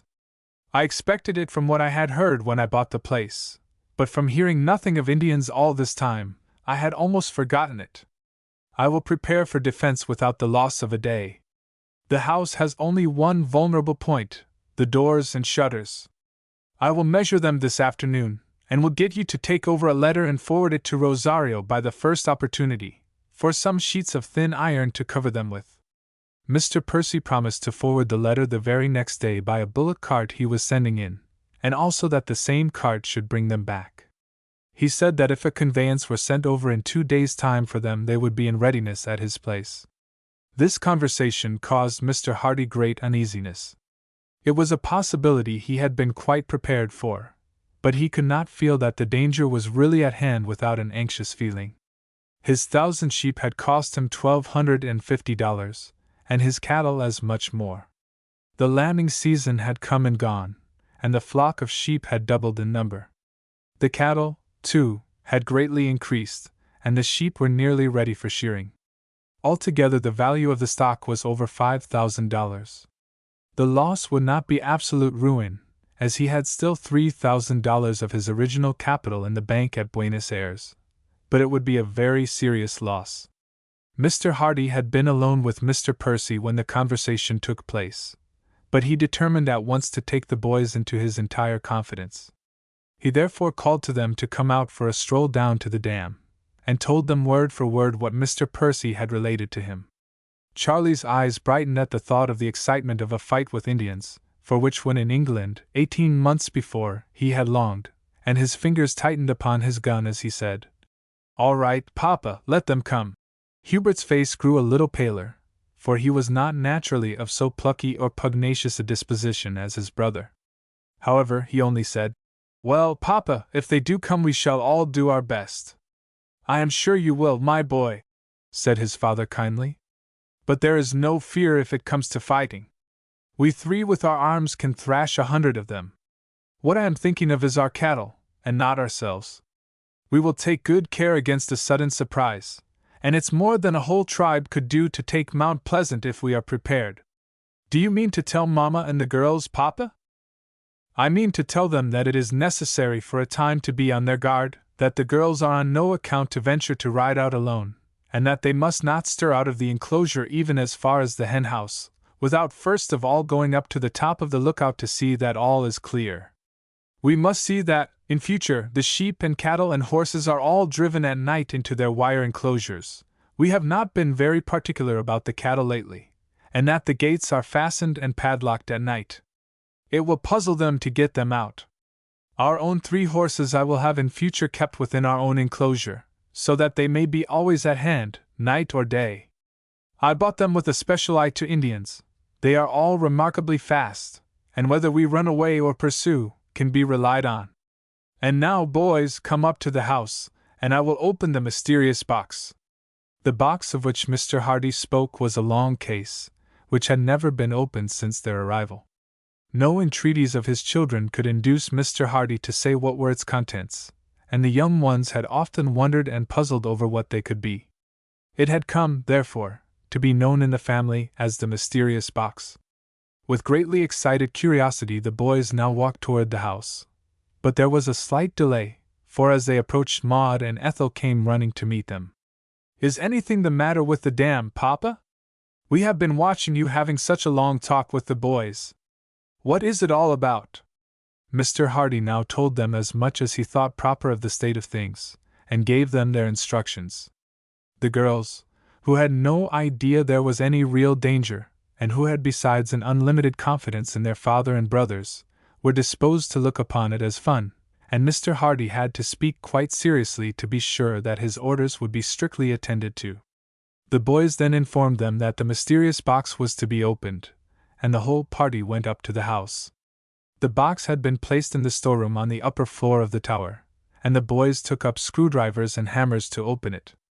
The latter tools were not necessary, as the case was very carefully screwed up, and when the top was taken off it was found that there was an inside case of tin soldered up. As the boys were cutting through this they expressed their opinion that, from the extreme care taken, the contents must be very valuable. Still Mr. Hardy would give no clue, and when the case was finally opened, the astonishment of all was unbounded to find that it contained 4 dozen large rockets and a dozen blue lights. 1 dozen of these rockets were ordinary signal rockets, but the rest were covered with strong tin cases. "Fireworks!" they all exclaimed in intense surprise. "What have you brought fireworks all this way for, Papa?" "I will tell you, my dears. I knew that the Indians of the Pampas were horse Indians, and the idea struck me that as they could never have seen rockets, they would be horribly scared at night by them. Rockets, you know, are used in war, and even if the riders are not frightened, it is quite certain that the horses would be horribly alarmed by 1 or 2 of these rushing fiery things charging into their midst. I therefore had them specially made for me by a pyrotechnist in London. 1 dozen, as you see, are ordinary rockets of the largest size. They contain colored balls, which will give out a most brilliant light. 1 of them thrown into the air, even where we believe any Indians to be, will light up the plain, and give us a fair view of them. The other 3 dozen are loaded with crackers. As you see, I have had a strong case of tin placed over the ordinary case, and 1 of them striking a man will certainly knock him off his horse, and probably kill him. The roar, the rush, the train of fire, and finally the explosion and the volley of crackers in their midst would be enough to frighten their horses altogether beyond control. What do you think of my idea?" "Capital, capital!" they all cried. "But how, Papa?" Hubert asked. "Will you manage to make your rockets go straight at the Indians?" "All rockets I ever saw went straight up into the air." "Yes, Hubert, because they were pointed up. A rocket goes whichever way it is pointed. Rockets in war are fired through a tube or from a trough. We will use the trough. Set to at once, boys, and make a trough about 4 feet long, without ends. It must stand on legs high enough to raise it above the level of the wall round the top of the tower. Let there be 2 legs on the front end, and 1 leg behind, and this leg behind must have a hinge so that, when it stands upright, it will be 6 or 8 inches higher than the front, in case we want to fire at anything close at hand. When we want to elevate the head of the rocket to fire at anything at a distance, we pull the hind leg back, so that that end is lower than the front. Put a spike at the end of the leg, to let it have a firm hold on the floor." Charlie thought a moment, and then said, "I think, Papa, it would be firmer, and more easily managed, if we made 2 legs behind, with another 1 sliding up and down between them, and with holes in it so that it can be pegged up and down as we like." "That would be certainly better, Charlie. Put your idea down upon paper, and let me see exactly what you mean before you begin." Charlie did so, and Mr. Hardy pronounced it to be excellent, and by night the trough was finished, and placed in position at the top of the lookout. Mr. Hardy, in the course of the evening, explained to his wife that it was possible the Indians might venture to make a dash to carry off some of the cattle, and that, therefore, he had ordered the girls to be on the lookout, and to adopt every precaution upon moving out. To them he made an addition to his former instructions, namely, that not only should they look out before leaving the enclosure, but that, if one went out, the other should go up to the top of the tower every quarter of an hour to see that everything was still clear, and that if both were out, Sarah should do the same. The boys needed no instructions to load their revolving carbines, and the pistols and a double-barreled gun were handed over both to Lopez and Terence, with instructions to carry them always with them. Lopez required no orders on this score. He knew what Indians were, and had a perfect horror of them. Their friends at Canterbury were also put upon their guard, as their estates were also very much exposed. 3 days passed over, and then the light iron plates arrived for the door and window shutters. Before they were nailed on, large holes were cut in them for firing through, corresponding slits being cut in the woodwork.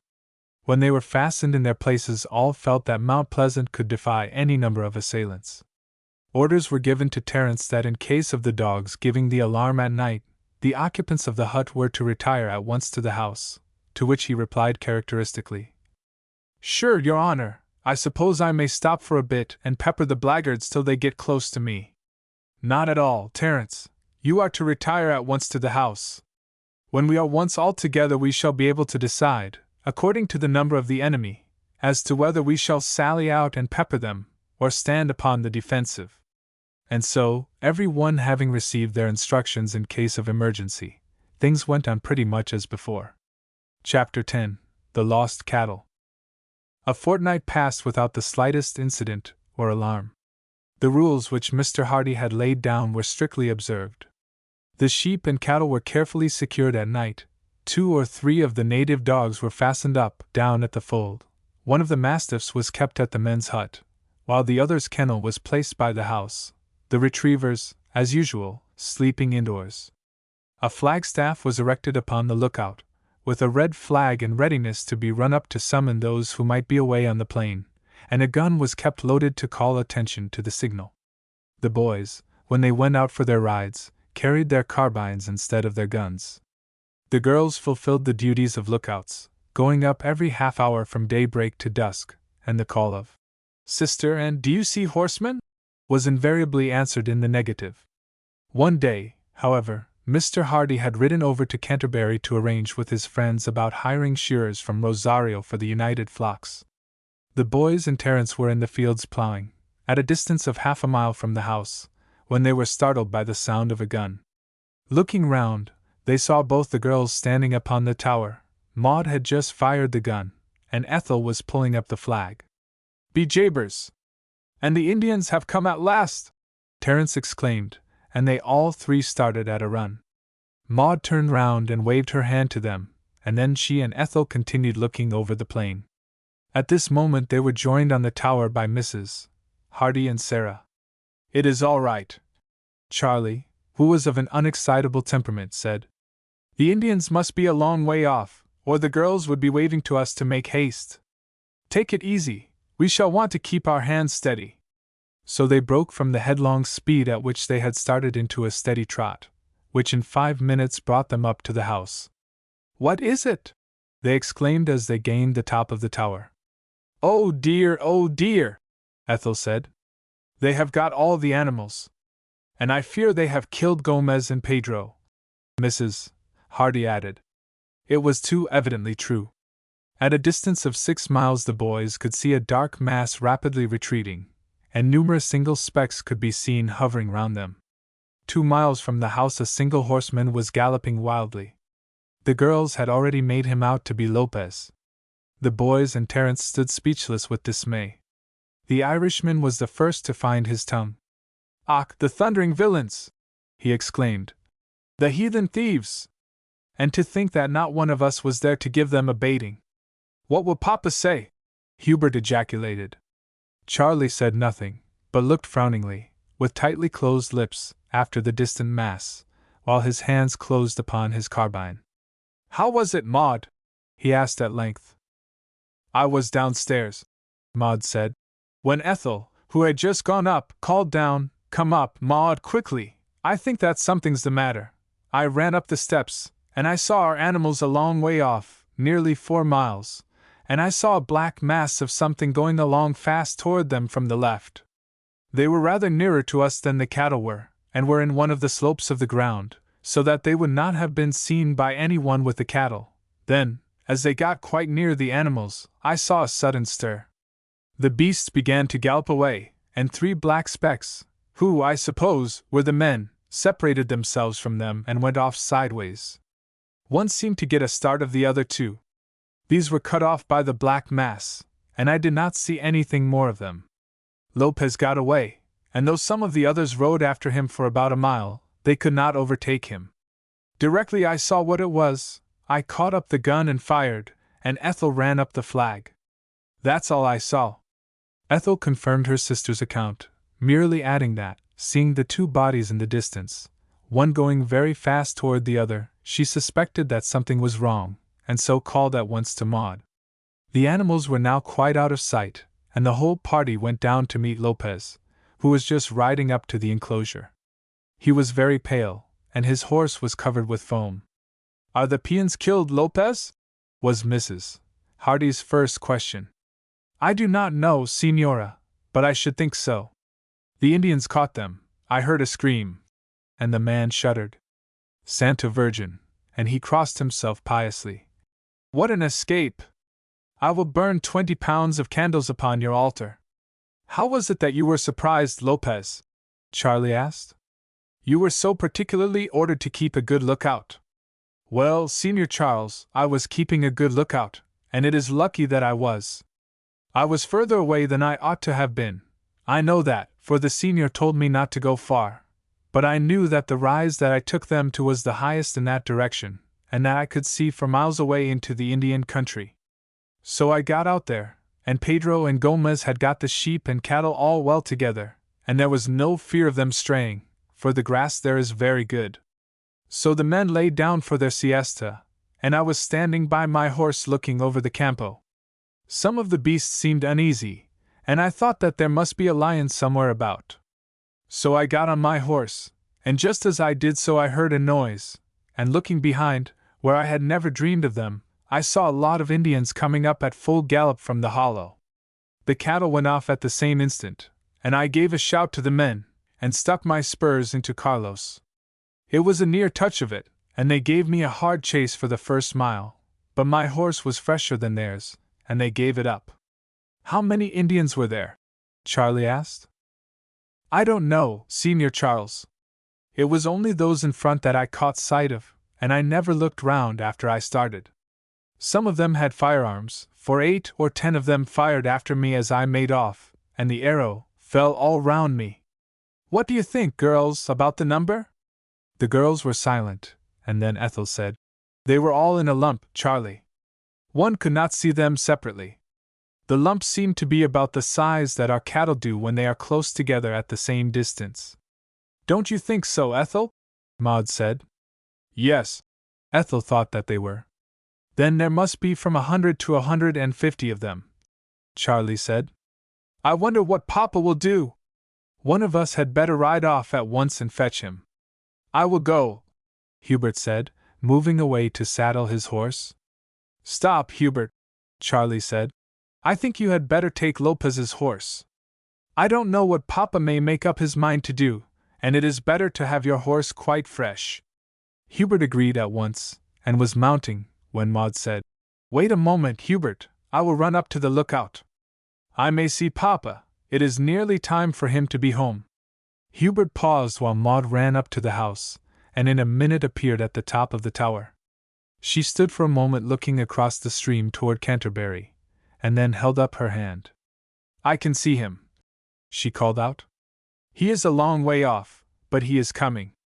Hubert was about to alight again, when Mrs. Hardy said, "You had better ride to meet your papa, Hubert.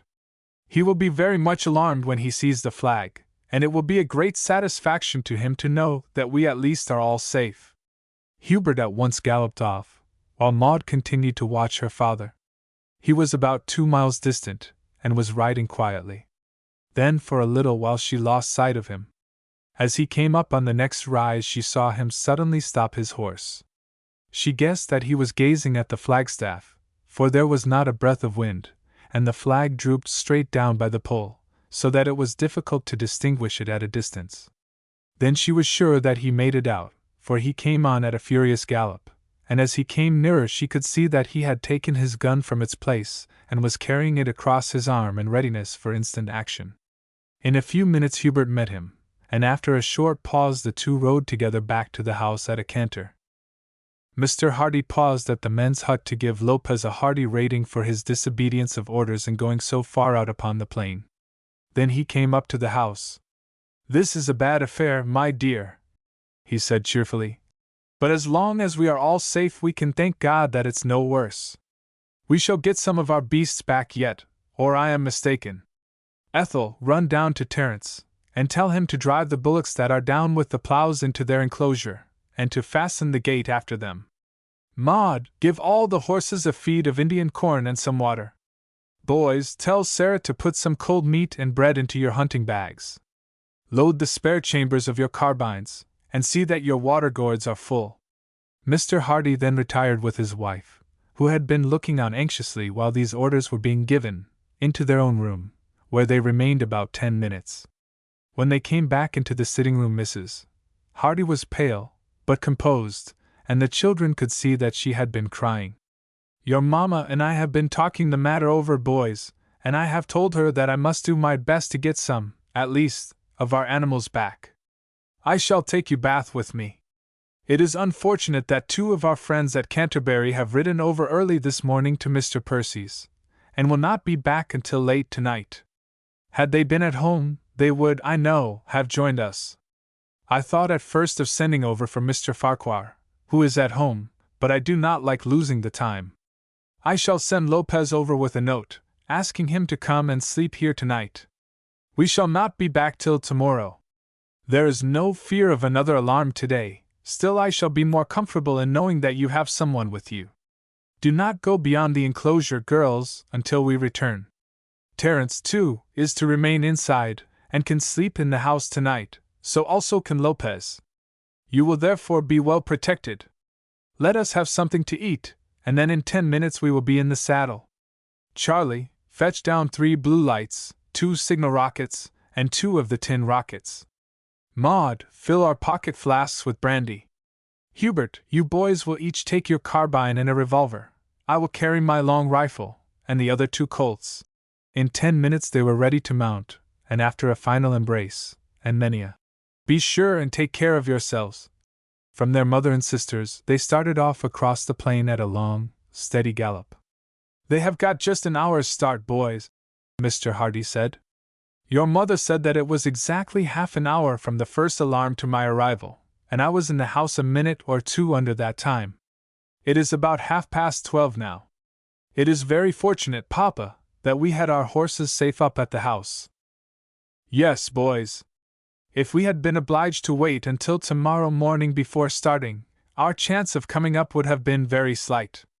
As it is, we shall be up with them in 3 or 4 hours. The sheep cannot go really fast more than 12 or 15 miles, especially with their heavy fleeces on."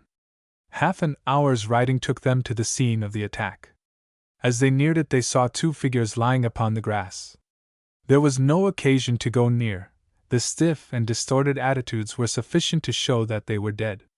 Mr. Hardy purposely avoided riding close to them, knowing that the shocking sight of men who have met with a violent death is apt to shake the nerves of any one unaccustomed to such a sight, however brave he may be.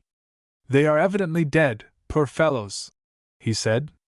"It is no use our stopping." Charlie looked at the bodies with a fierce frown upon his face, and muttered to himself, "We'll pay them out for you, the cowardly scoundrels." Hubert did not even glance toward them. He was a tender-hearted boy, and he felt his face grow pale and a strange feeling of sickness come over him, even at the momentary glance which he had at first taken at the rigid figures. "I suppose you do not mean to attack them until night, Papa?" Charlie asked. Well, boys, I have been thinking the matter over, and I have come to the conclusion that it will be better to do so directly we get up to them. And do you think, Papa, that we three will be able to thrash the lot of them? They must be a poor, miserable set of cowards. No, Charlie, I do not think that we shall be able to thrash the lot, as you say, but with our weapons, we shall be able to give them a terrible lesson. If we attack at night, they will soon find out how few are our numbers, and having no particular dread of our weapons, may rush at us, and overpower us in spite of them. Another thing, boys, is I want to give them a lesson. They must know that they shan't come and murder and steal on our place with impunity. Scarcely another word was exchanged for the next hour. At a long, steady gallop they swept along. There was no difficulty in following the track, for the long grass was trampled in a wide swath. Several times, too, exclamations of rage burst from the boys as they came across a dead sheep, evidently speared by the savages because he could not keep up with the others. After passing several of them, Mr. Hardy called to the boys to halt, while he leaped off his horse by the side of one of the sheep, and put his hand against its body and into its mouth. "It's quite dead, isn't it, Papa?" Hubert said. "Quite, Hubert. I never thought it was alive." And Mr. Hardy leaped upon his horse again. "I wanted to see how warm the body was. If we try again an hour's ride ahead, we shall be able to judge, by the increased heat of the body, as to how much we have gained on the Indians, and whether they are far ahead. You see, boys, when I was a young man, I was out many times in Texas against the Comanches and Apaches, who are a very different enemy from these cowardly Indians here. One had to keep one's eyes open there, for they were every bit as brave as we were. Don't push on so fast, Charlie. Spare your horse, you will want all he's got in him before you have done. I think that we must be gaining upon them very fast now. You see, the dead sheep lie every 100 yards or so, instead of every quarter of a mile. The Indians know well enough that it would take a whole day out on the edge of the settlements to collect a dozen men for pursuit, and would have no idea that 3 men would set off alone, so I expect that they will now have slackened their pace a little, to give the sheep breathing time." After another 10 minutes' ride, Mr. Hardy again alighted, and found a very perceptible increase of warmth in the bodies of the sheep. "I do not think that they can have been dead much more than a quarter of an hour. Keep a sharp lookout ahead, boys. We may see them at the top of the next rise." Not a word was spoken for the next few minutes. 2 or 3 slight swells were crossed without any sign of the enemy, and then, upon breasting a rather higher rise than usual, they saw a mass of moving beings in the distance. "Halt!" Mr. Hardy shouted, and the boys instantly drew rein. "Jump off, boys! Only our heads have shown against the sky. They can hardly have noticed them. There, hold my horse. Loosen the saddle girths of yours too, and let them breathe freely. Take the bridles out of their mouths." It seemed to me, by the glimpse I got of our enemies, that they were just stopping. I am going on to make sure of it. So saying, Mr. Hardy again went forward a short distance, going on his hands and knees as he came on to the crest of the rise, in order that his head might not show above the long grass. When he reached it, he saw at once that his first impression had been correct. At a distance of a little over a mile, a mass of animals were collected, and round them were scattered a number of horses, while figures of men were moving among them. "It is as I thought, boys," he said when he rejoined his sons. "They have stopped for a while. The animals must all be completely done up. They cannot have come less than 30 miles, and will require 3 or 4 hours' rest, at the least, before they are fit to travel again. 1 hour will do for our horses. Rinse their mouths out with a little water, and let them graze if they are disposed. In half an hour we will give them each a double handful of Indian corn." Having attended to their horses, which they hobbled to prevent their straying, Mr. Hardy and the boys sat down and made a slight meal. None of them felt very hungry, the excitement of the approaching attack having driven away the keen appetite that they would have otherwise gained from their ride. But Mr. Hardy begged the boys to endeavor to eat something, as they would be sure to feel the want of food later. The meal over, Mr. Hardy lit his favorite pipe, while the boys went cautiously up the hill to reconnoiter. There was no change. Most of the animals were lying down, and there was little sign of movement. 2 or 3 Indians, however, were standing motionless and rigid by their horses' sides, evidently acting as sentries. The boys thought that hour the longest that they had ever passed. At last, however, their father looked at his watch, shook the ashes out of his pipe, and put it in his pocket. "Now, boys, it is 5 minutes to the hour. Examine your carbines and revolvers, see that everything is in order, and that there is no hitch. Tighten the saddle girths and examine the buckles. See that your ammunition and spare carbine chambers are ready at hand." In another 5 minutes the party were in their saddles. "Now, boys, my last words. Don't ride ahead or lag behind, regulate your pace by mine. Look out for armadillo holes, they are more dangerous than the Indians. Remember my orders, on no account use the second chamber of your carbines unless in case of great urgency. Change the chambers directly you have emptied them, but don't fire a shot until the spare ones are charged again. Now, boys, hurrah for Old England! Hurrah!" the boys both shouted as they started at a canter up the rise. As they caught sight of the Indians, everything was quiet as before, but in another moment they saw the men on watch throw themselves onto their horses' backs. Figures leaped up from the grass and ran toward their horses, and in little over a minute the whole were in motion. "Surely they are not going to run away from 3 men," Charlie said in a disgusted tone. "They won't run far, Charlie," Mr. Hardy said quietly. "By the time that we are halfway to them they will see that we can have no one with us, and then they will come on quickly enough." It was as Mr. Hardy said. Keen as had been the watch kept by the Indians, in spite of their belief that no pursuing force could be sent after them, it was some little time before they could get the weary animals on their legs and in motion, and even at the easy canter at which Mr. Hardy approached, he had neared them to within half a mile before they were fairly off. A small party only continued to drive the animals, and the rest of the Indians, wheeling sharp round, and uttering a wild war cry, came back at full gallop toward the whites. "Halt, boys, steady, dismount, take up your positions quietly. Don't fire till I give you the word. I shall try my rifle first." The well-trained horses, accustomed to their masters firing from their backs, stood as steady as if carved in stone, their heads turned inquiringly toward the yelling throng of horsemen who were approaching.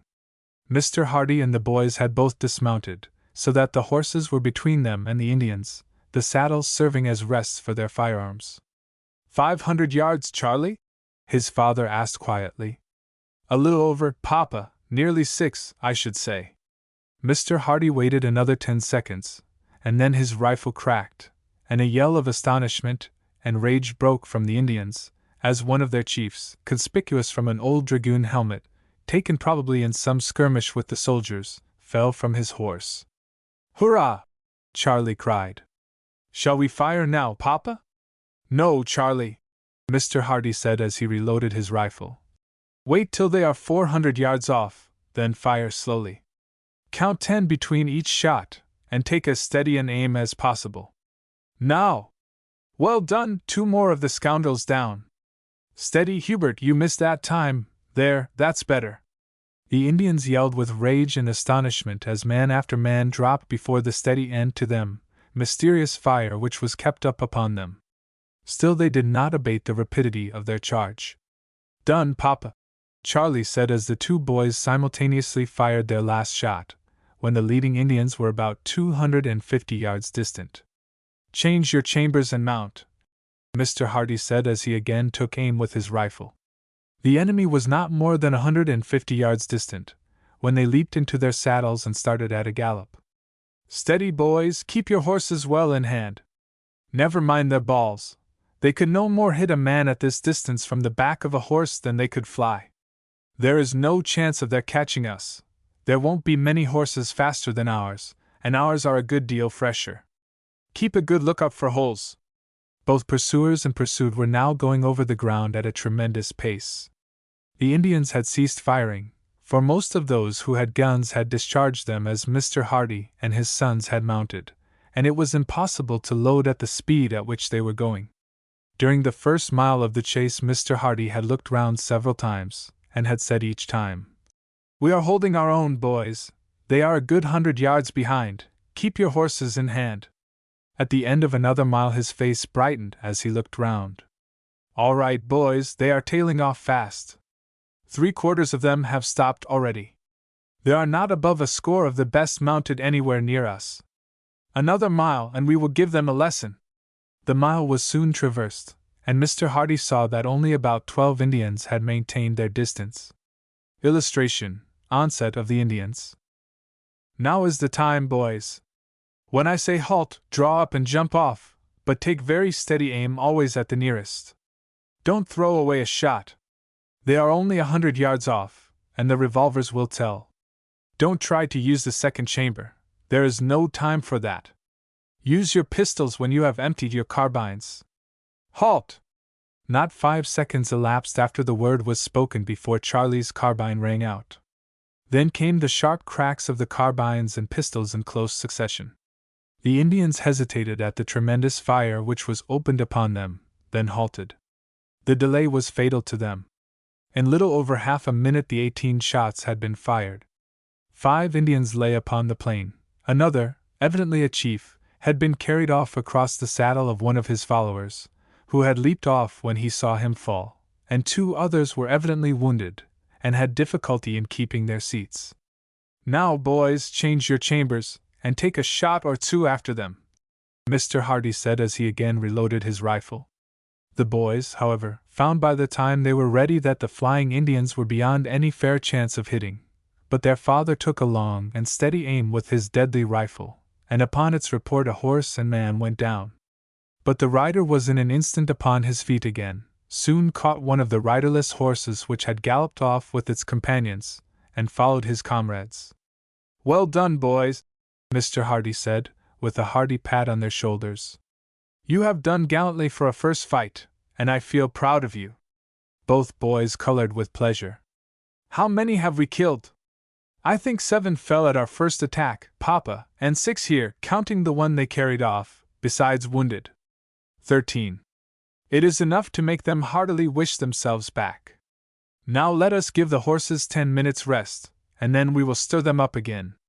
We must not lose time. It will be sunset in another 3/4 of an hour.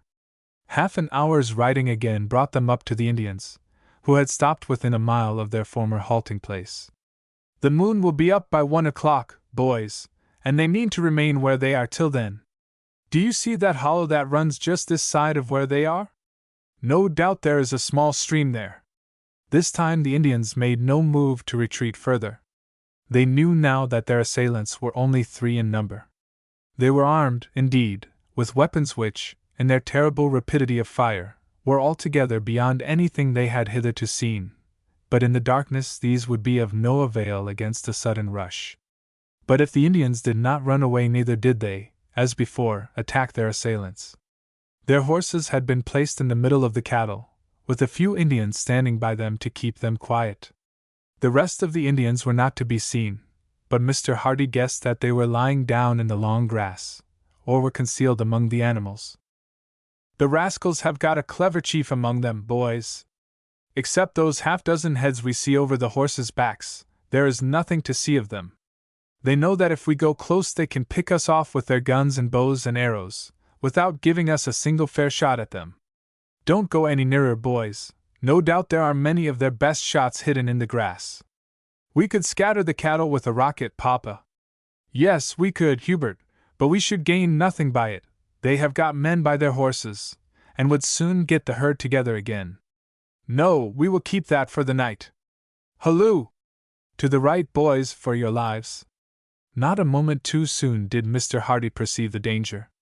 The chief of the Indians, expecting another attack, had ordered 20 of his best mounted men to separate themselves from the main body, and to hide themselves in a dip of the ground near the place where the first attack had taken place. They were to allow the whites to pass, and were then to follow quietly, and fall suddenly upon them. Complete success had attended the maneuver, and it was fortunate that the party had no firearms, these having been distributed among the main body with the cattle, for they were within 40 yards of Mr. Hardy before they were seen. It was, in fact, a repetition of the maneuver which had proved so successful in their attack upon the cattle. They were not immediately in the rear of Mr. Hardy, but rather to the left. As Mr. Hardy and his sons turned to fly, a number of Indians sprang upon their feet from among the grass, and discharged a volley of guns and arrows at them. Fortunately, the distance was considerable. One of their arrows, however, struck Mr. Hardy's horse in the shoulder, while another stuck in the rider's arm. Another went through the calf of Hubert's leg, and stuck in the flap of the saddle. There was no time for word or complaint. They buried their spurs in their horses' sides, and the gallant animals, feeling that the occasion was urgent, seemed almost to fly. In a mile they were able to break into a steady gallop, the enemy being now 70 or 80 yards behind. Mr. Hardy had already pulled the arrow from his arm, and Hubert now extracted his. As he stooped to do so, his father, who had not noticed that he was wounded, saw what he was doing. "Hurt much, old man?"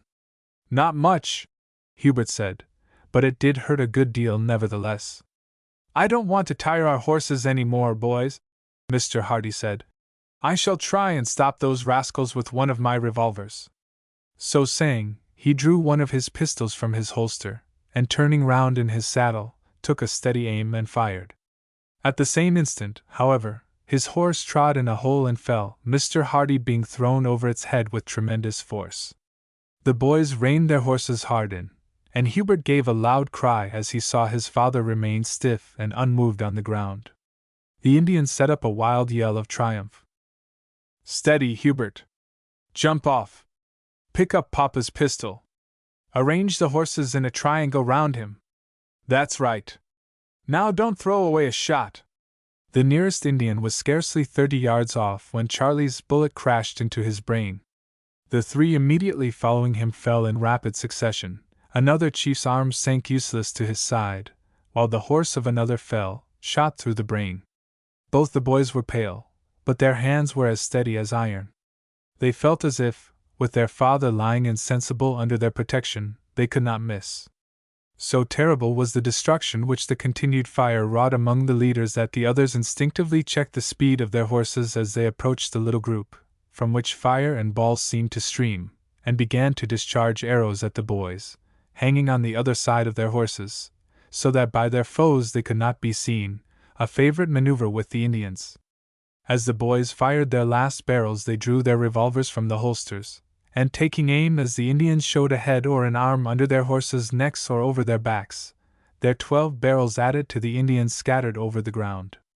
"Now, Hubert, give me the 2 last revolvers, and put the 2 fresh chambers into the carbines." Seeing only one of their foes on the defense, the Indians again made a rush forward. Charlie shot the 2 first with a revolver, but the others charged up, and he stooped a moment to avoid a spear, rising a little on one side, and discharging with both hands his pistols at the Indians, who were now close. "Quick, Hubert," he said, as he shot with his last barrel an Indian who had just driven his spear into the heart of Mr. Hardy's horse. The animal fell dead as it stood, and the Indians with a yell charged at the opening, but as they did so Hubert slipped a carbine into his brother's hand, and the 2 again poured in the deadly fire which had so checked the Indians' advance. The continuation of the fire appalled the Indians, and the 7 that survived turned and fled. "I will load, Hubert," Charlie said, trying to speak steadily. "See to Papa at once. Empty one of the water gourds upon his face and head." Hubert looked down with a cold shudder. Neither of the boys had dared to think during that brief fight.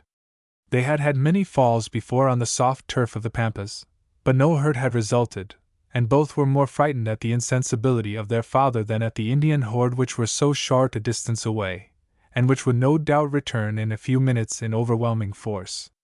Great, then, was Hubert's delight, when upon looking round he saw that Mr. Hardy had raised himself with his arms. "What has happened?" he said in a confused manner. "Are you hurt, Papa?" Hubert asked, with tears of joy running down his face. "You frightened us both so dreadfully. Please drink a little water, and I will pour a little over your face." Mr. Hardy drank some water, and Hubert dashed some more in his face. "That will do, Hubert," he said with a smile. "You will drown me. There, I am all right now. I was stunned, I suppose. There you are." And he got up onto his feet. "You see I am not hurt. And now, where are the Indians?" "There, Papa," said the boys with pardonable triumph, as they pointed to 13 dead Indians. Their father could not speak. He grasped their hands warmly. He saw how great the danger must have been, and how gallantly his boys must have borne themselves. "The Indians may be back in a few minutes, Papa. Your horse is dead, but there's one of the Indians standing by his dead master. Let us catch him and shift the saddle." The animal, when they approached it, made no move to take flight, and they saw that his master's foot, as he fell, had become entangled in the lasso, and the well-trained beast had stood without moving. In 3 minutes the saddles were transferred, and the party again ready for fight or flight. "What next, Papa?" "We turned to the right, and rather toward home, when we started, so the Indian halting place is to the southeast of us, is it not?" "Yes, Papa, as near as may be," Charlie said, making out the points with some difficulty on the pocket compass, one of which they each carried, as the danger of being lost upon the pathless Pampas is very great. "We had ridden about 2 miles when I got my fall, so we are a mile to the west of their camp. We will ride now a couple of miles due north. The Indians are sure to send out a scout to see whether we have returned home, and our track will lead them to believe that we have. It is dusk now. We shall get 3 hours' rest before we have to move." It was perfectly dark before they reached their halting place. The saddles were again loosened, a little Indian corn, moistened with water, given to the horses, and another slight meal taken by themselves. The boys, by Mr. Hardy's orders, though sorely against their own wishes, then lay down to get a couple of hours' sleep, while Mr. Hardy went back about 100 yards along the trail they had made on coming, and then turned aside and sat down at a distance of a few yards to watch, in case any Indian should have followed up their trail. Here he sat for over 2 hours, and then returned to the boys. Charlie he found fast asleep. The pain of Hubert's wound had kept him awake. Mr. Hardy poured some water over the bandage, and then, waking Charlie, gave them instructions as to the part they were to play. Both of them felt rather uncomfortable when they heard that they were to be separated from their father. They raised no objections, however, and promised to obey his instructions to the letter. They then mounted their horses, Hubert having to be lifted up, for his leg was now very stiff and sore, and then began to retrace their steps, keeping 100 yards or so to the west of the track by which they had come. They rode in single file, and they had taken the precaution of fastening a piece of tape round their horses' nostrils and mouth, to prevent their snorting should they approach any of their own species. The night was dark, but the stars shone out clear and bright. At starting Mr. Hardy had opened his watch, and had felt by the hands that it was 10 o'clock. After some time he felt again. It was just half an hour from the time of their starting. "Now, boys, we are somewhere close to the place of your fight. In another 10 minutes we must separate." At the end of that time they again closed up. "Now, boys, you see that bright star? That is nearly due east of us. Go on as nearly as you can guess for 10 minutes, at a walk, as before. You will then be within a mile of the enemy. Then get off your horses. Mind, on no account whatever are you to leave their bridles, but stand with one hand on the saddle, ready to throw yourself into it. Keep 2 blue lights, and give me 1.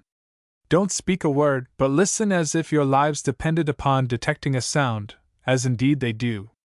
You are to remain there until you see that I have fairly succeeded, and then you are to dash in behind the cattle and fire off your revolvers, and shout so as to quicken their pace as much as possible. I do not think there is the least fear of the Indians following. The rockets will scare them too much. When you have chased the herd for about 2 miles, draw aside half a mile on their side, and then listen for the Indians passing in pursuit of the cattle. Wait 10 minutes, and then blow your dog whistle, a sharp, short note. If you hear Indians following you, or think there is danger, blow twice, and go still further to the right. God bless you, boys. I don't think there is much fear of your falling upon any scouts. They have been too badly cut up today, and must look upon our guns as witches. I need not say keep together, and if attacked, light a blue light and throw it down. Ride a short way out of its circle of light, and I will come straight to you through everything. Don't be nervous about me. There is not the least danger." In another minute the boys lost sight of their father, and turning their horses proceeded in the direction he had ordered.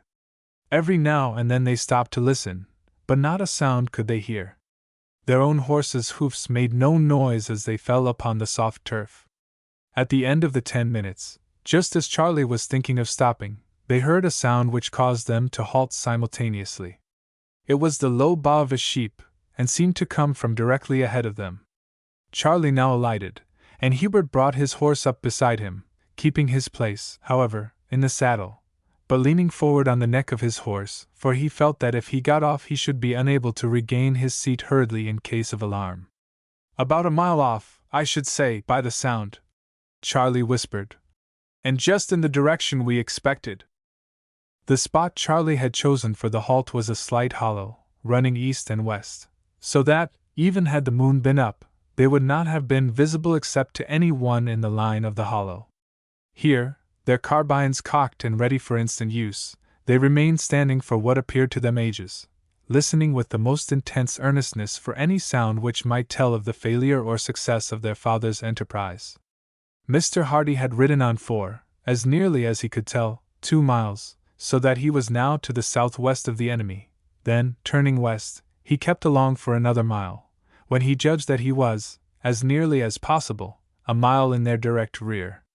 He now advanced with the greatest caution, every faculty absorbed in the sense of listening. He was soon rewarded by the sound of the baaing of the sheep, and dismounting and leading his horse, he gradually approached the spot.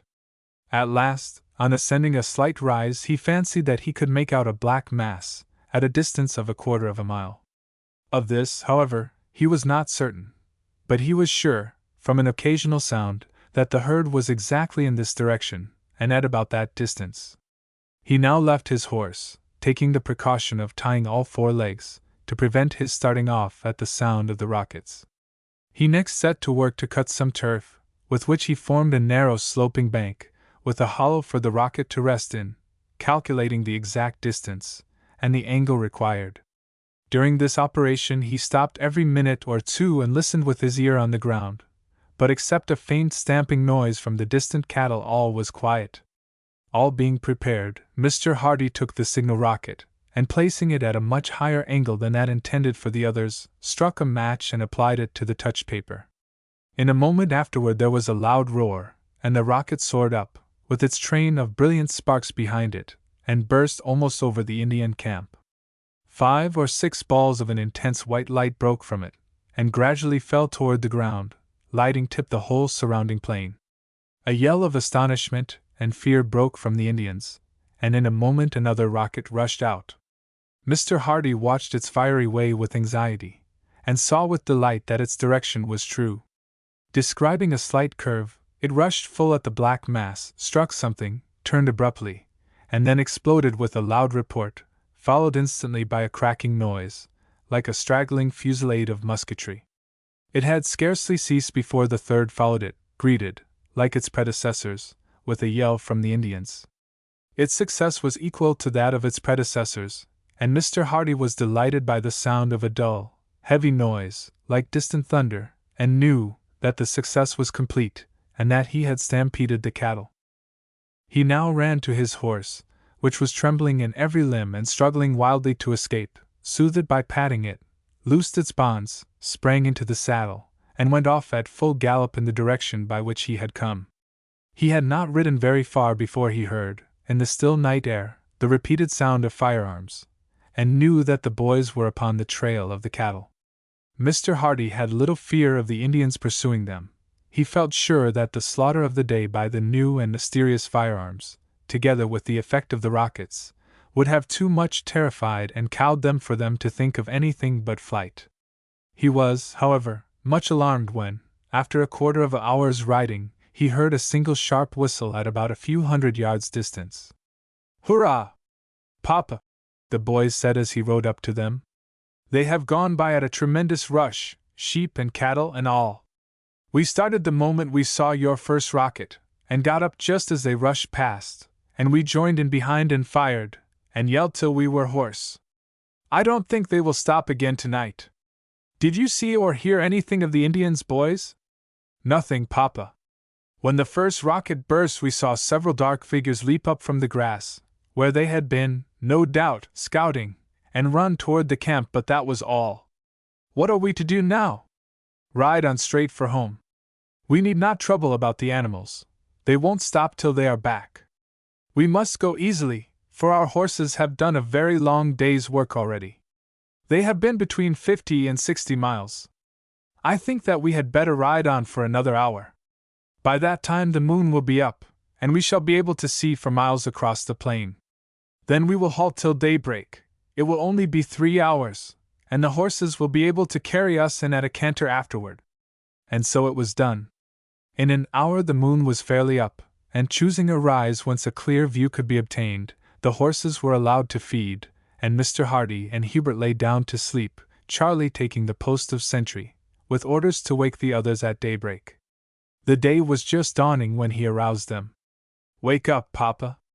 There are some figures coming over the plain." Mr. Hardy and Hubert were on their feet in an instant. "Where, Charlie?" "From the north, Papa. They must have passed us in their pursuit of the cattle, and are now returning, empty-handed, anyhow, for there are only 7 or 8 of them, and they are driving nothing before them." By this time all 3 were in the saddle again. "Shall we attack them, Papa?" "No, boys, we have given them quite a severe lesson enough. At the same time, we will move a little across, so that we can get a good sight of them as they pass, and make sure that they have got nothing with them. They are coming exactly this way, Papa." "Yes, I see, Hubert. They are no doubt riding back upon their trail. They will turn off quickly enough when they see us." But the newcomers did not do so, continuing straight forward.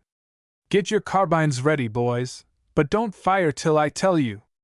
They must belong to some other party, and cannot know what has happened. No doubt they take us for Indians." "I don't think they are Indians at all," Hubert said as the figures rapidly approached. "Don't you, Hubert? We shall soon see." "Halloo! Halloo! Hurrah!" came back to them, and in another 5 minutes they were shaking hands heartily with their 3 friends from Canterbury, the Jamesons, and 2 or 3 other neighboring settlers. They told them that Farquhar, as soon as Lopez brought news of the attack, had sent mounted men off to all the other settlements, begging them to meet that night at Mount Pleasant. By 9 o'clock they had assembled, and after a consultation, had agreed that the Indians would be satisfied with their present booty, and that therefore no guard would be necessary at their own estancias. A good feed and 4 hours' rest had been given to their horses, and when the moon rose they had started. 2 hours after leaving they had seen a dark mass approaching, and had prepared for an encounter, but it had turned out to be the animals, who were going toward home at a steady pace. There seemed, they said, to be a good many horses among them. Assured by this that some encounter or other had taken place with the Indians, they had ridden on with much anxiety, and were greatly relieved at finding Mr. Hardy and his boys safe. The whole party now proceeded at a rapid pace toward home, which they reached in 4 hours' riding. As they came in sight of the watchtower, Mr. Harry separated himself from the others, and rode 30 or 40 yards away to the left, returning to the others. This he repeated 3 times, greatly to Mr. Hardy's surprise. "What are you doing, Harrys?" he asked. "I am letting them know you are all well. We agreed upon that signal before we started. They would be able to notice one separate himself from the rest in that way as far as they could see us, and long before they could make out any other sort of signal." In a short time 3 black spots could be seen upon the plain in the distance. These the boys very shortly pronounced to be Mrs. Hardy and the girls. When they approached, the rest of the party fell back, to allow Mr. Hardy and his sons to ride forward and have the pleasure of the first meeting to themselves. Needless is it to tell with what a feeling of delight and thankfulness Mrs. Hardy, Maud, and Ethel received them. After the first congratulations, the girls observed that Mr. Hardy had his arm bound up with a handkerchief. "Are you hurt, Papa?" they exclaimed anxiously. "Nothing to speak of, only an arrow in my arm. Old Hubert has got the worst of it. He has had one through the calf of his leg." "Poor old Hubert!" they cried. And Hubert had some difficulty in persuading the girls that he could wait on very fairly till he reached home without his being bandaged or otherwise touched. "And how did it all happen?" Mrs. Hardy asked. "I will tell you all about it when we have had breakfast, my dear," her husband said. "I have told our friends nothing about it yet, for it is a long story, and one telling will do for it. I suppose the animals have got back? How many are missing? Lopez came in from counting them just as we started. Mrs. Hardy said. He says there are only 4 or 5 cattle missing, and about a couple of hundred sheep. And do you know, in addition to our own horses, there are 123 Indian horses? Hurrah! The boys shouted delightedly. That is a triumph, isn't it, Papa? It is indeed, boys, and explains readily enough how it was that there was not the slightest attempt at pursuit. The Indian horses evidently broke their lariats and joined in the stampede. I suppose Lopez has driven them all into the enclosure. Oh, yes, Papa. They went in by themselves with our own animals, and Terence shut the gate at once. In another quarter of an hour they reached the house, received by Sarah and Terence, the latter being almost beside himself with joy at his master's safe return, and with vexation when he heard that there had been a fight, and that he had not been able to take part in it. Orders had been given to Sarah to prepare breakfast the instant the returning party had been seen, and their signal of "all safe" been made out. It was now ready, but before sitting down to it Mr. Hardy begged all present to join in a short thanksgiving to God for their preservation from extreme peril. All knelt, and as they followed Mr. Hardy's words they were sure, from the emotion with which he spoke, that the peril, of the particulars of which they were at present ignorant, had been indeed a most imminent one. This duty performed, all fell to with great heartiness to breakfast, and when that was over Mr. Hardy related the whole story. Very greatly were Mrs. Hardy and the girls amazed at the thoughts of the great peril through which their father and the boys had passed, and at the account of the defense by the boys when their father was lying insensible. Mrs. Hardy could not restrain herself from sobbing in her husband's arms at the thought of his fearful danger, while the girls cried sore and kissed their brothers, and all their friends crowded round them and wrung their hands warmly, while Terence sought relief by going out into the garden, dancing a sort of jig, and giving vent to a series of wild war-whoops. It was some time before all were sufficiently calm to listen to the remainder of the story, which was received with renewed congratulations. When it was all over a council was held, and it was agreed that there was no chance whatever of the Indians returning to renew the contest, as they would be helpless on foot, but that if by a spy they found out that their horses were there, they might endeavor to recover them. It was therefore agreed that they should be driven over at once to Mr. Percy's, there to remain until a purchaser was obtained for them. In the afternoon the party dispersed, with many thanks from the Hardys for their prompt assistance. Chapter 11. Quiet Times. After a storm comes a calm. A saying true in the case of the Hardys, as in that of most others. All their neighbors agreed that after the very severe loss of the Indians, and the capture of the whole of their horses, there was no chance whatever of another attack, at any rate for many months. After that it was possible, and indeed probable, that they would endeavor to take vengeance for their disastrous defeat, but that at present they would be too crippled and disheartened to think of it. The settlers were now, therefore, able to give their whole attention to the farm. The first operation was the sheep shearing. 4 men had been hired to do the shearing at Canterbury, and then to come over to Mount Pleasant. Charlie rode over to their neighbors with Mrs. Hardy and his sisters, Mr. Hardy and Hubert remaining at home, the latter laid up with the wound in his leg. It was an amusing sight to see 300 or 400 sheep driven into an enclosure, and then dragged out by the shearers. These men were paid according to the numbers shorn, and were very expert, a good hand getting through 100 a day. They were rather rough, though, in their work, and the girls soon went away from the shearing place with a feeling of pity and disgust, for the shearers often cut the sheep badly. Each man had a pot of tar by his side, with which he smeared over any wound. A certain sum was stopped from their pay for each sheep upon which they made a cut of over a certain length. But although this made them careful to a certain extent, they still wounded a great many of the poor creatures. A much more exciting amusement was seeing the branding of the cattle, which took place after the shearing was over. The animals were let out, one by one, from their enclosure, and, as they passed along a sort of lane formed of hurdles, they were lassoed and thrown on to the ground. The hot branding iron was then clapped against their shoulder, and was received by a roar of rage and pain. The lasso was then loosened, and the animal went off at a gallop to join his companions on the plain. Some caution was required in this process, for sometimes the animals, upon being released, would charge their tormentors, who then had to make a hasty leap over the hurdles, Terence, who stood behind them, being in readiness to thrust a goad against the animal's rear, and this always had the effect of turning them. For a few days after this the cattle were rather wild, but they soon forgot their fright and pain, and returned to their usual ways. Mr. Hardy had by this time been long enough in the country to feel sure of his position. He therefore determined to embark the rest of his capital in agricultural operations. He engaged 10 native peons, and set to extend the land under tillage. The watercourses from the dam were deepened and lengthened, and side channels cut, so that the work of irrigation could be effectually carried on over the whole of the low-lying land, the water being sufficient for the purpose for nearly 10 months in the year. 4 plows were kept steadily at work, and the ground was sown with alfalfa or lucerne as fast as it was got into condition. Patches of Indian corn, pumpkins, and other vegetables were also planted. Mr. Hardy resolved that until the country beyond him became so settled that there could be little danger from Indian incursions, he would not increase his stock of sheep and cattle, but would each year sell off the increase. He also decided upon entering extensively upon dairy operations.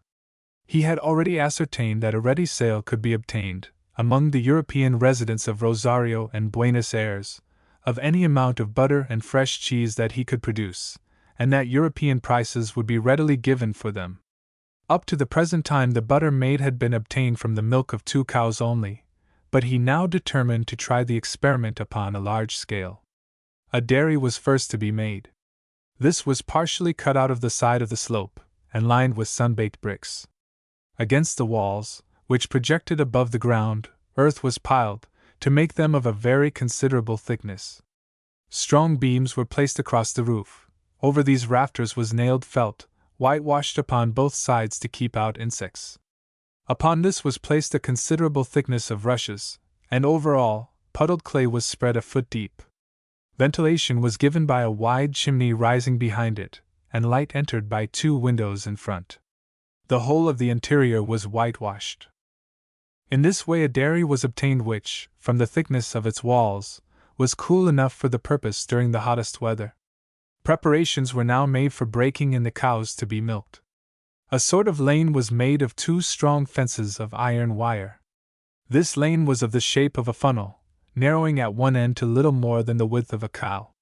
At the end of this was a gate, and attached to the gate a light trough filled with fresh alfalfa. Half a dozen cows which had recently calved were now separated from the herd, and driven into the wide end of the enclosure. One by one they approached the narrow end, and when one had reached the extremity, and had begun to devour the alfalfa, of which they are very fond, a bar was let down behind her, so that she could now either advance, retreat, nor turn round. One of the boys now began cautiously and quietly to milk her, and the cows in few cases offered any resistance. 1 or 2 animals were, however, very obstreperous, but were speedily subdued by having their legs firmly fastened to the posts behind. In a few days all were reconciled to the process, and ere long would come in night and morning to be milked, with as much regularity as English cows would have done. The wives of the peons were now taught to milk, and more cows were gradually added to the number, until in 6 months there were 50 cows in full milk. Maud and Ethel had now no longer anything to do with the house, Mrs. Hardy undertaking the entire management of that department, while the girls had charge of the fowl house and dairy. The milk was made partly into butter, partly into fresh cheese. These were sent off once a week to catch the steamer for Buenos Aires. Mr. Hardy had a light cart made for 1 horse, and by this conveyance the butter, starting as soon as the sun went down, arrived in Rosario in time for the early boat to the capital. It was sent in large baskets made of rushes, and packed in many layers of cool, fresh leaves, so that it arrived at Buenos Aires 40 hours after leaving Mount Pleasant, perfectly fresh and good. The skim milk was given to the pigs, who had already increased to quite a numerous colony. Although they had been planted less than a year, the fruit trees round the house had thriven in a surprising manner, and already bore a crop of fruit more than sufficient for the utmost wants of the household. Peaches and nectarines, apricots and plums, appeared at every meal, either fresh, stewed, or in puddings, and afforded a very pleasant change and addition to their diet. As Maud said one day, they would have been perfectly happy had it not been for the frogs. These animals were a very great nuisance. They literally swarmed. Do what they would, the Hardys could not get rid of them. If they would but have kept out of the house, no one would have minded them.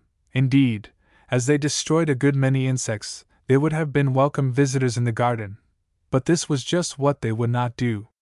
The door always stood open, and they evidently considered that as an invitation to walk in. There they would hide behind boxes, or get under beds, and into water jugs and baths, and in fact, into every possible corner. They would even get into boots, and these had always to be shaken before being put on, in case frogs or insects should have taken up their abode there. It used at first to be quite a matter of difficulty to know what to do with the frogs after they were caught, but after a time a covered basket was kept outside the door, and into this the frogs were popped, and taken once a day and emptied into the stream. At first they had got into the well, and had proved a great nuisance, and they were only got rid of by nearly emptying the well out with buckets, and by then building a wall round its mouth, with a tightly fitting lid. Insects of all kinds were indeed a great pest, scorpions being by no means uncommon, while large centipedes occasionally intruded into the house. These creatures were a great trouble to the girls in their dairy, for the frogs and toads would climb up the walls, and fall squash into the milk pans. The only way that they could be at all kept out was by having the doors sawn asunder 3 feet from the ground, so that the lower half could be shut while the girls were engaged inside. However, in spite of the utmost pains, the little ones would crawl in through crevices, or leap in at the window, and at last the girls had to get wickerwork covers made for all the pans, and as the natives are very skillful at this work, they were thus enabled to keep the milk clean. Almost as great a trouble as the frogs were the brocachas, who committed terrible havoc in the garden and among the crops. They are about the size, and have somewhat the appearance of hares, and burrow in immense quantities in the Pampas. The only way to get rid of them was by puffing the fumes of burning sulfur down into their holes, and it was quite a part of the boys' regular work to go out with the machine for the purpose, and to suffocate these troublesome creatures. Their holes, however, are not so dangerous to horsemen as are those of the armadillos, as the ground is always bare in their neighborhood. The armadillos are of 3 or 4 species, all of them small. The peludo is about 1 foot in length, and has hair sticking out between his scales. The mulatas are smaller. Both are excellent eating, but the girls were some time before they could bring themselves to touch them. The matajo, in addition to the protection of his eye scales, is able to roll himself into a ball at the approach of danger, and clothed in his impervious armor, is proof against any attacks except those of man. These animals are so common that the plain is in many cases quite honeycombed with them. The girls had a great scare the first time they came upon an iguana, thinking that it was a crocodile. These great lizards are about 5 feet long, and are ferocious looking, but very harmless unless attacked. Then they will defend themselves, and can inflict a sharp blow with their tails, or a severe bite with their teeth. They are very common, and the Indians eat them, and say that the meat is excellent, but the young Hardys could never be persuaded to taste it. Thus matters proceeded for some time without any noteworthy incident. Their circle of acquaintances grew little by little. Several neighboring plots had been taken up, and although the new settlers had little time for making visits, still the very fact of their presence near gave a feeling of companionship and security. Very frequently young men would arrive with letters of introduction, and would stay a few days with them while they inspected the country. Their household, too, had received an increase. A young Englishman named Fitzgerald, the son of some very old friend of the Hardys, had written expressing a very strong desire to come out, and asking their advice in the matter. Several letters had been exchanged, and at length, at Mr. Fitzgerald's earnest request, Mr. Hardy agreed to receive his son for a year, to learn the business of a Pampas farmer, before he embarked upon his own account. A small room was accordingly cleared out for him, and Mr. Hardy never had any reason to regret having received him. He was a pleasant, light-hearted young fellow of about 20 years of age. One change, however, had taken place which deserves mention. Sarah one day came to her mistress, and with much blushing and hesitation said that Terence Kelly had asked her to marry him. Mrs. Hardy had long suspected that an attachment had sprung up between the Irishman and her servant, so she only smiled and said, "Well, Sarah, and what did you say to Terence? The year you agreed to stop with us is over, so you are at liberty to do as you like, you know." "Oh, ma'am, but I don't want to leave you." "That is just what I told Terence. If master and mistress are willing that I shall marry you and stay on with them as before, I won't say no, Terence. But if they say that they would not take a married servant, then, Terence, we must stay as we are." "I have no objection at all, Sarah, and I think I can answer for Mr. Hardy having none. Terence is a very good, steady fellow, and I know that Mr. Hardy has a high opinion of him, so you could not make a marriage which would please us more. We should be very sorry to hosea you, but we could not in any case have opposed you marrying whom you liked, and now we shall have the satisfaction of keeping you here with us." And so it was settled, and a fortnight afterward Terence and Sarah had 2 days' holiday, and went down to Buenos Aires, where there was an English church, and came back again man and wife. After that each went back to work as usual, and the only change was that Terence now took his meals and lived in the house instead of down in the men's huts. By this time they had begun to find out which of the crops peculiar to warm countries would pay, and which would not, or rather, for they all paid more or less, which was the most suitable. The cotton crop had proved a success. The field had in time been covered with cotton plants, which had burst first into a bright yellow blossom, and had then been covered with many balls of white fluff. The picking the cotton had been looked upon at first as great fun, although it had proved hard work before it was finished. Its weight had rather exceeded Mr. Hardy's anticipation. The process of cleaning the cotton from the pods and seeds had proved a long and troublesome operation, and had taken an immense time. Judging by the progress that they at first made with it, they really began to despair of ever finishing it, but with practice they became more adroit. Still it was found to be too great a labor during the heat of the day, although carried on within doors. It had been a dirty work too. The light particles of fluff had got everywhere, and at the end of a couple of hours' work the party had looked like a family of bakers. Indeed, before more than a quarter of the quantity raised was clean they were heartily sick of the job, and the remainder was sold in the pod to an Englishman who had brought out machinery, and was attempting to raise cotton near Buenos Aires. Although the profits had been considerable, it was unanimously determined that the experiment should not be repeated, at any rate for the present. Mr. Hardy had not at first carried out his idea of planting a couple of acres with tobacco and sugar cane, the ground having been required for other purposes. He had not, however, abandoned the idea, and about 2 months before the marriage of Terence and Sarah he had planted some tobacco, which was, upon their return from Buenos Aires, ready to be picked. The culture of tobacco requires considerable care. The ground is first prepared with great care, and is well and thoroughly manured, but this was not required in the present case, as the rich virgin soil needed no artificial aid. It is then dug in beds something like asparagus beds, about 2 feet wide, with a deep trench between each. The seeds are raised in a seedbed, and when 9 or 10 inches high they are taken up and carefully transplanted into the beds, 2 rows being placed in each, and the plants being a foot apart. There are various methods of cultivation, but this was the one adopted by Mr. Hardy. The plants grew rapidly, the ground between them being occasionally hoed, and kept free from weeds. When they were 4 feet high the tops were nipped off, and any leaves which showed signs of disease were removed. Each stem had from 8 to 10 leaves. When the leaves began to turn rather yellow, Mr. Hardy announced that the time for cutting had arrived, and one morning all hands were mustered to the work. It consisted merely in cutting the stems at a level with the earth, and laying the plants down gently upon the ground. By breakfast time the 2 acres were cleared. They were left all day to dry in the sun, and a little before sunset they were taken up, and carried up to one of the store sheds, which had been cleared and prepared for the purpose.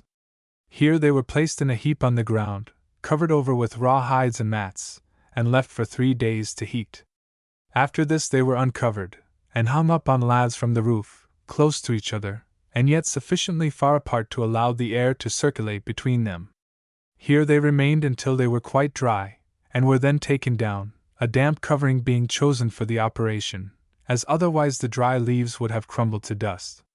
They were again laid in a heap, and covered up to allow them to heat once more. This second heating required some days to accomplish, and this operation required great attention, as the tobacco would have been worthless if the plants had heated too much. In 10 days the operation was complete. The leaves were then stripped off, the upper leaves were placed by themselves, as also the middle and the lower leaves, the higher ones being of the finest quality. They were then tied in bundles of 12 leaves each, and were packed in layers and barrels, a great pressure being applied with a weighted lever, to press them down into an almost solid mass. In all they filled 3 barrels, the smallest of which, containing 60 pounds of the finest tobacco, Mr. Hardy kept for his own use and that of his friends. The rest he sold at Buenos Aires at a profitable rate. The venture, like that of the cotton, had proved a success, but the trouble and care required had been very great, and Mr. Hardy determined in future to plant only sufficient for his own use and that of the men employed upon the estate. The next experiment which was perfected was that with the sugar cane. In this, far more than in the others, Mrs. Hardy and the girls took a lively interest. Sugar had been one of the few articles of consumption which had cost money, and it had been used in considerable quantities for converting the fruit into fine puddings and preserves. It was not contemplated to make sugar for sale, but only for the supply of the house. 2 acres, therefore, was the extent of the plantation. Mr. Hardy procured the cuttings from a friend who had a small sugar plantation near Buenos Aires. The cultivation of sugar is simple. The land having been got in perfect order, deep furrows were plowed at a distance of 5 feet apart. In these the cuttings, which are pieces of the upper part of the cane, containing 2 or 3 knots, were laid at a distance of 3 feet apart. The plow was then taken along by the side of the furrow, so as to fill it up again and cover the cuttings. In sugar plantations the rows of canes are close together, but Mr. Hardy had chosen this distance, as it enabled his horse hoe to work between them, and thus keep the ground turned up and free from weeds, without the expense of hard labor. In a short time the shoots appeared above the soil. In 4 months they had gained the height of 14 feet, and their glossy stems showed that they were ready to cut. "Now, Clara," Mr. Hardy said, "this is your manufacture, you know, and we are only to work under your superintendence. The canes are ready to cut. How do you intend to crush the juice out? Because that is really an important question." The young Hardys looked aghast at each other, for in the pressure of other matters the question of apparatus for the sugar manufacture had been quite forgotten. "Have you really no idea how to do it, Frank?" "No, really I have not, my dear. We have certainly no wood on the place which would make the rollers. Besides, it would be rather a difficult business." Mrs. Hardy thought for a minute, and then said, "I should think that the mangle would do it." There was a general exclamation of, "Capital, Mamma!" and then a burst of laughter at the idea of making sugar with a mangle. The mangle in question was part of a patent washing apparatus which Mr. Hardy had brought with him from England, and consisted of 2 strong iron rollers, kept together by strong springs, and turning with a handle. "I do think that the mangle would do, Clara," Mr. Hardy said, "and we are all much obliged to you for the idea. I had thought of the great washing copper for boiling the sugar, but the mangle altogether escaped me. We will begin tomorrow. Please get all the tubs scrubbed out and scalded, and put out in the sun to dry. How long will it take, Papa?" "Some days, Ethel. We must only cut the canes as fast as the boiler can boil the juice down." The next day the work began. The canes were cut at a level with the ground, the tops were taken off, and the canes cut into lengths of 3 feet. They were then packed on a bullock cart and taken up to the house. They were next passed through the mangle, which succeeded admirably, the juice flowing out in streams into the tub placed below to receive it. When all the canes had been passed through the mangle, the screws were tightened to increase the pressure, and they were again passed through, by which time, although the juice was not so thoroughly extracted as it would have been by a more powerful machine, the quantity that remained was not important. As the tub was filled, the contents were taken to the great copper, under which a fire was then lighted. The crushing of the canes was continued until the copper was nearly full, when Mr. Hardy ordered the cutting of the canes to be discontinued for the day. The fire under the copper was fed with the crushed canes, which burned very freely. Mr. Hardy now added a small quantity of lime and some sheep's blood, which last ingredient caused many exclamations of horror from Mrs. Hardy and the young ones. The blood, however, Mr. Hardy informed them, was necessary to clarify the sugar, as the albumin contained in the blood would rise to the surface, bringing the impurities with it. The fire was continued until the thermometer showed that the syrup was within a few degrees of boiling, and the surface was covered with a thick, dark-colored scum. The fire was then removed, and the liquor allowed to cool, the family now going about other work, as so large a quantity of liquor would not be really cold until the next day. The following morning the tap at the bottom of the boiler was turned, and the syrup came out bright and clear, about the color of sherry wine. The scum descended unbroken on the surface of the liquor, and when the copper was nearly empty the tap was closed, and the scum and what little liquor remained was taken out. The bright syrup was now again poured into the boiler, the fire relighted, and the syrup was kept boiling, to evaporate the water and condense the syrup down to the point at which it would crystallize. It required many hours boiling to effect this, any scum which rose to the surface being carefully taken off with a skimmer. At last it was found that the syrup on the skimmer began to crystallize, and Mr. Hardy pronounced it to be fit to draw off into the large washing tubs to crystallize. A fresh batch of canes was now crushed, and so the process was repeated until all the canes were cut. It took a fortnight altogether, but only 5 days of this were actually occupied in cutting and crushing the canes. As the sugar crystallized it was taken out a dark, pulpy-looking mass, at which the young Hardys looked very doubtfully, and was placed in a large sugar hogshead, which had been procured for the purpose. In the bottom of this 8 large holes were bored, and these were stopped up with pieces of plantain stalk. Through the porous substance of these stalks the molasses or treacle slowly drained off. As the wet sugar was placed in the cask, layers of slices of plantain stems were laid upon it, as the spongy substance draws the dark coloring matter out from the sugar. The plantain grows freely in South America, and Mr. Hardy had planted a number of this graceful tree near his house, but these had not been advanced enough to cut, and he had therefore procured a sufficient quantity from a friend at Rosario. It was 3 months before the drainage of the molasses quite ceased, and the Hardys were greatly pleased, on emptying the hogshead and removing the plantain stems, to find that their sugar was dry, and of a very fairly light color. The sugar canes did not require planting again, as they will grow for many years from the same roots, and although the canes from old stools, as they are called, produce less sugar than those of the first year's planting, the juice is clearer, and requires far less trouble to prepare and refine. Before another year came round the boys made a pair of wooden rollers of 18 inches in diameter. These were covered with strips of hoop iron, nailed lengthways upon them at short intervals from each other, thereby obtaining a better grip upon the canes, and preventing the wood from being bruised and grooved. These rollers were worked by a horse mill, which Mr. Hardy had ordered from England.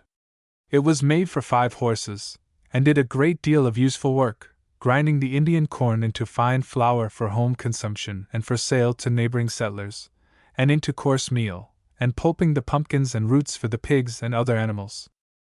Mr. Hardy also tried many other experiments, as the climate is suited to almost every kind of plant and vegetable. Among them was the cultivation of ginger, of the vanilla bean, of flax, hemp, and coffee. In all of them he obtained more or less success, but the difficulty of obtaining labor, and the necessity of devoting more and more attention to the increasing flocks, herds, and irrigated land, prevented him from carrying them out on a large scale.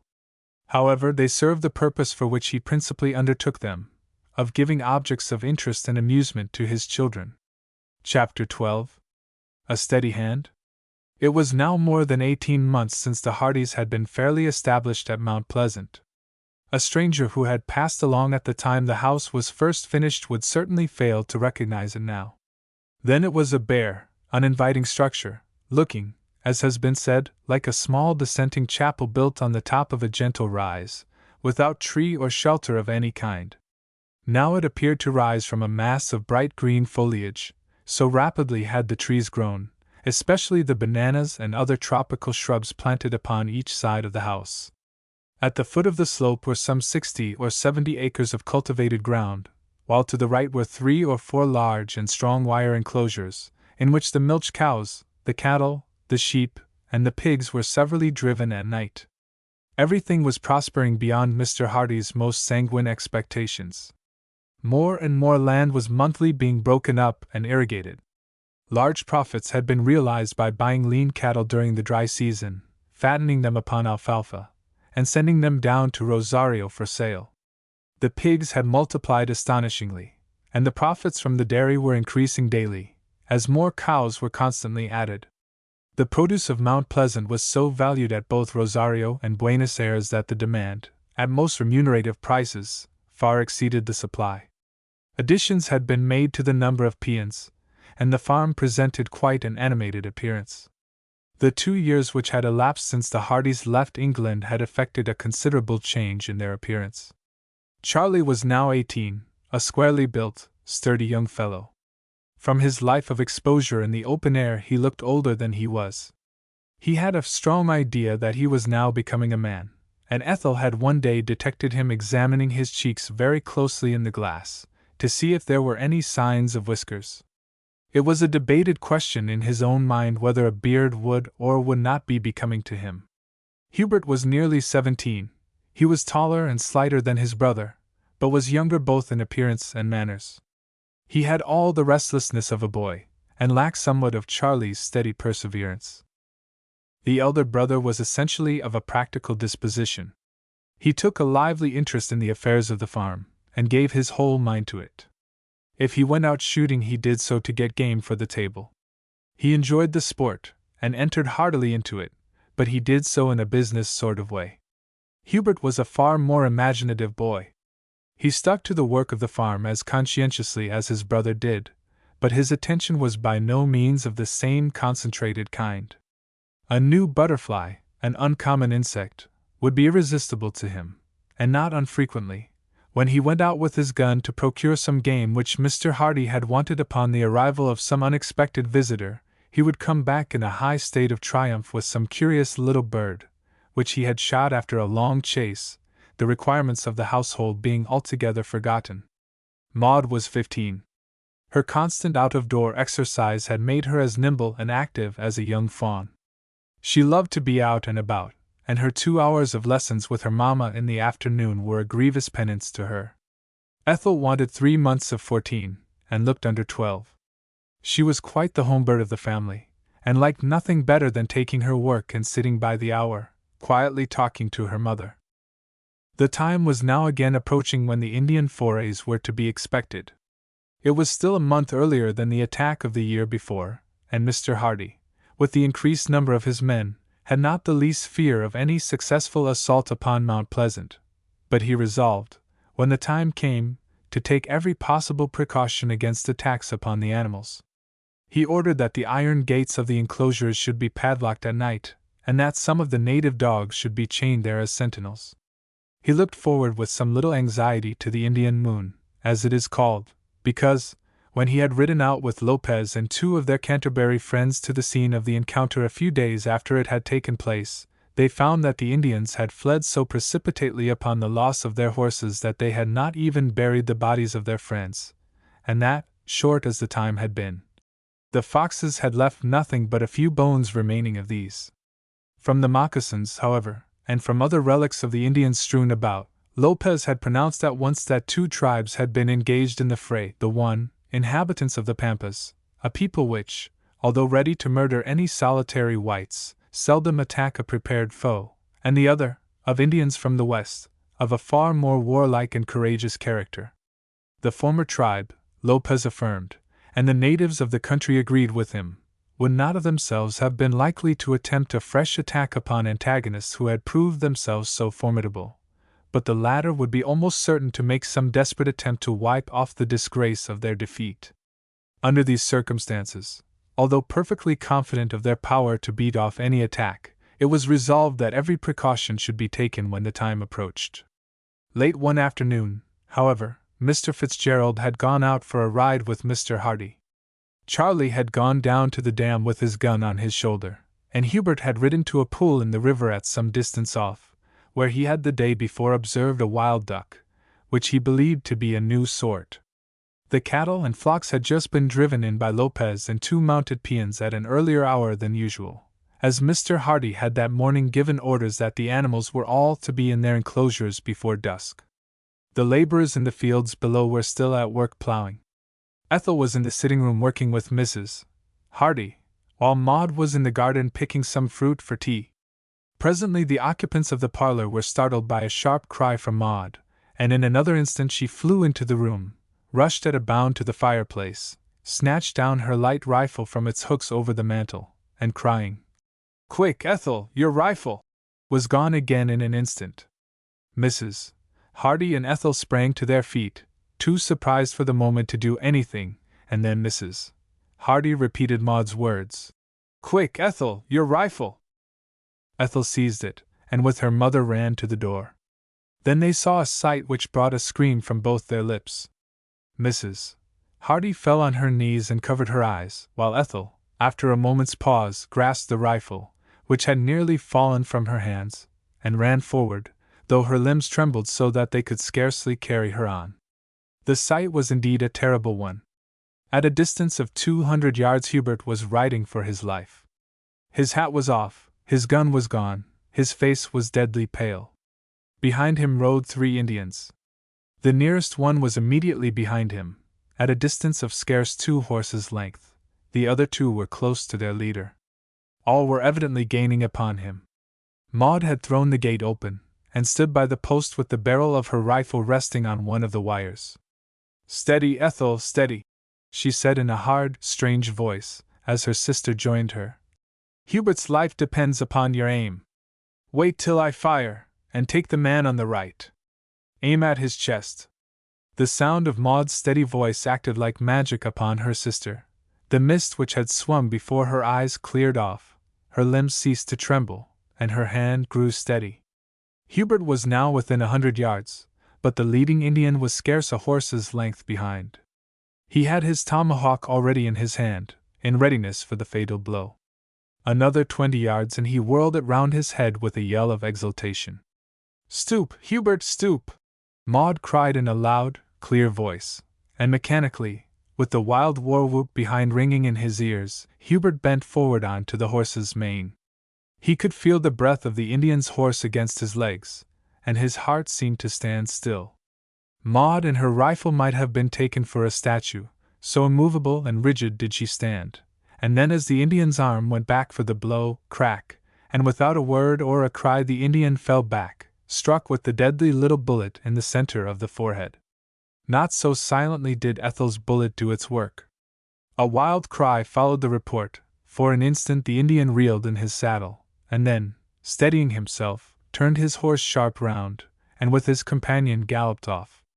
Illustration: Hubert's escape from the Indians. Hubert, as his horse passed through the gate and drew up, almost fell from his seat, and it was with the greatest difficulty that he staggered toward Maud, who had gone off in a dead faint as she saw him ride on alone. Ethel had sat down on the ground, and was crying passionately, and Terence came running down from the house with a gun in his hand, pouring out Irish threats and ejaculations after the Indians. These were changed into a shout of triumph as Charlie stepped from behind the henhouse, as they passed at a short distance, and at the discharge of his double barrels the unwounded Indian fell heavily from his horse. Anxious as he was to assist his young mistresses, for Hubert was far too shaken to attempt to lift Maud from the ground, Terence stood riveted to the spot watching the remaining Indian. Twice he reeled in the saddle, and twice recovered himself, but the third time, when he was distant nearly half a mile, he suddenly fell off to the ground. "I thought the murdering thief had got it," muttered Terence to himself, as he ran down to raise Maud, and with the assistance of Sarah to carry her up to the house, against the doorway of which Mrs. Hardy was still leaning, too agitated to trust herself to walk. Hubert, now somewhat recovered, endeavored to pacify Ethel, and the two walked slowly up toward the house. In a minute or two Charlie came running up, and the peons were seen hurrying toward them. After a silent shake of the hand to his brother, and a short Thank God! Charlie, with his accustomed energy, took the command. Hubert, do you and Terence get all the arms loaded at once? Lopez, tell the peons to hurry up the plow oxen, shut them in the enclosure, and padlock all the gates. I will warn you if there's any danger. Then bring all the men and women up here. I am going to run up the danger flag. Papa is out somewhere on the plains. So saying, and taking his Colt's carbine, he ran up the stairs. In a moment afterward his voice was heard again. Hubert, Terence, bring all the guns that are loaded up here at once, quick, quick! And then he shouted loudly in Spanish, Come in all, come in for your lives! In another minute they joined him on the tower with Mr. Hardy's long rifle, Hubert's carbine, and their double-barreled shotguns, into each of which Terence dropped a bullet upon the top of the shot. Hubert could scarcely help giving a cry. At a distance of 1/4 of a mile Mr. Hardy and Fitzgerald were coming along, pursued by at least a dozen Indians, who were 30 or 40 yards in their rear. They were approaching from behind the house, and would have to make a sweep to get round to the entrance, which was on the right, on the side facing the dam. This would evidently give their pursuers a slight advantage. They hold their own, Charlie said after a minute's silence. There is no fear. Lopez, he shouted, run and see that the outside as well as the inside gates are open. It has been already said that a low wire fence had been placed at a distance of 100 yards beyond the inner enclosure, to protect the young trees from the animals. It was composed of 2 wires, only a foot apart, and was almost hidden by the long grass. It had a low gate, corresponding in position to the inner one. Charlie's quick eye saw at once the importance of the position. I think you might use the long rifle now, Hubert said. It might stop them if they feel that they are in reach of our guns. No, no, Charlie said. I don't want to stop them. Don't show the end of a gun above the wall. Then he was silent until his father was within 300 yards. He then shouted at the top of his voice, Mind the outside fence! Mind the outside fence! Mr. Hardy raised a hand to show that he heard, and as he approached, Charlie shouted again, Sweep well round the fence, well round it, for them to try and cut you off. Charlie could see that Mr. Hardy heard, for he turned his horse's head so as to go rather wide of the corner of the fence. Now, Hubert and Terence, get ready, we shall have them directly. Mr. Hardy and his companion galloped past, with the Indians still 50 yards behind them. Keeping 20 yards from the corner of the fence, the fugitives wheeled round to the right, and the Indians, with a cry of exultation, turned to the right also to cut them off. The low, treacherous wire was unnoticed, and in another moment men and horses were rolling in a confused mass upon the ground. Now, Charlie said, every barrel we have. And from the top of the tower a rain of lead poured down upon the bewildered Indians. The horses, frightened and wounded, kicked and struggled dreadfully, and did almost as much harm to their masters as the deadly bullets of the whites, and when the fire ceased not more than half of them regained their seats and galloped off, leaving the rest, men and horses, in a ghastly heap. Seeing them in full retreat, the occupants of the tower descended to receive Mr. Hardy and Fitzgerald, Terence much delighted at having at last had his share in a skirmish. Well done, boys! Very well planned, Charlie, Mr. Hardy said as he reined in his horse. That was a near escape. Not as near a one as Hubert has had by a long way, Papa. Indeed, Mr. Hardy said anxiously. Let me hear all about it. We have not heard ourselves yet, Charlie answered. It occurred only a few minutes before your own. The girls behaved splendidly, but they are rather upset now. If you will go up to the house to them, I will be up directly, but there are a few things to see about first. Lopez, he went on, carry out what I told you before, get the men in from the plows and see all secured. Tell them to hurry, for it will be dark soon. Kill a couple of sheep and bring them up to the house. We shall be a large party, and it may be wanted. Then let the peons all have supper. Come up to the house in an hour for instructions. See yourself that the dogs are fastened down by the cattle. Terence, take your place on the lookout, and fire a gun if you see any one moving. Having seen that his various orders were obeyed, Charlie went up to the house. He found the whole party assembled in the sitting room. Maud and Ethel had quite recovered, although both looked pale. Mrs. Hardy, absorbed in her attention to them, had fortunately heard nothing of her husband's danger until the firing from above, followed by a shout of triumph, told her that any danger there was had been defeated. "Now, Papa," Charlie said, "you give us your account first." "I have not much to tell, Charlie. Fitzgerald and I had ridden out some distance, 5 miles I should say, when the dogs stopped at a thicket and put out a lion. Fitzgerald and I both fired with our left-hand barrels, which were loaded with ball. The beast fell, and we got off to skin him. Dash barked furiously, and we saw a couple of dozen Indians coming up close to us. We stopped a moment to give them our barrels with duckshot, and then jumped into our saddles and rode for it. Unfortunately, we had been foolish enough to go out without our revolvers. They pressed us hard, but I was never in fear of their actually catching us. My only alarm was that one of us might repeat my disaster of the armadillo hole. So I only tried to hold my own 30 or 40 yards ahead. I made sure that one or other of you would see us coming, and I should have shouted loudly enough, I can tell you, to warn you as I came up. Besides, I knew that at the worst the arms were hanging above the fireplace, and that we only wanted time to run in, catch them up, and get to the door, to be able to defend the house till you could help us. And now, what is your story, Charlie? I have even less than you, Papa. I was down at the dam, and then I went into the henhouse, and I was just thinking that I could make a better arrangement for the nests, when I heard an Indian war yell between me and the house. It was followed almost directly by 2 cracks which I knew were the girls' rifles. I rushed to the door and looked out, and I saw 2 Indians coming along at full gallop. By the direction they were taking, they would pass only a little way from the henhouse, so I stepped back till I heard they were opposite, and then, going out, I gave both barrels to the nearest to me, and stopped his galloping about pretty effectually. When I reached the place I saw that Hubert had had a narrow squeak of it, for Maud had fainted, and Ethel was in a great state of cry. But I had no time to ask many questions, for I ran up to hoist the danger flag, and then saw you and Fitzgerald coming along with the Indians after you. Now, Hubert, let's hear your story." "Well, Papa, you know I said yesterday that I was sure that I had seen a new duck, and this afternoon I rode out to the pools, in hopes that he might still be there. I left my horse and crept on very cautiously through the reeds till I got sight of the water. Sure enough, there was the duck, rather on the other side. I waited for a long half-hour, and at last he came over rather nearer. He dived at my first barrel, but as he came up I gave him my second. Flirt went in and brought him out. He was new, sure enough, 2 blue feathers under the eye." "Bother the duck, Hubert," Charlie put in. "We don't care for his blue feathers, we want to hear about the Indians."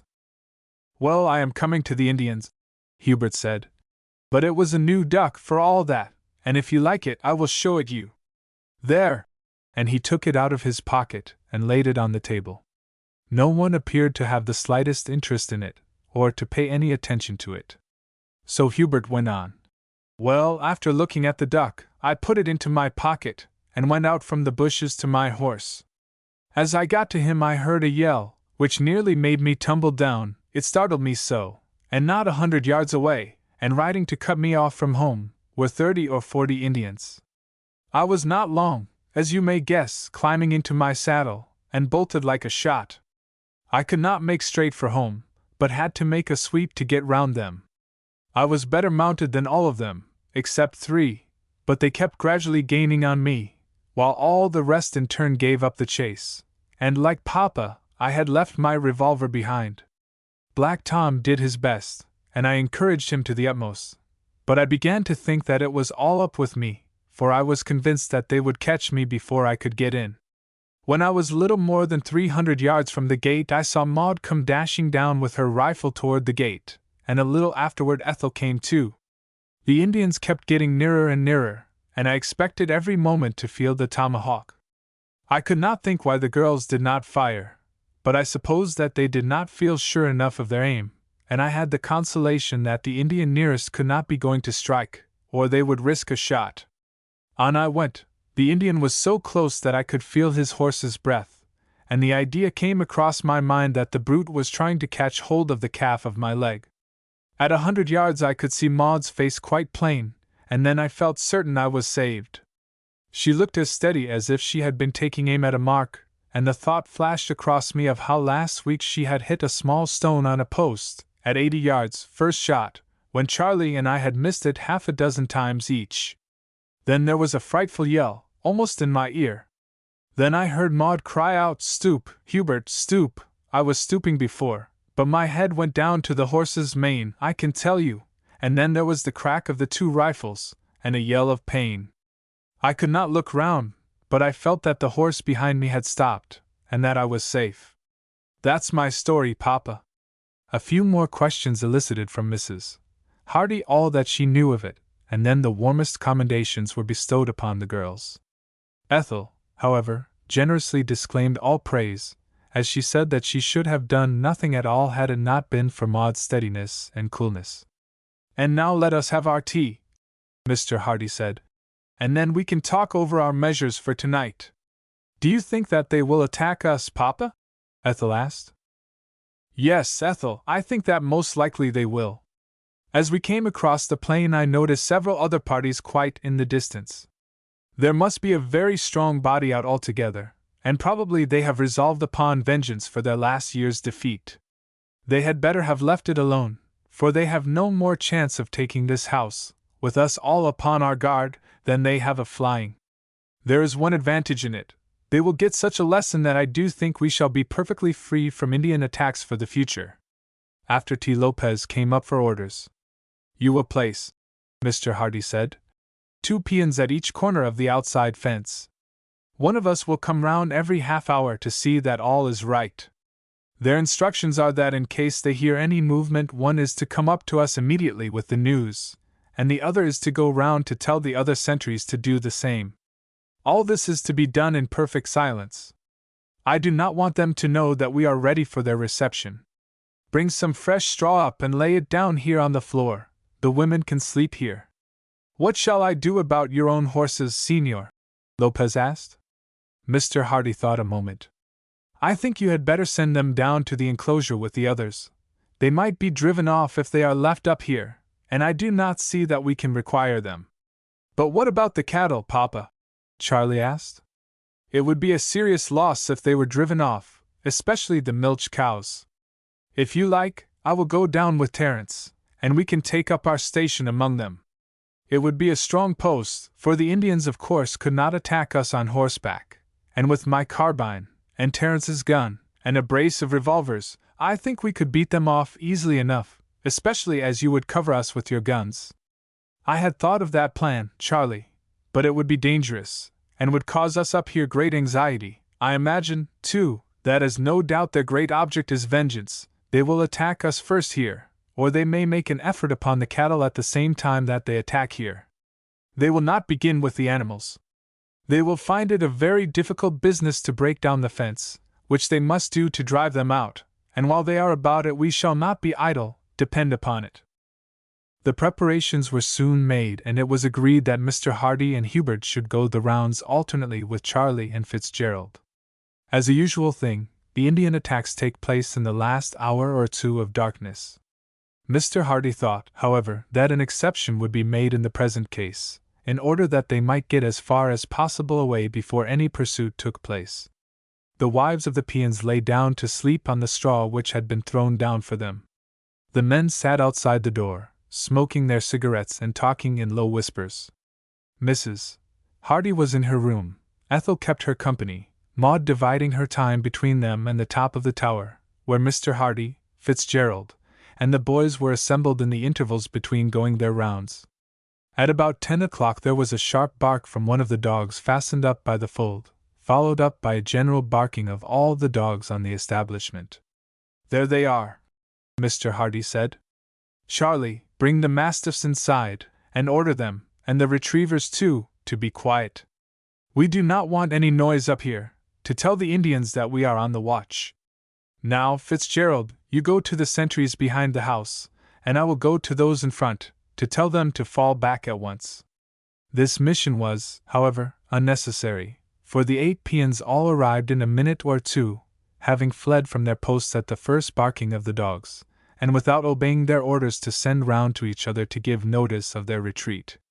Mr. Hardy was very angry with them, but they were in such abject fear of the Indians that they paid little heed to their master's words, but went and huddled themselves together upon the straw in the sitting-room, remaining there without movement until all was over.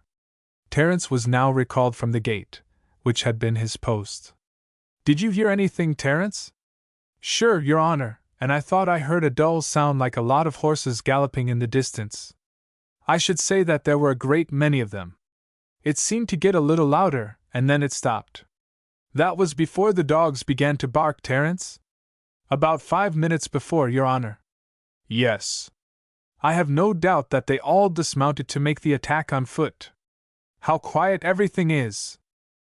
The general barking of the dogs had now ceased. Sometimes one or another gave a suspicious yelping bark, but between these no sound whatever was audible. The door was now closed and barred. Candles were lighted and placed in every room, thick cloths having been hung up before the loopholes in the shutters, to prevent a ray of light from escaping, and the windows themselves were opened.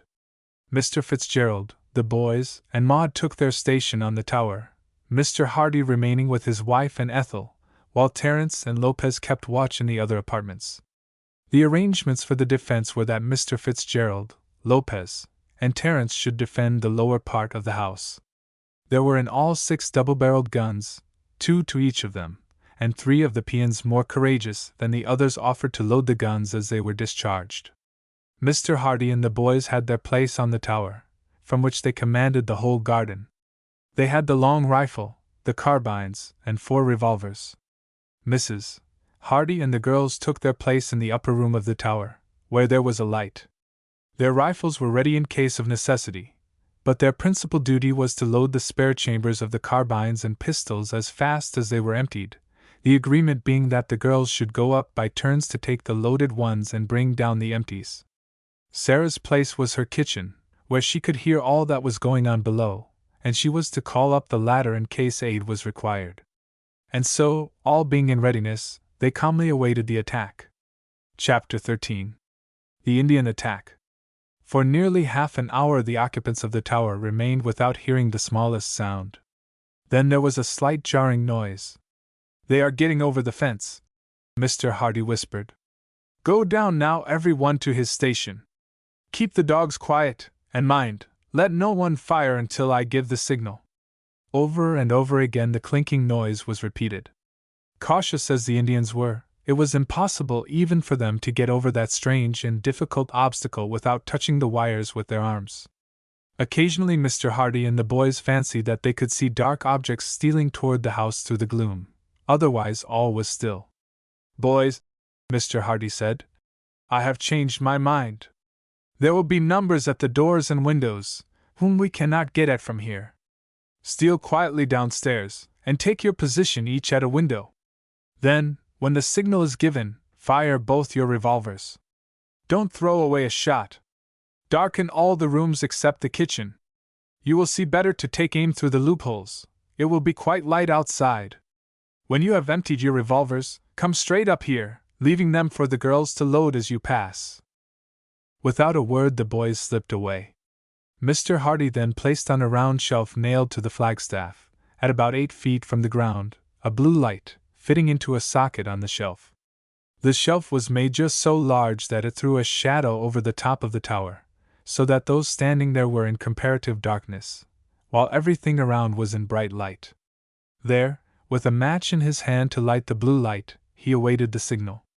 It was a long time coming, so long that the pause grew painful, and every one in the house longed for the bursting of the coming storm. At last it came. A wild, long, savage yell from hundreds of throats rose on the still night air, and confident as they were in their position, there was not one of the garrison but felt his blood grow cold at the appalling ferocity of the cry. Simultaneously there was a tremendous rush at the doors and windows, which tried the strength of frame and bar. Then, as they stood firm, came a rain of blows with hatchet and tomahawk. Then came a momentary pause of astonishment. The weapons, instead of splintering the wood, merely made deep dents, or glided off harmlessly. Then the blows redoubled, and then a bright light suddenly lit up the whole scene. As it did so, from every loophole a stream of fire poured out, repeated again and again. The guns, heavily loaded with buckshot, told with terrible effect upon the crowded mass of Indians around the windows, and the discharge of the 4 barrels from each of the 3 windows of the room at the back of the house, by Fitzgerald, Lopez, and Terence, for a while cleared the assailants from that quarter. After the first yell of astonishment and rage, a perfect quiet succeeded to the din which had raged there, broken only by the ring of the ramrods, as the 3 men and their assistants hastily reloaded their guns, and then hurried to the front of the house, where their presence was urgently required. Knowing the tremendous rush there would be at the door, Charlie and Hubert had posted themselves at its 2 loopholes, leaving the windows to take care of themselves for the present. The first rush was so tremendous that the door trembled on its posts, massive as it was, and the boys, thinking that it would come in, threw the weight of their bodies against it. Then with the failure of the first rush came the storm of blows, and the boys stood with their pistols leveled through the holes, waiting for the light which was to enable them to see their foes. As it came they fired together, and 2 Indians fell. Again and again they fired, until not an Indian remained standing opposite the fatal door. Then each took a window, for there was one at each side of the door, and these they held, rushing occasionally into the rooms on either side to check the assailants there. In this fight Sarah had certainly the honor of first blood. She was a courageous woman, and was determined to do her best in defense of the house. As an appropriate weapon, she had placed the end of the spit in the fire, and at the moment of the attack it was white-hot. Seeing the shutter bend with the pressure of the Indians against it, she seized the spit, and plunged it through the loophole with all her force. A fearful yell followed, which rose even above the tremendous din around. There was a lull so profound after the discharge of the last barrels of the boys' revolvers as to be almost startling. Running upstairs, they fitted fresh chambers to their weapons, left the empty ones with their sisters, and joined their father. "That's right, boys. The attack is beaten off for the present. Now take your carbines. There is a band of Indians down by the animals. I heard their war whoops when the others began, but the light hardly reaches so far. Now look out, I am going to send up a rocket over them. The cows are the most important, so Charlie, you direct all your shots at any party there. Hubert, divide yours among the rest." In another moment the rocket flew up into the air, and as the bright light burst out a group of Indians could be seen at the gateway of each of the enclosures. As the brilliant light broke over them they scattered with a cry of astonishment. Before the light faded the 12 barrels had been fired among them. As the rocket burst Mr. Hardy had gazed eagerly over the country, and fancied that he could see a dark mass at a distance of half a mile. This he guessed to be the Indians' horses. By this time the blue light was burning low, and Mr. Hardy, stretching his hand up, lit another at its blaze, and planted the fresh one down upon it. As he did so a whizzing of numerous arrows showed that they were watched. One went through his coat, fortunately without touching him, another went right through his arm, and a third laid Charlie's cheek open from the lip to the ear. "Keep your heads below the wall, boys," their father shouted. "Are you hurt, Charlie?" "Not seriously, Papa, but it hurts awfully." And Charlie stamped with rage and pain. "What has become of the Indians round the house?" Hubert asked. "They are making no fresh attack." "No," Mr. Hardy said. "They have had enough of it. They are only wondering how they are to get away. You see the fence is exposed all round to our fire, for the trees don't go within 20 yards of it. They are neither in front nor behind the house, for it is pretty open in both directions, and we should see them.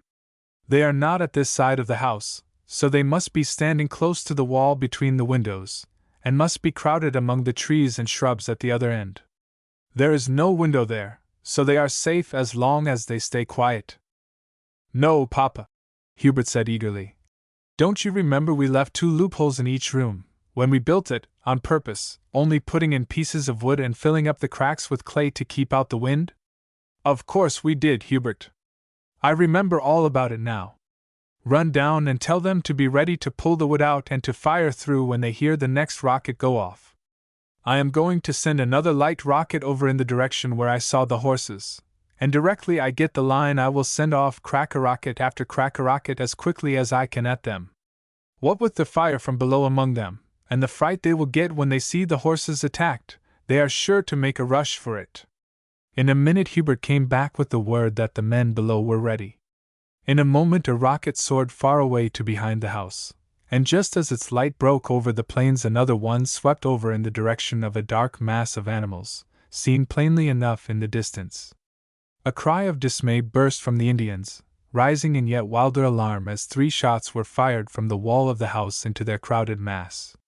Again and again was the discharge repeated, and with a yell of dismay a wild rush was made for the fence. Then the boys with their carbines, and Mr. Hardy with the revolvers, opened upon them, every shot telling in the dense mass who struggled to surmount the fatal railings. Frenzied with the danger, dozens attempted to climb them, and, strong as were the wires and posts, there was a cracking sound, and the whole side fell. In another minute, of the struggling mass there remained only some 20 motionless forms. 3 or 4 more rockets were sent off in the direction where the horses had been seen, and then another signal rocket, whose light enabled them to see that the black mass was broken up, and that the whole plain was covered with scattered figures of men and animals, all flying at the top of their speed. "Thank God, it is all over, and we are safe," Mr. Hardy said solemnly. "Never again will an Indian attack be made upon Mount Pleasant. It is all over now, my dear," he said to Mrs. Hardy as he went down the stairs. "They are off all over the country, and it will take them hours to get their horses together again. 2 of us have got scratched with arrows, but no real harm is done. Charlie's is only a flesh wound. Don't be frightened," he added quickly as Mrs. Hardy turned pale and the girls gave a cry at the appearance of Charlie's face, which was certainly alarming. "A little warm water and a bandage will put it all right." "Do you think it will leave a scar?" Charlie asked rather dolorously. "Well, Charlie, I should not be surprised if it does, but it won't spoil your beauty long, your whiskers will cover it. Besides, a scar won in honorable conflict is always admired by ladies, you know. Now let us go downstairs. My arm, too, wants bandaging, for it is beginning to smart amazingly, and I am sure we all must want something to eat." The supper was eaten hurriedly, and then all but Terence, who, as a measure of precaution, was stationed as watchman on the tower, were glad to lie down for a few hours' sleep. At daybreak they were up and moving. Mr. Hardy requested that neither his wife nor daughters should go outside the house until the dead Indians were removed and buried, as the sight could not but be a most shocking one. 2 of the peons were ordered to put in the oxen and bring up 2 carts, and the rest of the men set about the unpleasant duty of examining and collecting the slain. These were even more numerous than Mr. Hardy had anticipated, and showed how thickly they must have been clustered round the door and windows. The guns had been loaded with buckshot, 2 bullets he dropped down each barrel in addition, and the discharge of these had been most destructive, more especially those fired through the loopholes at the end of the house. There no less than 16 bodies were found, while around the door and windows were 13 others. All these were dead. The guns, having been discharged through loopholes breast high, had taken effect upon the head and body. At the fence were 14. Of these 12 were dead, another still breathed, but was evidently dying, while one had only a broken leg. Unquestionably several others had been wounded, but had managed to make off. The bullets of revolvers, unless striking a mortal point, disable a wounded man much less than the balls of heavier caliber. It was evidently useless to remove the Indian who was dying. All that could be done for him was to give him a little water, and to place a bundle of grass so as to raise his head. Half an hour later he was dead. The other wounded man was carried carefully down to one of the sheds, where a bed of hay was prepared for him. 2 more wounded men were found down by the cattle enclosures, and these also Mr. Hardy considered likely to recover. They were taken up and laid by their comrade. 3 dead bodies were found here. These were all taken in the bullock carts to a spot distant nearly half a mile from the house. Here, by the united labor of the peons, a large grave was dug, 6 feet wide, as much deep, and 12 yards long. In this they were laid side by side, 2 deep. The earth was filled in, and the turf replaced. At Hubert's suggestion, 2 young palm trees were taken out of the garden and placed one at each end, and a wire fence was erected all round, to keep off the animals. It was a sad task, and although they had been killed in an attack in which, had they been victorious, they would have shown no mercy, still Mr. Hardy and his sons were deeply grieved at having caused the destruction of so many lives. It was late in the afternoon before all was done, and the party returned to the house with lightened hearts, that the painful task was finished. Here things had nearly resumed their ordinary aspect. Terence had washed away the stains of blood, and save that many of the young trees had been broken down, and that one side of the fence was leveled, no one would have imagined that a sanguinary contest had taken place there so lately. Mr. Hardy stopped on the way to examine the wounded men. He had acquired a slight knowledge of rough surgery in his early life upon the prairies, and he discovered the bullet at a short distance under the skin in the broken leg. Making signs to the man that he was going to do him good, and calling in Fitzgerald and Lopez to hold the Indian if necessary, he took out his knife, cut down to the bullet, and with some trouble succeeded in extracting it. The Indian never flinched or groaned, although the pain must have been very great while the operation was being performed. Mr. Hardy then carefully bandaged the limb, and directed that cold water should be poured over it from time to time, to allay the inflammation. Another of the Indians had his ankle joint broken. This was also carefully bandaged.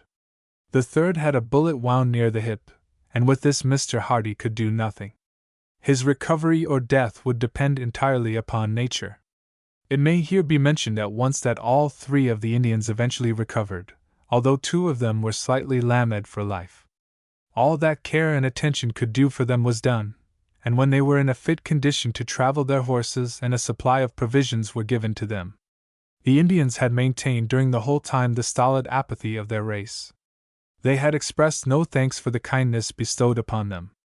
Only when their horses were presented to them, and bows and arrows placed in their hands, with an intimation that they were free to go, did their countenances change. Up to that time it is probable that they believed that they were only being kept to be solemnly put to death. Their faces lit up, and without a word they sprang on to the horses' backs, and dashed over the plains. Ere they had gone 300 yards they halted, and came back at equal speed, stopping abruptly before the surprised and rather startled group. "Good man," the eldest of them said, pointing to Mr. Hardy. "Good," he repeated, motioning to the boys. "Good, Mrs." And he included Mrs. Hardy and the girls, and then the 3 turned and never slackened their speed as long as they were in sight. The Indians of the South American Pampas and Sierras are a very inferior race to the noble-looking Comanches and Apaches of the North American prairies. They are generally short, wiry men, with long black hair. They have flat faces, with high cheekbones. Their complexion is a dark copper color, and they are generally extremely ugly. In the course of the morning after the fight, Mr. Cooper rode over from Canterbury, and was greatly surprised to hear of the attack. The Indians had not been seen or heard of at his estate, and he was ignorant of anything having taken place until his arrival. For the next few days there was quite a levy of visitors, who came over to hear of the particulars, and to offer their congratulations.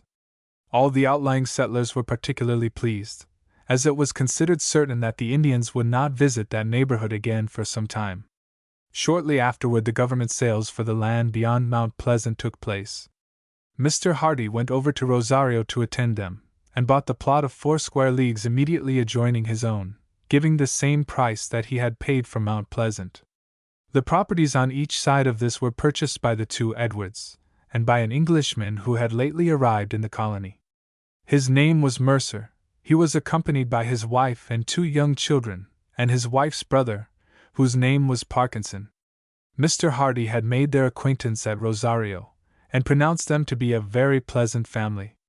They had brought out a considerable capital, and were coming in a week with a strong force to erect their house. Mr. Hardy had promised them every assistance, and had invited Mrs. Mercer to take up her abode at Mount Pleasant with her children, until the frame house which they had brought out could be erected, an invitation which had been gladly accepted. There was great pleasure at the thought of another lady in the neighborhood, and Mrs. Hardy was especially pleased for the girls' sake, as she thought that a little female society would be of very great advantage to them. The plots of land next to the Mercers and Edwards were bought, the one by 3 or 4 Germans working as a company together, the other by Don Martinez, an enterprising young Spaniard, so that the Hardys began to be in quite an inhabited country. It is true that most of the houses would be 6 miles off, but that is close on the Pampas.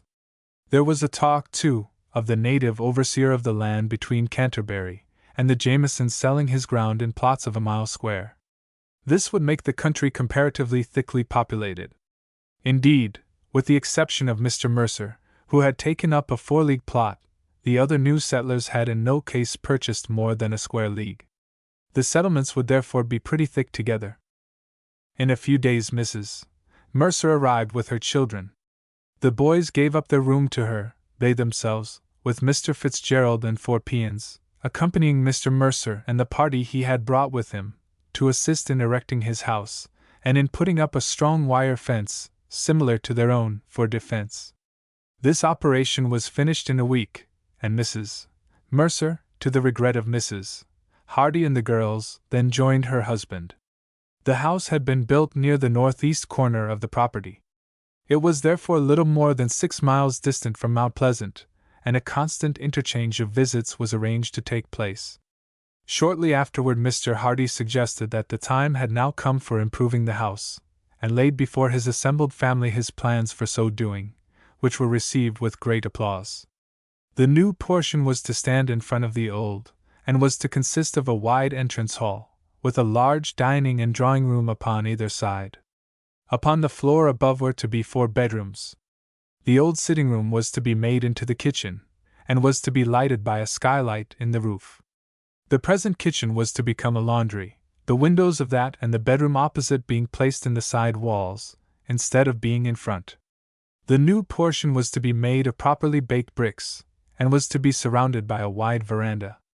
Of the present bedrooms, 2 were to be used as spare rooms, one of the others being devoted to 2 additional indoor servants whom it was now proposed to keep. It was arranged that the carts should at once commence going backward and forward to Rosario, to fetch coal for the brick-making, tiles, wood, etc., and that an experienced brickmaker should be engaged, all the hands at the farm being fully occupied. It would take a month or 6 weeks, it was calculated, before all would be ready to begin building, and then Mrs. Hardy and the girls were to start for a long-promised visit to their friends the Thompsons, near Buenos Aires, so as to be away during the mess and confusion of the building. An engagement was made on the following week with 2 Italian women at Rosario, the one as a cook, the other as general servant, Sarah undertaking the management of the dairy during her mistress' absence. Chapter 14. Terrible News. Another 2 years passed over, bringing increased prosperity to the Hardys. No renewal of the Indian attacks had occurred, and in consequence an increased flow of emigration had taken place in their neighborhood.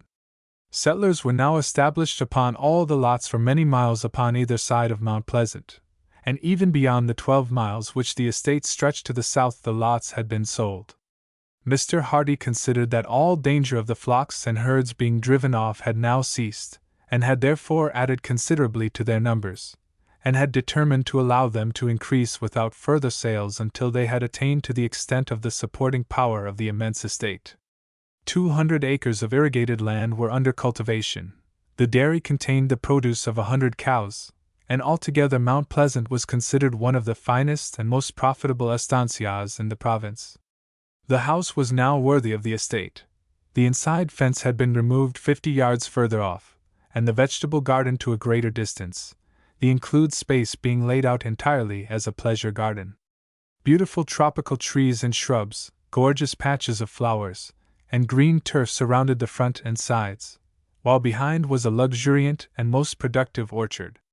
The young Hardys had for some time given up doing any personal labor, and were incessantly occupied in the supervision of the estate and of the numerous hands employed. For them a long range of adobe huts had been built at some little distance in the rear of the enclosure. Maud and Ethel had during this period devoted much more time to their studies, and the time was approaching when Mrs. Hardy was to return with them to England, in order that they might pass a year in London under the instruction of the best masters.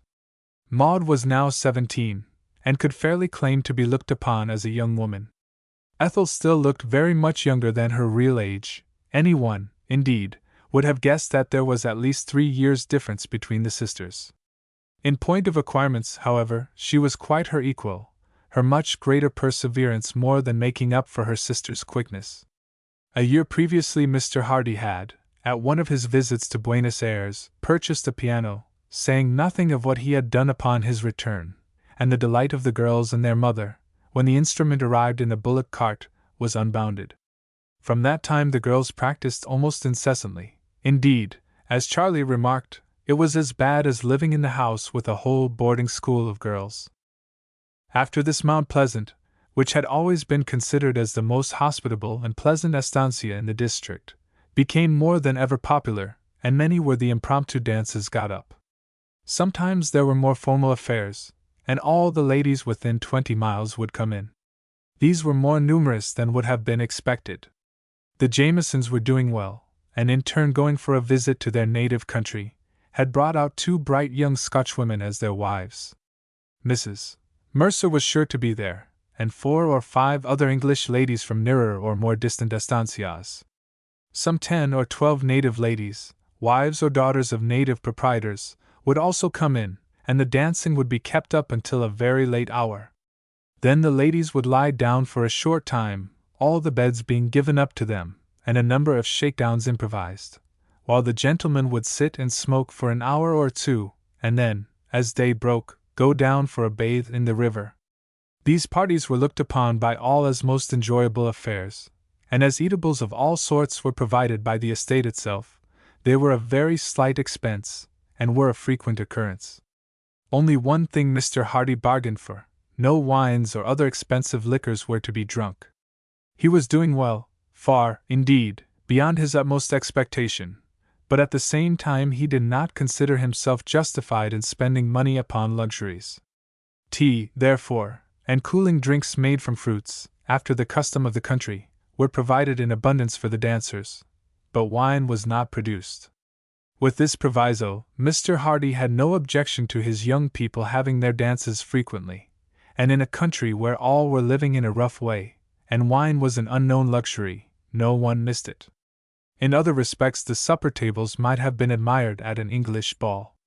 Of substantials there was abundance: turkeys and fowls, wild duck and other game.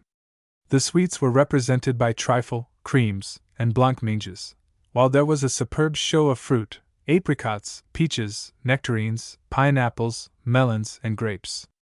Among them were vases of gorgeous flowers, most of them tropical in character, but with them were many old English friends, of which Mr. Hardy had procured seeds. Their neighbors at Canterbury were still their most intimate friends. They were shortly, however, to lose one of them. Mr. Cooper had heard 6 months before of the death of his 2 elder brothers in rapid succession, and he was now heir to his father's property, which was very extensive. It had been supposed that he would at once return to England, and he was continually talking of doing so, but he had, under one excuse or other, put off his departure from time to time. He was very frequently over at Mount Pleasant, and was generally a companion of the boys upon their excursions. "I think Cooper is almost as much here as he is at Canterbury," Charlie said, laughing one day. Mrs. Hardy happened to glance at Maud, and noticed a bright flush of color on her cheeks. She made no remark at the time, but spoke to Mr. Hardy about it at night. "You see, my dear," she concluded, "we are still considering Maud as a child, but other people may look upon her as a woman. I am sorry for this," Mr. Hardy said after a pause. "We ought to have foreseen the possibility of such a thing. Now that it is mentioned, I wonder we did not do so before. Mr. Cooper has been here so much that the thing would have certainly struck us, had we not, as you say, looked upon Maud as a child. Against Mr. Cooper I have nothing to say. We both like him extremely. His principles are good, and he would, in point of money, be of course an excellent match for our little girl. At the same time, I cannot permit anything like an engagement. Mr. Cooper has seen no other ladies for so long a time that it is natural enough he should fall in love with Maud. Maud, on the other hand, has only seen the 15 or 20 men who came here. She knows nothing of the world and is altogether inexperienced. They are both going to England, and may not improbably meet people whom they may like very much better, and may look upon this love-making in the Pampas as a folly. At the end of another 2 years, when Maud is 19, if Mr. Cooper renew the acquaintance in England, and both parties agree, I shall of course offer no objection, and indeed should rejoice much at a match which would promise well for her happiness. Mrs. Hardy thoroughly agreed with her husband, and so the matter rested for a short time. It was well that Mr. Hardy had been warned by his wife, for a week after this Mr. Cooper met him alone when he was out riding, and after some introduction, expressed to him that he had long felt that he had loved his daughter, but had waited until she was 17 before expressing his wishes. He said that he had delayed his departure for England on this account alone, and now asked permission to pay his addresses to her, adding that he hoped that he was not altogether indifferent to her. Mr. Hardy heard him quietly to the end. I can hardly say that I am unprepared for what you say, Mr. Cooper, although I had never thought of such a thing until 2 days since. Then your long delay here, and your frequent visits to our house, opened the eyes of Mrs. Hardy and myself. To yourself, personally, I can entertain no objection. Still, when I remember that you are only 26, and that for the last 4 years you have seen no one with whom you could possibly fall in love, with the exception of my daughter, I can hardly think that you have had sufficient opportunity to know your own mind. When you return to England you will meet young ladies very much prettier and very much more accomplished than my Maud, and you may regret the haste which led you to form an engagement out here.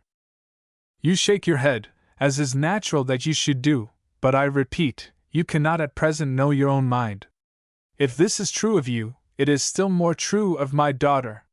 She is very young, and knows nothing whatever of the world. Next month she proceeds to England with her mother, and for the next 2 years she will be engaged upon finishing her education. At the end of that time I shall myself return to England, and we shall then enter into society. If at that time you are still of the same way of thinking, and choose to renew our acquaintance, I shall be very happy, in the event of Maud accepting you, to give my consent.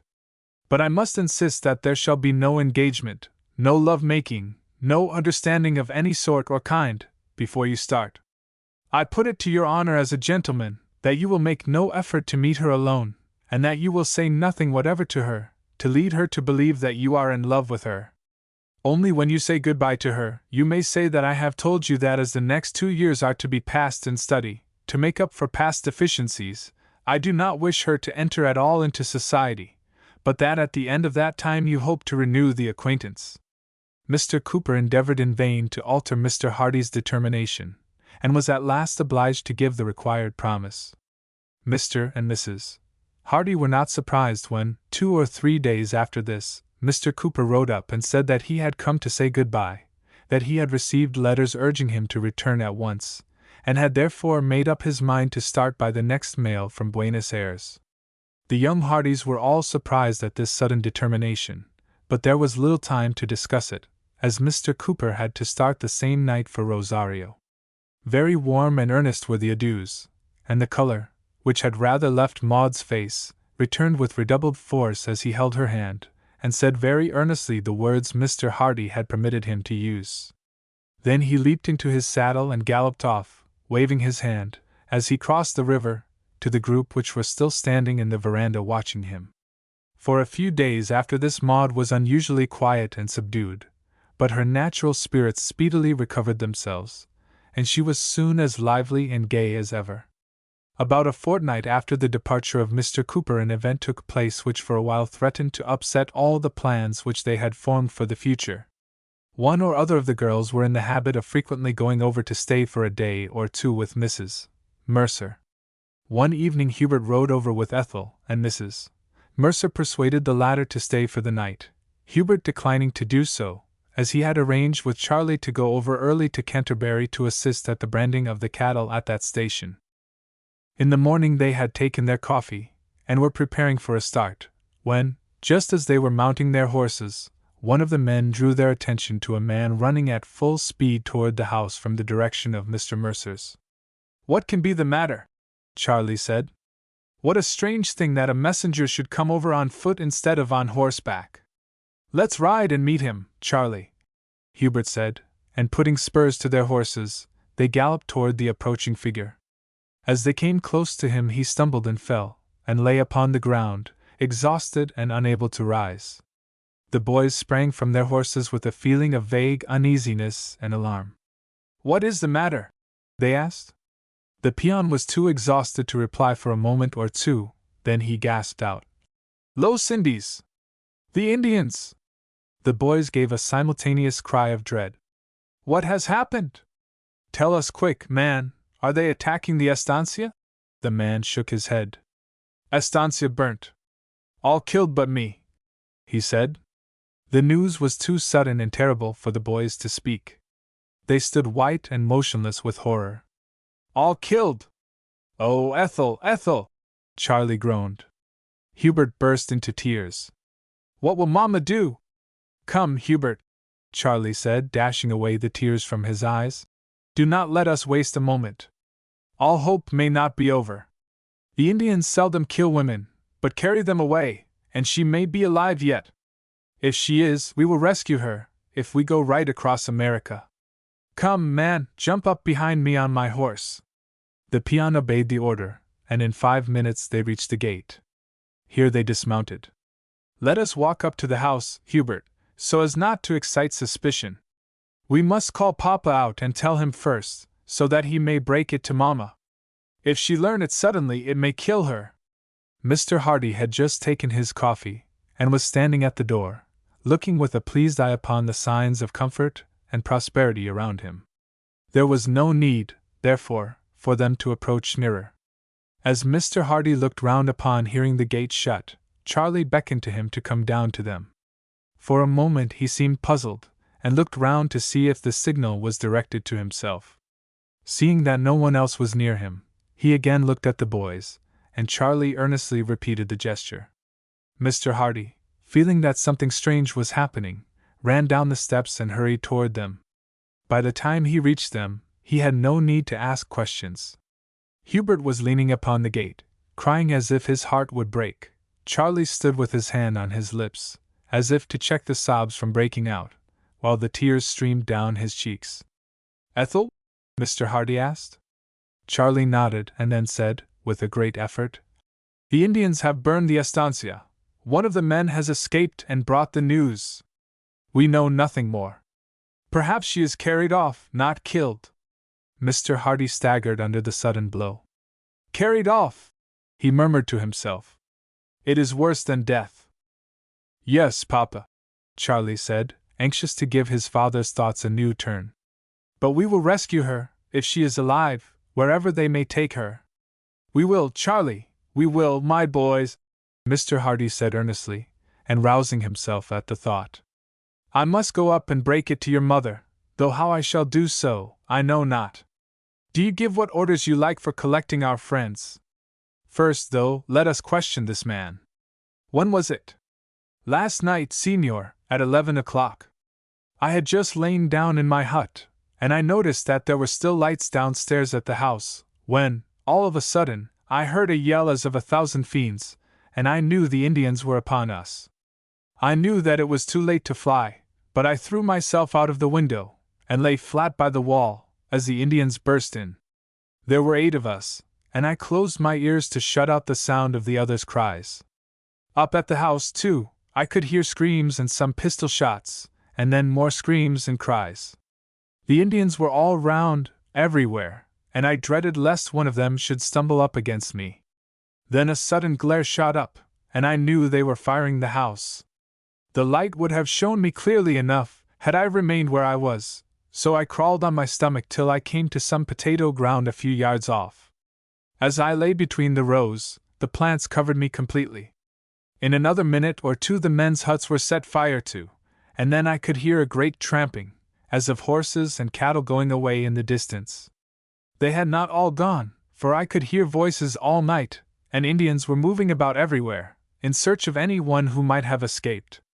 They came close to me several times, and I feared that they would tread on me. After a time all became quiet, but I dared not move till daylight. Then, looking about carefully, I could see no one, and I jumped up, and never stopped running until you met me." Illustration: Ethel's capture by the Indians.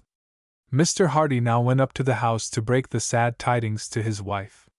Charlie ordered 8 peons to saddle horses instantly, and while they were doing so he wrote on 8 leaves of his pocketbook.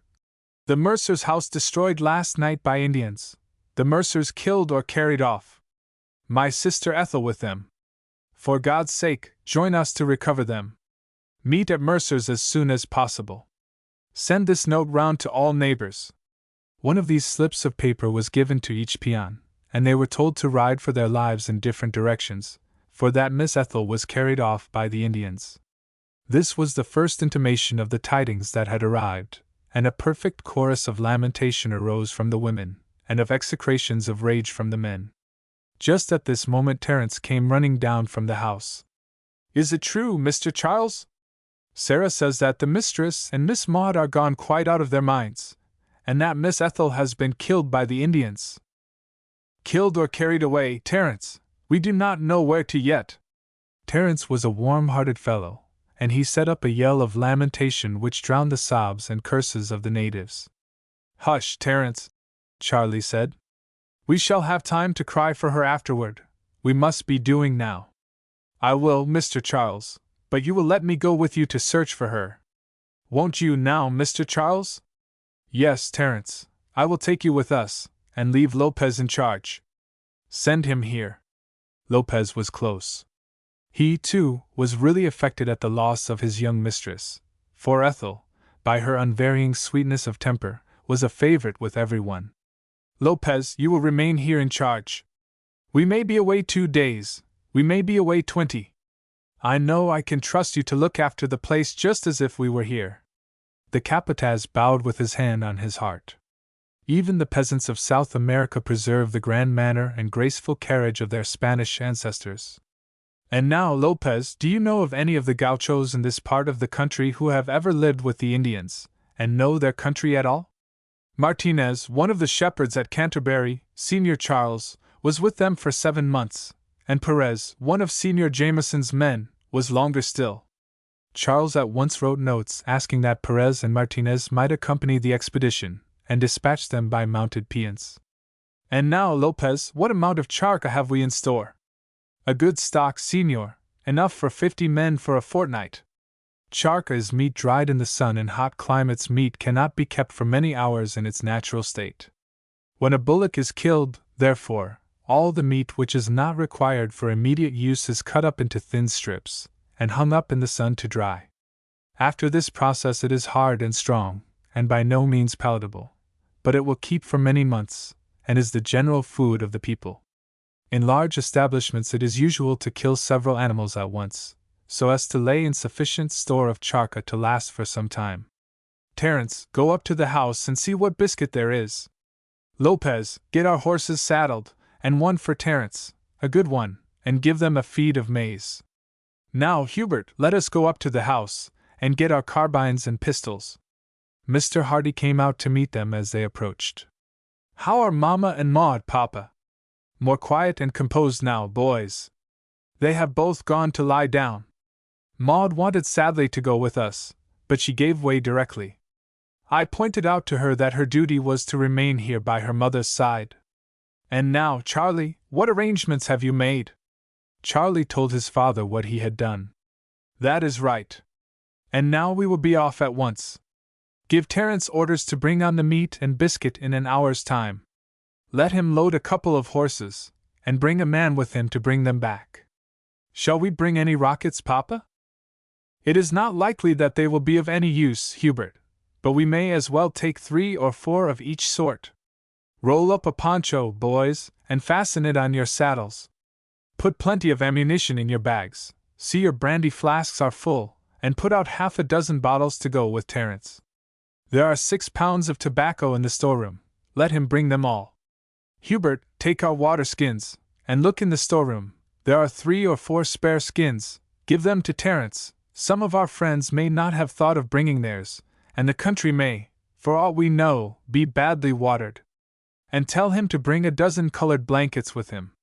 In a few minutes all these things were attended to, and then, just as they were going out of the house, Sarah came up, her face swollen with crying. Won't you take a cup of tea and just something to eat, sir? You've had nothing yet, and you will want it. It is all ready in the dining room. Thank you, Sarah. You are right. Come, boys, try and make a good breakfast. We must keep up our hearts, you know, and we will bring our little woman back ere long.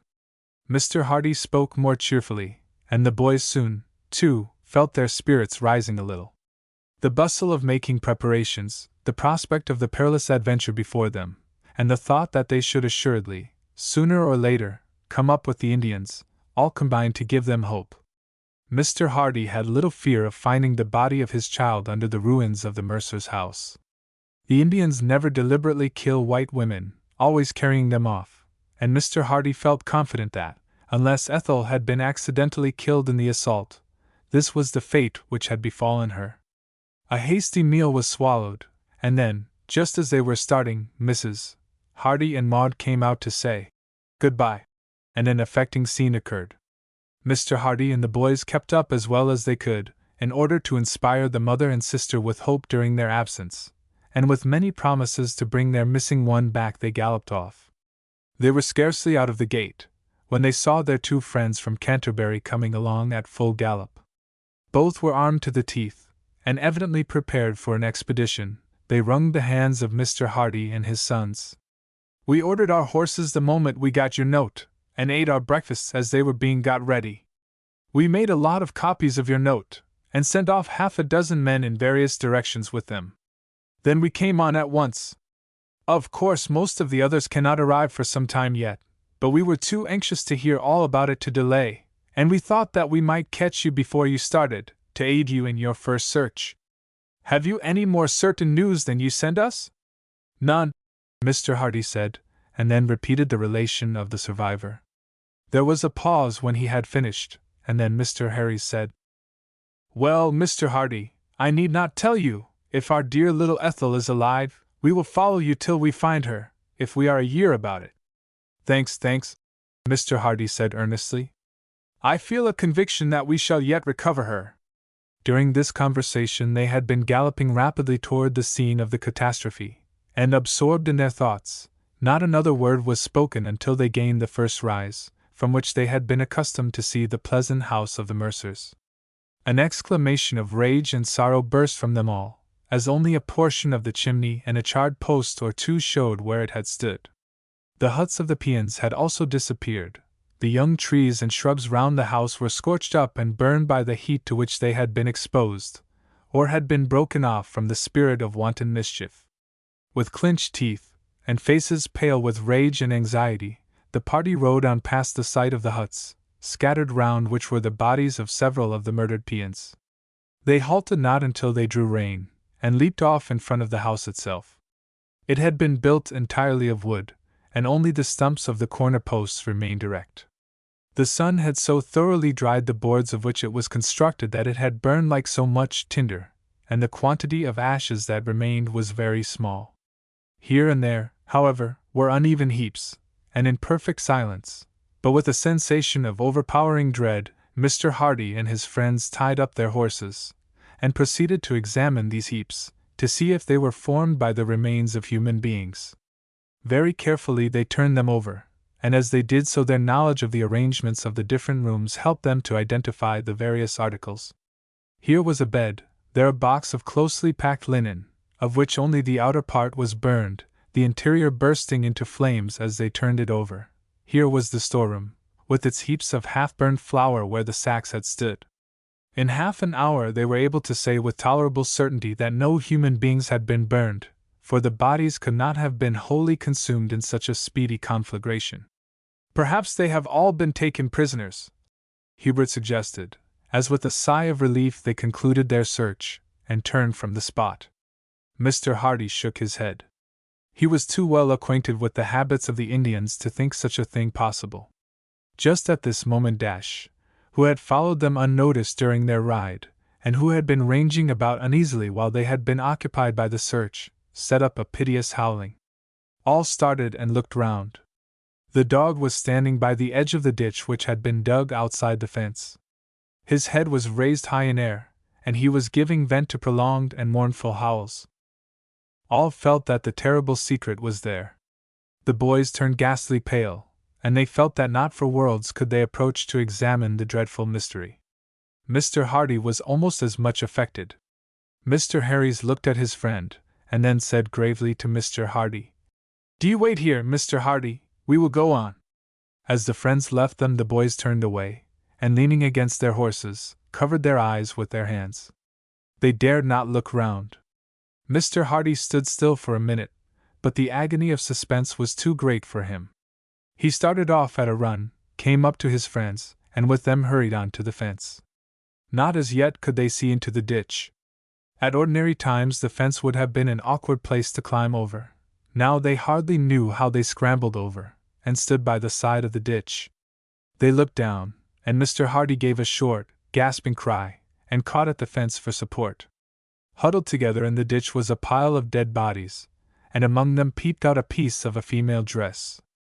Anxious to relieve their friends' agonizing suspense, the young men leaped down into the ditch, and began removing the upper bodies from the ghastly pile. First were the 2 men employed in the house, then came Mr. Mercer, then the 2 children and an old woman servant. Below them were the bodies of Mrs. Mercer and her brother. There were no more. Ethel was not among them. When first he had heard of the massacre, Mr. Hardy had said, "Better dead than carried off." But the relief to his feelings was so great as the last body was turned over, and that it was evident that the child was not there, that he would have fallen had not Mr. Harries hastened to climb up and support him, at the same time crying out to the boys, "She is not here!" Charlie and Hubert turned toward each other, and burst into tears of thankfulness and joy. The suspense had been almost too much for them, and Hubert felt so sick and faint that he was forced to lie down for a while Charlie went forward to the others. He was terribly shocked at the discovery of the murder of the entire party, as they had cherished the hope that Mrs. Mercer at least would have been carried off. As, however, she had been murdered, while it was pretty evident that Ethel had been spared, or her body would have been found with the others, it was supposed that poor Mrs. Mercer had been shot accidentally, perhaps in the endeavor to save her children. The bodies were now taken from the ditch, and laid side by side until the other settlers should arrive. It was not long before they began to assemble, riding up in little groups of 2s and 3s. Rage and indignation were upon all their faces at the sight of the devastated house, and their feelings were redoubled when they found that the whole of the family, who were so justly liked and esteemed, were dead. The Edwards and the Jamesons were among the earliest arrivals, bringing the gaucho Martinez with them. Perez, too, shortly after arrived from Canterbury, he having been out on the farm when his master left. Although all these events have taken some time to relate, it was still early in the day. The news had arrived at 6, and the messengers were sent off half an hour later. The Hardys had set out before 8, and had reached the scene of the catastrophe in half an hour. It was 9 o'clock when the bodies were found, and half an hour after this friends began to assemble. By 10 o'clock a dozen more had arrived, and several more could be seen in the distance coming along at full gallop to the spot. "I think," Mr. Hardy said, "that we had better employ ourselves, until the others arrive, in burying the remains of our poor friends." There was a general murmur of assent, and all separated to look for tools. 2 or 3 spades were found thrown down in the garden, where a party had been at work the other day. And then all looked to Mr. Hardy. "I think," he said, "we cannot do better than lay them where their house stood. The place will never be the site of another habitation. Any one who may buy the property would choose another place for his house than the scene of this awful tragedy. The gate once locked, the fence will keep out animals for very many years." A grave was accordingly dug in the center of the space once occupied by the house. In this the bodies of Mr. Mercer and his family were laid. And Mr. Hardy, having solemnly pronounced such parts of the burial service as he remembered over them, all standing by bareheaded, and stern with suppressed sorrow, the earth was filled in over the spot where a father, mother, brother, and 2 children lay together. Another grave was at the same time dug near, and in this the bodies of the 3 servants whose remains had been found with the others were laid. By this time it was 11 o'clock, and the number of those present had reached 20. The greater portion of them were English, but there were also 3 Germans, a Frenchman, and 4 gauchos, all accustomed to Indian warfare. "How long do you think it will be before all who intend to come can join us?" Mr. Hardy asked.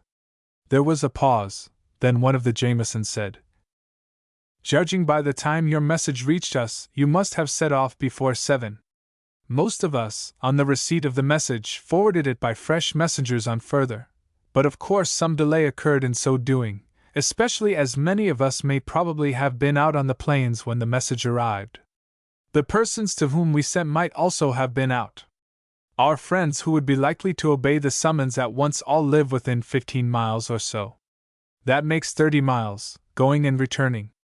Allowing for the loss of time I have mentioned, we should allow 5 hours.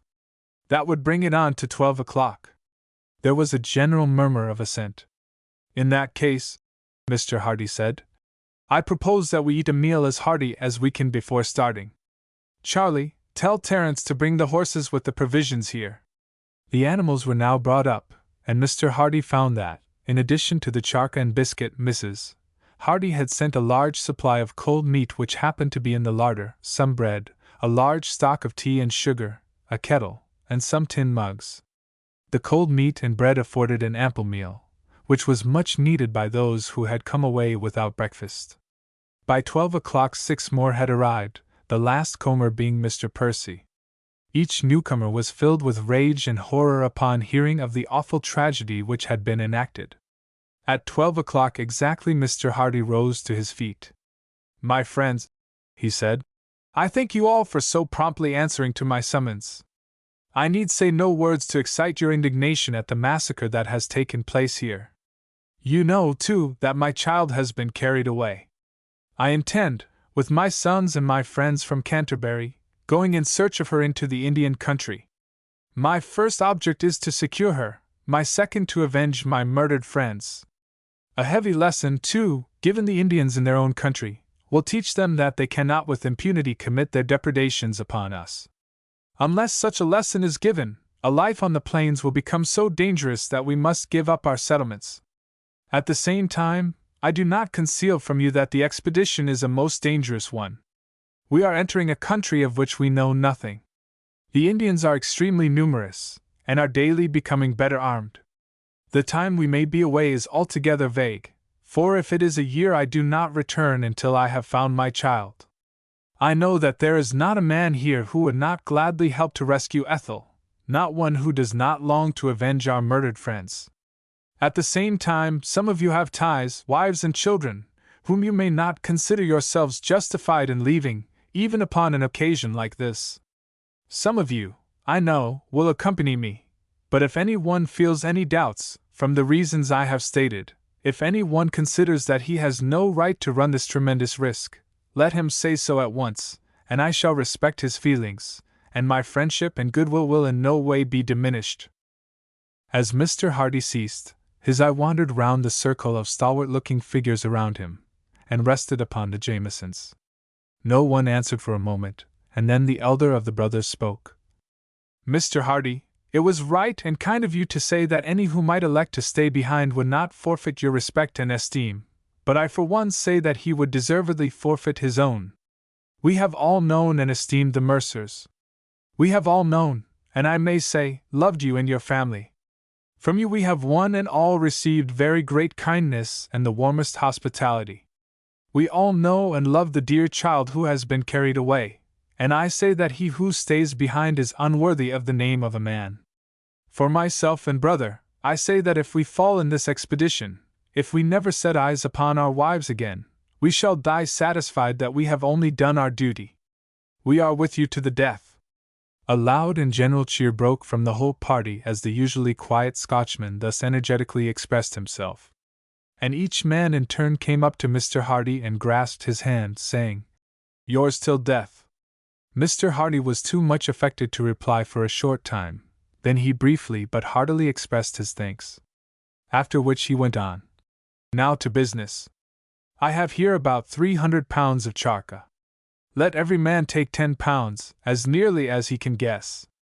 There are also 2 pounds of biscuit a man. The tea, sugar, and tobacco, the kettle, and 80 pounds of meat, I will put on to a spare horse, which Terence will lead. If it is well packed, the animal will be able to travel as quickly as we can. There was a general muster round the provisions. Each man took his allotted share. The remainder was packed in 2 bundles, and secured firmly upon either side of the spare horse, the tobacco, sugar, and tea being enveloped in a hide, and placed securely between them, and the kettle placed at the top of all. Then, mounting their horses, the troops sallied out, and, as Mr. Hardy watched them start, he felt that in fair fight by day they could hold their own against 10 times their number of Indians.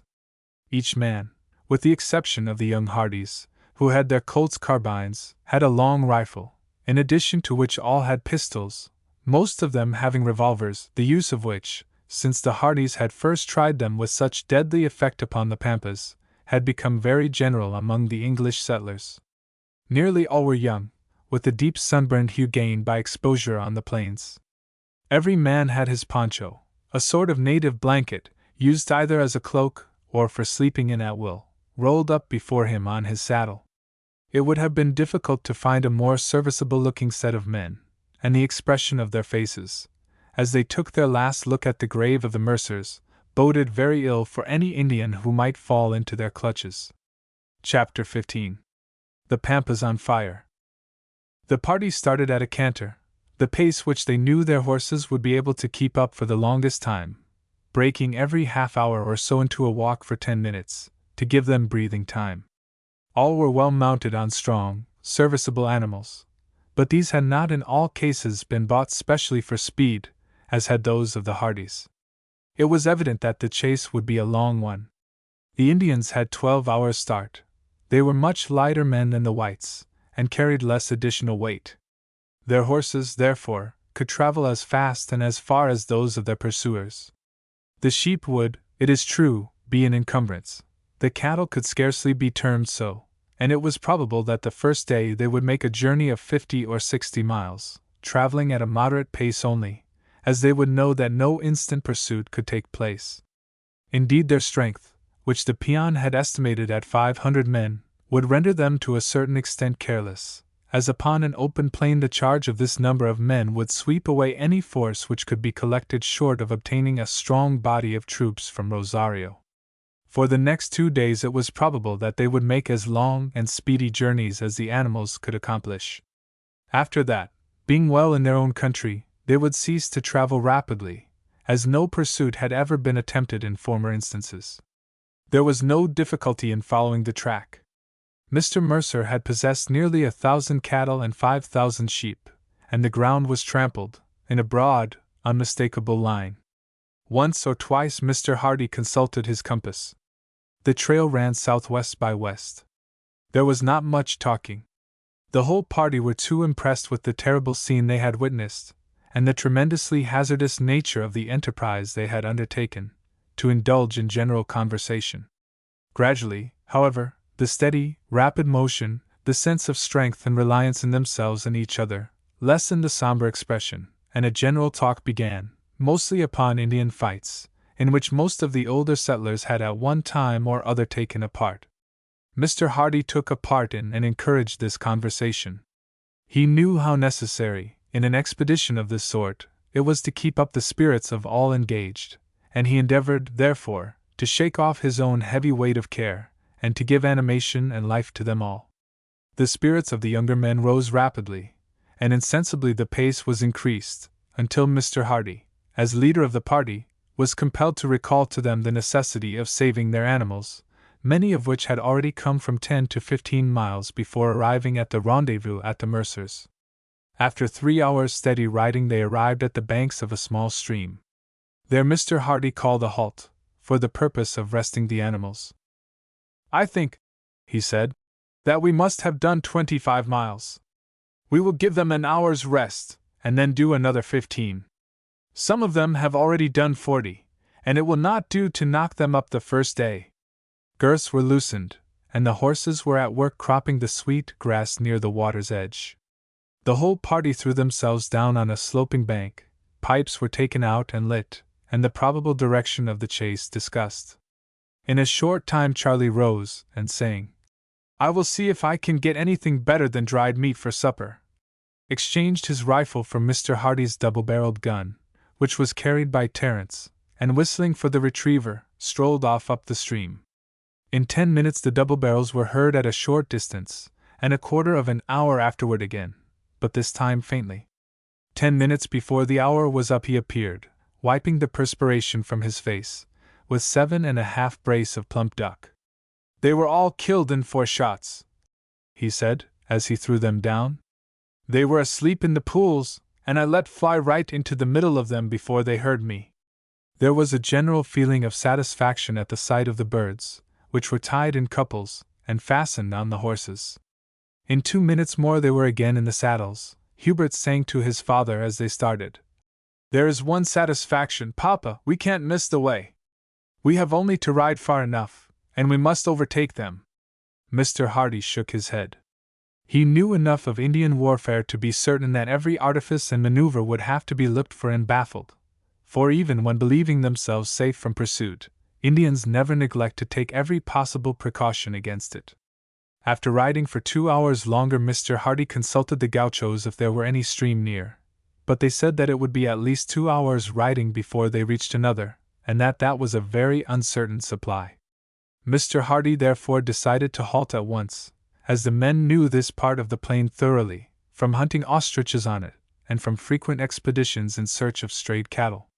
They had all lived and hunted at one time or another with the Indians. Many of the gauchos take up their abode permanently with the Indians, being adopted as members of the tribe, and living and dressing like the Indians themselves. These visits are generally undertaken to avoid the consequences of some little difficulty, a man killed in a gambling quarrel, or for rivalry in love. Sometimes they make their peace again, satisfy the blood relations with a bull, secure absolution readily enough by confession and a gift of a small sum to the church, and return to their former life. But as often as not they remain with the Indians, and even attain to the rank of noted chiefs among them. The men who accompanied the expedition were all of the former class. All had taken to the Pampas to escape the consequences of some crime or other, but had grown perfectly sick of it, and had returned to civilized life. In point of morals they were not, perhaps, desirable companions, but they were all brave enough, thoroughly knew the country further inland, and if not enthusiastic in the adventure, were yet willing enough to follow their respective masters, and ready to fight for their lives upon occasion. Just as they halted, Mr. Harris thought that he caught sight of some deer a short way ahead. He therefore started at once for a stalk, several of the others going off in other directions. Mr. Harris proceeded very cautiously, and the wind being fortunately toward him, he was enabled to creep up tolerably close. The animals, which are extremely shy, had, however, an idea that danger was about before he could get within a fair shot. As he knew that they would be off in another instant, he at once practiced a trick which he had often found to be successful. He threw himself on his back, pulled a red handkerchief from his neck, tied it to one of his boots so as to let it float freely in the air, and then threw up both legs in the form of a letter V. Then he began moving them slowly about, waving them to and fro. The deer, which were upon the point of flight, paused to gaze at this strange object.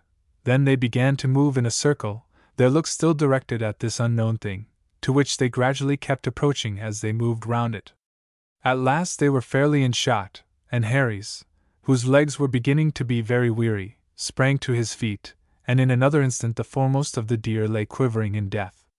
Taking it upon his shoulders, he proceeded to the camp, where his arrival was hailed with acclamation. A fire was already alight, made of grass and turf, the former being pulled up in handfuls by the roots, and making a fierce but short-lived blaze. A large quantity had been collected at hand, and the ducks were already cut up. Half a one was handed to each, for every man is his own cook upon the Pampas.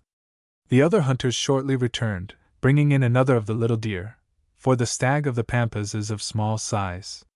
They were speedily skinned by the gauchos, and cut up, and all the party were now engaged in roasting duck and venison steaks on their steel ramrods over the fire. When all were satisfied, a double handful of tea was thrown into the kettle, which was already boiling, pipes were lighted, and a general feeling of comfort experienced. The horses had been picketed close at hand, each man having cut or pulled a heap of grass and placed it before his beast, beside which, the picket ropes allowed each horse to crop the grass growing in a small circle, of which he was the center. Mr. Hardy chatted apart for some time with the gauchos, anxious to know as much as possible of the country into which he was entering. The others chatted and told stories. Presently Mr. Hardy joined again in the general conversation, and then, during a pause, said, "Although, my friends, I consider it most improbable that any Indians are in the neighborhood, still it is just possible that they may have remained, on purpose to fall at night upon any party who might venture to pursue. At any rate, it is right to begin our work in a businesslike way. I therefore propose that we keep watches regularly. It is now 9 o'clock. We shall be moving by 5, that will make 4 watches of 2 hours each. I should say that 3 men in a watch, stationed at 50 yards from the camp upon different sides, would suffice." There was a general assent to the proposal. "To save trouble," Mr. Hardy went on, "I suggest that we keep watch in the alphabetical order of our names. 12 of us will be on tonight, and the next 12 tomorrow night." The proposal was at once agreed to, and the 3 who were first on duty at once rose, and taking their rifles, went off in various directions, first agreeing that one of them should give a single whistle as a signal that the watch was up, and that 2 whistles close together would be a warning to retreat at once toward the center.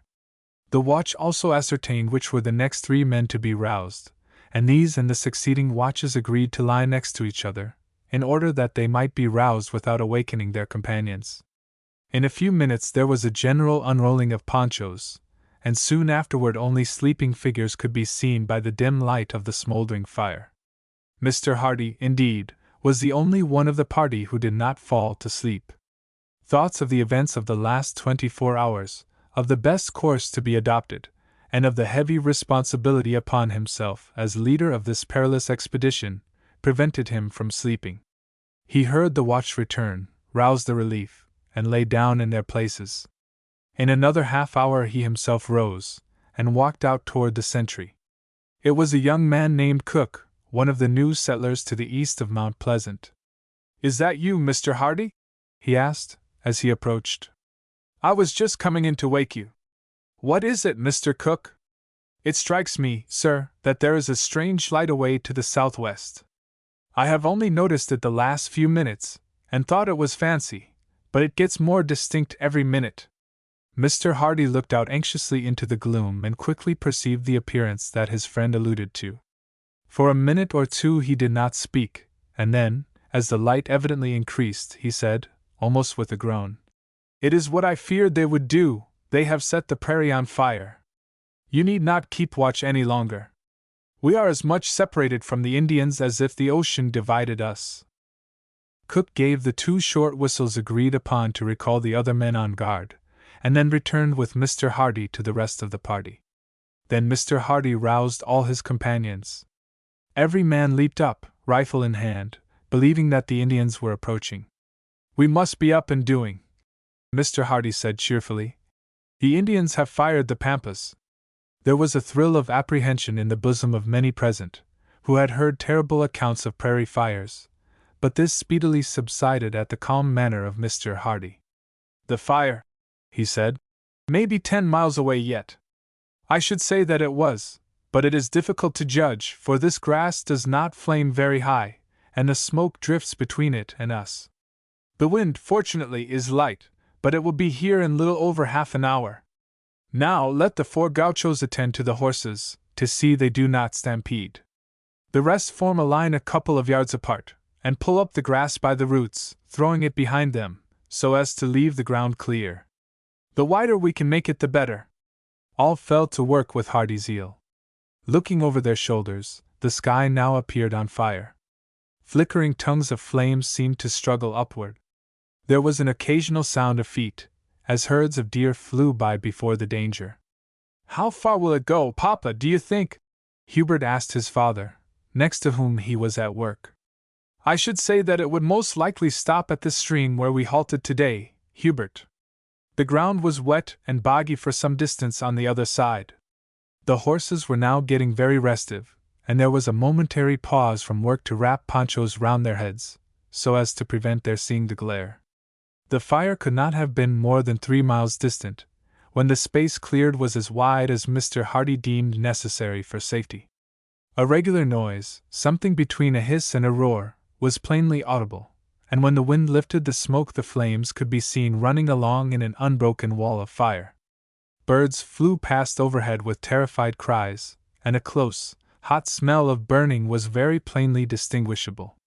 Starting about halfway along the side of the cleared piece of ground, Mr. Hardy set the dry grass alight. For a moment or two it burned slowly, and then, fanned by the wind, it gained force, and spread in a semicircle of flame. The horses were already unpicketed, and half of the party held them at a short distance in the rear, while the rest stood in readiness to extinguish the fire if it crossed the cleared space.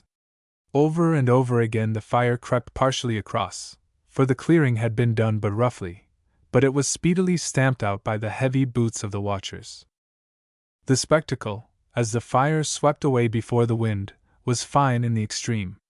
The party seemed enclosed between two walls of fire.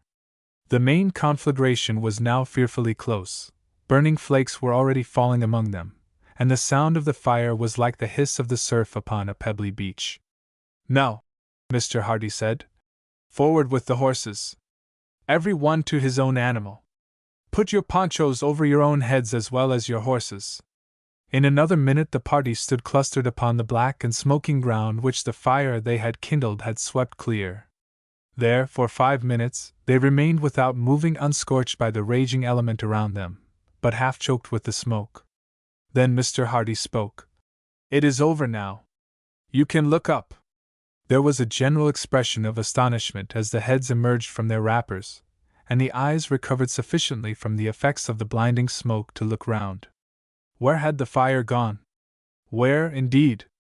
The main conflagration had swept by them, had divided in two when it reached the ground already burned, and these columns, growing further and further asunder as the newly kindled fire had widened, were already far away to the right and left, while beyond and between them was the fire that they themselves had kindled, now 2 miles wide, and already far in the distance. These fires in the Pampas, although they frequently extend over a vast tract of country, are seldom fatal to life. The grass rarely attains a height exceeding 3 feet, and burns out almost like so much cotton. A man on horseback, having no other method of escape, can, by blindfolding his horse and wrapping his own face in a poncho, ride fearless through the wall of fire without damage to horse or rider. It was only, therefore, the young hands who had felt any uneasiness at the sight of the fire, for the settlers were in the habit of regularly setting fire to the grass upon their farms every year before the rains, as the grass afterwards springs up fresh and green for the animals. Care has to be taken to choose a calm day, when the flames can be confined within bounds, but instances have occurred when fires so commenced have proved most disastrous, destroying many thousands of animals. "There is nothing to do but to remain where we are until morning," Mr. Hardy said. "The horses had better be picketed, and then those who can had better get a few hours more sleep. We shall want no more watch tonight." In a few minutes most of the party were again asleep, and the young Hardys were about to follow their example, when Mr. Hardy came up to them and said quietly, "Come this way, boys, we are going to have a council." The boys followed their father to where some 8 or 9 men were sitting down at a short distance from the sleepers, and these the boys made out, by the glow from their pipes, to consist of Harrys and Farquhar, the 2 Jamesons, Mr. Percy, and the 4 Gauchos. "This is a terribly bad business," Mr. Hardy began, when he and his sons had taken their seats on the ground. "I expected it, but it is a heavy blow nevertheless." "Why, what is the matter, Papa?" the boys exclaimed anxiously. "Have we lost anything?" "Yes, boys," Mr. Hardy said. "We have lost what is at this moment the most important thing in the world. We have lost the trail." Charlie and Hubert uttered a simultaneous exclamation of dismay as the truth flashed across their minds. The trail was lost! They had never thought of this. In the excitement of the fire, it had never once occurred to them that the flames were wiping out every trace of the Indian track. Mr. Hardy then went on, addressing himself to the others. "Of course this fire was lit with the especial intent of throwing us off the scent. Have you any idea how far it is likely to have come?" he asked the Gauchos. That is, are you aware of the existence of any wide stream or damp ground which would have checked it, and which must therefore be the furthest boundary of the fire? The gauchos were silent a minute, then Perez said, The next stream is 15 miles further, but it is small, and would not stop the fire going with the wind. Beyond that there is no certain stream, as far as I know of. The ground rises, and the grass gets thinner and poorer 30 miles or so on. I should say that they would light it this side of that, Martinez said. The other gauchos nodded assent. We took the bearings of the track by our compass, Farquhar said. Could we not follow it on by compass across the burned ground, and hit it upon the other side? Mr. Percy and Mr. Hardy both shook their heads. I do not pretend to say where the trail is gone, the former said, but the one place where I am quite sure it is not, is on the continuation of the present line. No, Mr. Hardy continued. As you say, Percy, there it certainly is not. The Indians, when they got to some place which is probably about half across the burned ground, turned either to the right or left, and traveled steadily in that direction, sending one or two of their number in the old direction to light the grass, so as to sweep away all trace of the trail. They may have gone to the right or to the left, or may even have doubled back and passed us again at only a few miles' distance. We have no clue whatever to guide us at present, except the certainty that sooner or later the Indians will make for their own camping ground. That is the exact state of the affair, and Mr. Hardy repeated what he had just said in Spanish to the gauchos, who nodded assent. And in which direction do the gauchos believe that their camping ground lies? Mr. Jameson asked after a pause. Because it appears to me that it is a waste of time to look for the trail, and that our only plan is to push straight on to their villages, which we may reach before they get there. And in that case, if we found them unguarded, we might seize all their women, and hold them as hostages until they return. Then we could exchange them for Ethel, and when we had once got her, we could fight our way back. Capital, capital! The other Englishman exclaimed. Don't you think so, Papa? Hubert added, seeing that Mr. Hardy did not join in the general approval. The plan is an admirably conceived one, but there is a great difficulty in the way. I observed yesterday that the trail did not lead due south, as it should have done if the Indians were going straight back to their camping ground. I questioned the gauchos, and they all agree with me on the subject. The trail is too westerly for the camping grounds of the Pampas Indians, too far to the south for the country of the flat faces of the Sierras. I fear that there is a combination of the two tribes, as there was in the attack upon us, and that they went the first day in the direction which would be most advantageous for both, and that, on reaching their halting place, perhaps 20 or 30 miles from here, they made a division of their booty, and each tribe drew off toward its own hunting grounds. In this case we have first to find the two trails, then to decide the terrible question, which party have taken Ethel? Again the gauchos, upon this being translated to them, expressed their perfect accordance with Mr. Hardy's views, and some surprise at his idea as having been so identical with their own upon the subject. As for the 6 young men, they were too dismayed at the unexpected difficulties which had started up in their way to give any opinion whatever. This uncertainty was terrible, and all felt that it would have a most depressing effect upon themselves and upon the whole expedition, for how could they tell, after journeying for hundreds of miles, whether every step might not take them further from the object of their search? In this state of depression they remained for some minutes, when Perez the Gaucho said, in his broken English, Most tribe take most plunder, most cattle, most sheep, take girl. Well thought of, Perez! Mr. Hardy exclaimed warmly. That is the clue for us, sure enough. As you say, the tribe who has furnished most men will, as a matter of course, take a larger share of the booty, and Ethel being the only captive, would naturally go to the strongest tribe. The rest were all delighted at this solution of a difficulty which had before appeared insuperable, and the most lively satisfaction was manifested. The plans for the day were then discussed. Propositions were made that they should divide into 2 parties, and go one to the right and the other to the left until they arrived at unburned ground, the edge of which they should follow until they met. This scheme was, however, given up, as either party would have seen the trail inspected by the other, and no opinion could therefore be formed as to the respective magnitude of the parties who had passed, a matter requiring the most careful examination and comparison, and an accurate and practiced judgment. It was finally resolved, therefore, to keep in a body, and to proceed, in the first place, to search for the trail of the party to the south. A calculation was made, upon the supposition that the Indians had traveled for another 25 miles upon their old course, and then separated, each party making directly for home. To avoid all mistakes, and to allow for a detour, it was determined to shape a direct course to a point considerably to the east of that given by the calculation, to follow the edge of the burned ground until the trail was arrived at, and then to cut straight across, in order to find and examine the trail of the Western Indians. As this conclusion was arrived at, the first dawn of light appeared in the east, and Mr. Hardy at once roused the sleepers. He then gave them a brief account of the conclusions to which he had arrived in the night, and of his reason for so doing. There was a general expression of agreement, then the girths were tightened, and in 5 minutes the troop was in motion. How great was the change since the preceding evening!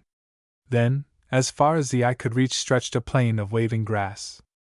Birds had called to their mates, coveys of game had risen at their approach, deer had been seen bounding away in the distance, ostriches had gazed for an instant at the unusual sight of man, and had gone off with their heads forward and their wings outstretched before the wind.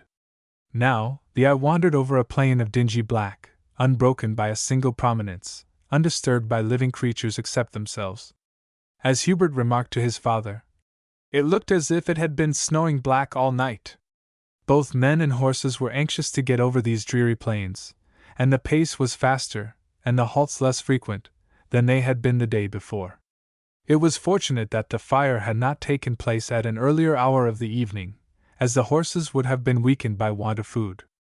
As it was, they had had 5 hours to feed after their arrival. Both men and horses, however, suffered much from thirst, and the former had good reason to congratulate themselves on having filled every waterskin at the first halting place of the preceding day.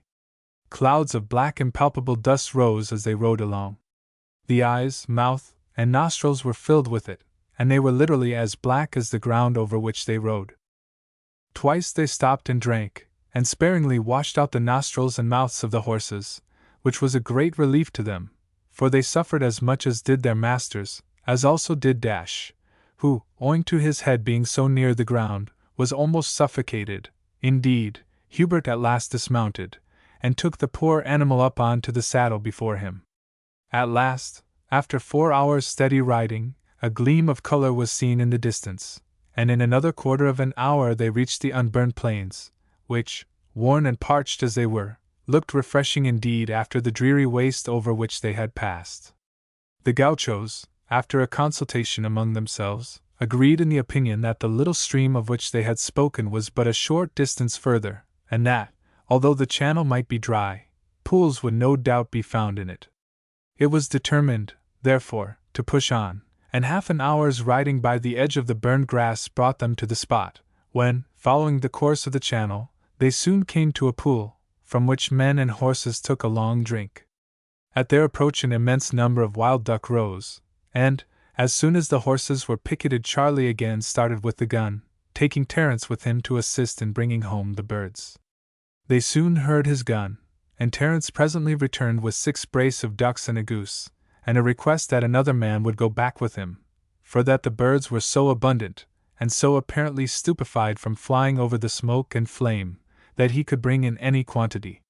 One of the Jamesons and Harrys therefore went out, and returned in less than an hour with Charlie, bringing between them 4 more geese and 18 brace of ducks. Charlie was greeted with a round of applause, and was soon at work with his friends upon the meal which was now ready.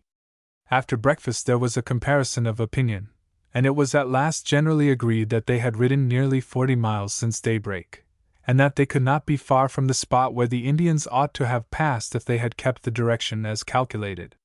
It was also agreed that it would be better to let the horses remain where they were till late in the afternoon, when they might accomplish another 15 miles or so. Mr. Hardy then proposed that those who were inclined should accompany him on a walk along the edge of the burned ground. "We cannot be very far off from the trail," he said, "if our calculations are correct, and if we can find and examine it before it is time to start, we may be able tonight to cross to the other side, and thus gained some hours. Harry's, Farquhar, the two Jamesons, Cook, and the young Hardys at once volunteered for the walk, and shouldering their rifles, started at a steady pace. They had not walked much over a mile when a shout of pleasure broke from them, as, upon ascending a slight rise, they saw in the hollow below them the broad line of trampled grass, which showed that a large body of animals had lately passed along. All hurried forward, and a close and anxious examination took place. Opinions differed a good deal as to the number that had passed, nor, accustomed as they all were to seeing the tracks made by herds of cattle and flocks of sheep, could they come to any approximate agreement on the subject. Had the number been smaller, the task would have been easier, but it is a question requiring extreme knowledge and judgment to decide whether 400 cattle and 2,000 sheep, or 600 cattle and 3,000 sheep, have passed over a piece of ground.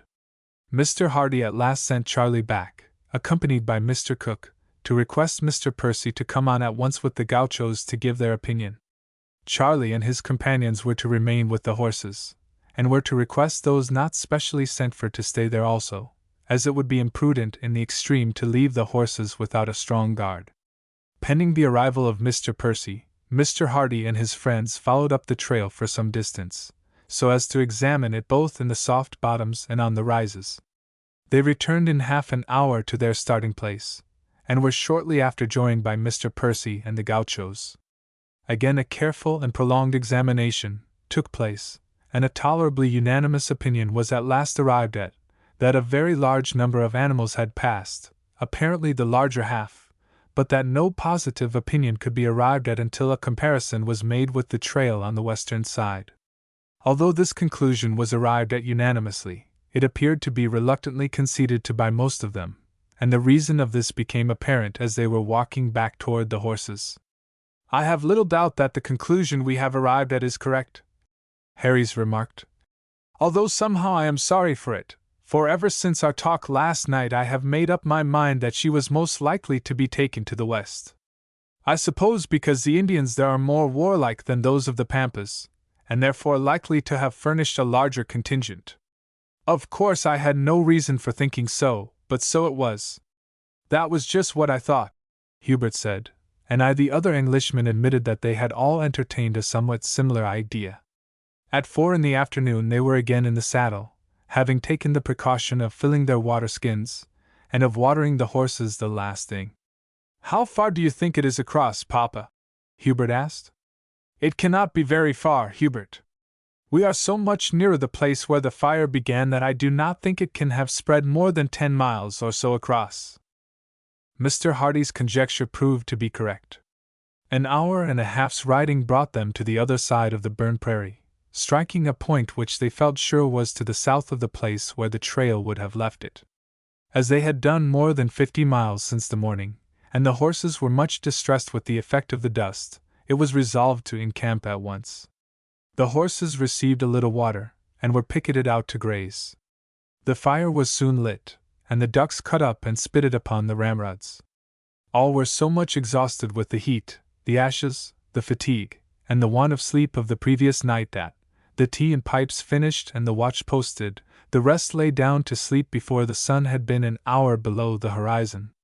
All rose at daybreak, refreshed with their quiet night's rest, and were soon in the saddle and on their way northward.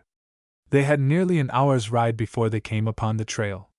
There it was unmistakably, at first sight as broad and as much trampled as the other, but after a careful examination of it there was but one opinion, namely, that the number of animals who had passed was decidedly less than those who had gone south. One of the gauchos now told Mr. Hardy that he knew that at a short distance further to the west there was a spring of water much used by the Indians, and where he had no doubt they had halted on the night of the fire. Finding that it was not more than half an hour's ride, Mr. Hardy, after a brief consultation, determined to go over there to water the horses and breakfast, before retracing their footsteps across the burned prairie. In little over the time named they came to a small pool of bright water, from which a little stream issued, running nearly due north across the plain. After drinking heartily themselves, and filling the water skins and kettle, the horses were allowed to drink, and Dash plunged in with the greatest delight, emerging his usual bright chestnut color, whereas he had gone into the water perfectly black. After he had come out and had shaken himself, he commenced hunting about, sniffing so violently that Hubert's attention was attracted to him. Presently the dog ran forward a few paces and gave a sharp bark of pleasure, and Hubert, running forward, gave so loud a cry that all the party rushed up. Hubert could not speak. There, half buried in the ground, and pointing west, was an Indian arrow, and round the head was twisted a piece of white calico, with little blue spots upon it, which Mr. Hardy instantly recognized as a piece of the dress Ethel had worn when she left home. Surprise kept all quiet for a while, and then exclamations of pleasure and excitement broke from all, while Mr. Hardy and his sons were greatly affected at this proof of the recent presence of their lost one. The arrow was deeply sunk in the ground, but it was placed at a spot where the grass happened to be particularly short, so that any one passing outward from the spring could hardly have failed to notice the piece of calico upon the grass. There was a perfect shower of congratulations, and it was some time before they were recovered sufficiently to renew their preparations for breakfast. At last they sat down round the fire, all their faces radiant with excitement. Perez and Martinez, however, sat somewhat apart, talking in an animated undertone to each other. They did not even approach the fire to roast their food, and Mr. Hardy's attention being attracted by this circumstance, he asked what they were talking so earnestly about. Neither of them answered him, and he repeated the question. Then Perez replied, "Martinez and I think same. All trick, girl gone other way." Conversation and eating were alike suspended at these ominous words, and each looked blankly into the other's faces. Now that their attention was called to it, the whole circumstances of the case rushed to their minds, and as they felt the probable truth of what Perez said, their hopes fell to zero. Mr. Percy was the first who, after a long silence, spoke. "I am afraid, Hardy, that what Perez says is right, and that we have been very nearly thrown off the scent by a most transparent trick. Watched as Ethel must have been, is it probable that she could have possessed herself of that arrow, and have fastened a strip of her dress to it, without being noticed? Still more impossible is it that she could have placed the arrow where we found it. No one could have passed without noticing it, so unless we suppose that she was allowed to linger behind every one, which is out of the question, the arrow could not have been put there by her." "Too true, Percy," Mr. Hardy said with a sigh, after a short silence. "It is altogether impossible, and I should call it a clumsy artifice, were it not that it deceived us all for a while. However, there's one comfort. It decides the question as we had ourselves decided it. Ethel is gone with the larger party to the south." Breakfast was continued, but with a very subdued feeling. Hubert had now finished his, and being a lad of restless habit, he took up the arrow which lay beside him, and began toying with it. First he untied the piece of stuff, smoothed it, and put it into his pocket-book, while his eyes filled with tears. Then he continued listlessly twisting the arrow in his fingers, while he listened to the conversation around him. Presently his eyes fell upon the arrow. He started, a flush of excitement rushed across his face, and his hands and lips trembled as he closely examined the feather. All gazed at him with astonishment. "Oh, Papa, Papa!" he cried at last. "I know this arrow!" "Know the arrow!" all repeated. "Yes, I am quite sure I know it. Don't you remember, Charlie, the day that those wounded Indians started, as we were taking the quivers down to them, I noticed that one arrow had two feathers which I had never seen before, and could not guess what bird they came from. They were light blue, with a crimson tip. I pulled one off to compare it with my others. It is at home now. I remember that I chose the one I did because the other one had two of the little side feathers gone. This is the feather, I can most solemnly declare, and you see the fellow one is gone. That arrow belongs to one of the men we recovered." All crowded round to examine the arrow, and then Mr. Hardy said solemnly, "Thank God for His mercy, He has decided our way now. Undoubtedly, as Hubert says, one of the men we aided is of the party, and wishes to show his gratitude. So he has managed to get a piece of Ethel's dress, and has tied it to this arrow, hoping that we should recognize the feather. Thank God, there is no more doubt, and thank Him, too, that Ethel has at least one friend near her." All was now joy and congratulation, and Hubert rubbed his hands, and said triumphantly, "There, Charlie, you were always chaffing me, and wanting to know what was the good of my collection, and now you see what was the good. It has put us on the right trail for Ethel, and you will never be able to laugh at me about my collection again." Chapter 16. At the Stake. It was on the evening of the 5th day after her capture by the Indians that Ethel Hardy rode into a wide valley in the heart of the mountains. It was entered by a narrow gorge through which ran a stream. Beyond this the hill receded, forming a nearly circular basin a mile in diameter, from the sides of which the rocks ascended almost perpendicularly, so that the only means of entering it was through the gorge. Clumps of trees were scattered everywhere about, and nearly in the center stood a large Indian village, numbering about 300 lodges, the population of which, consisting almost entirely of women and children, came out with shrill cries of welcome to meet the returning band. This was 200 strong. Before them they drove about 400 cattle and 1,500 sheep. In the midst of the band Ethel Hardy rode, apparently unwatched, and forming part of it. The girl was very pale, and turned even more so at the wild yells of triumph which rose around her, when those who had been left behind learned how signal had been the success of their warriors, and heard that the captive in their midst was one of the family which had inflicted such terrible loss upon the tribe 2 years previously. Fortunately she could not understand the volleys of threats and curses which the women of the tribe heaped upon her, although she could not mistake their furious ejaculations. Ethel had cried at first until she could cry no more, and had now nerved herself for the worst. She had heard that the Indians have neither mercy nor pity for any one who may exhibit fear of death. She knew that no entreaties or tears would move them in the slightest, but that courage and firmness would at any rate command their respect and admiration. She had therefore schooled herself to show no emotion when the time came, and now, except that she had given an involuntary shudder at the sight of the gesticulating throng, she betrayed no sign whatever of her emotion, but looked round so calmly and unflinchingly that the violent abuse and gesticulations died away in a murmur of admiration of the pale-faced child who looked so calmly on death. Nevertheless, as the troop drew up in front of the council hut, and alighted, the women pressed round as usual to heap abuse upon the prisoner, but one of the Indians stepped up to her, and waved them back, and saying, "She is the child of a great chief," took her by the arm, and handed her over to the care of the wife of one of the principal chiefs. The selection was a good one, for the woman, who was young, was known in the tribe as the Fawn for her gentle disposition. She at once led the captive away to her lodge, where she bade her sit down, offered her food, and spoke kindly to her in her low, soft, Indian tongue. Ethel could not understand her, but the kindly tones moved her more than the threats of the crowd outside had done, and she broke down in a torrent of tears.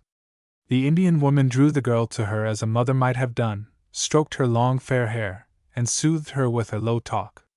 Then she motioned to a pile of skins in the corner of the hut, and when Ethel gladly threw herself down upon them, the Indian woman covered her up as she would have done a child, and with a nod of farewell tripped off to welcome her husband and hear the news, knowing that there was no possibility of the captive making her escape.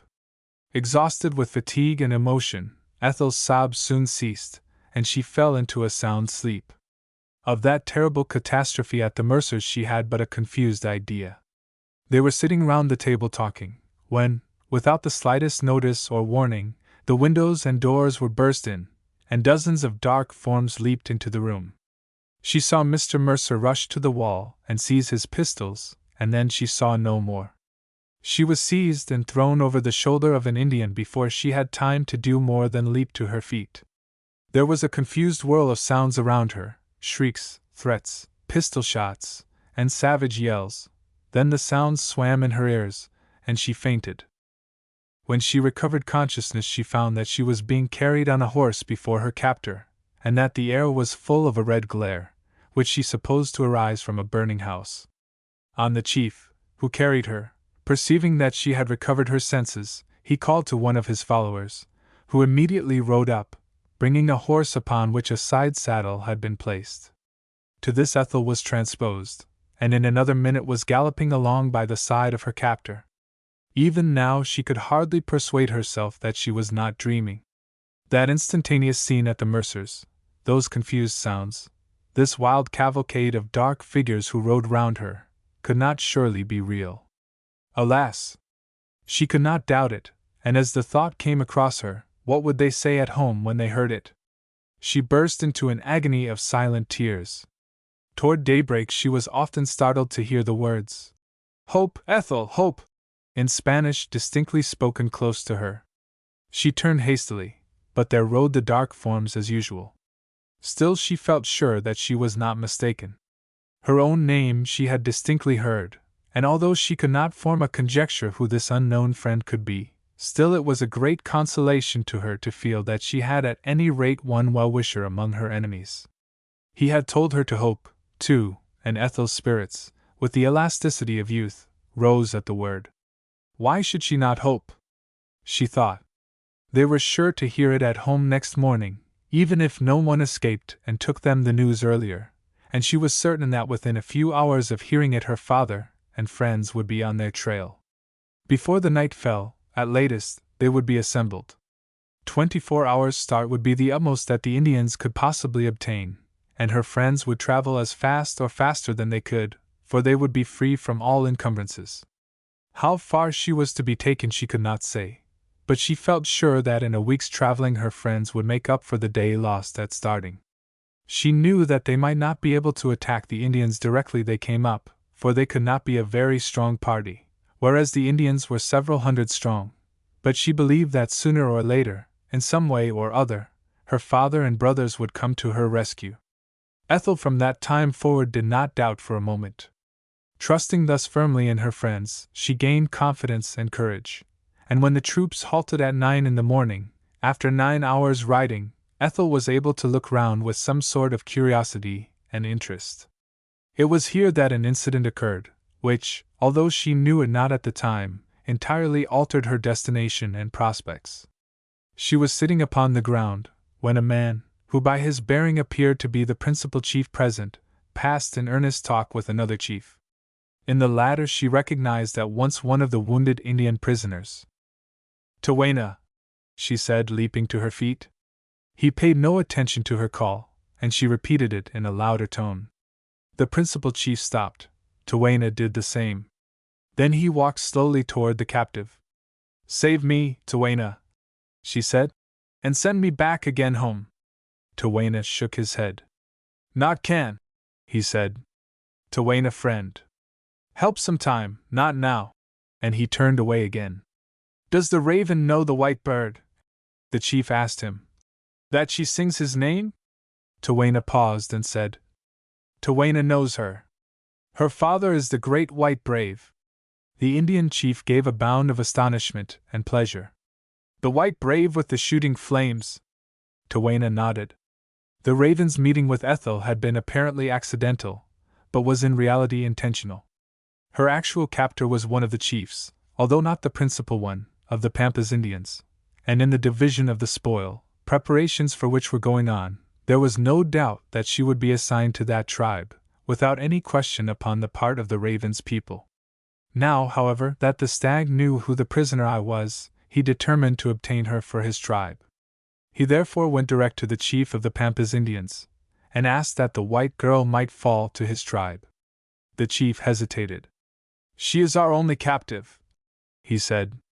"The people will like to see her, and she will live in the lodge of the fox, who carried her off.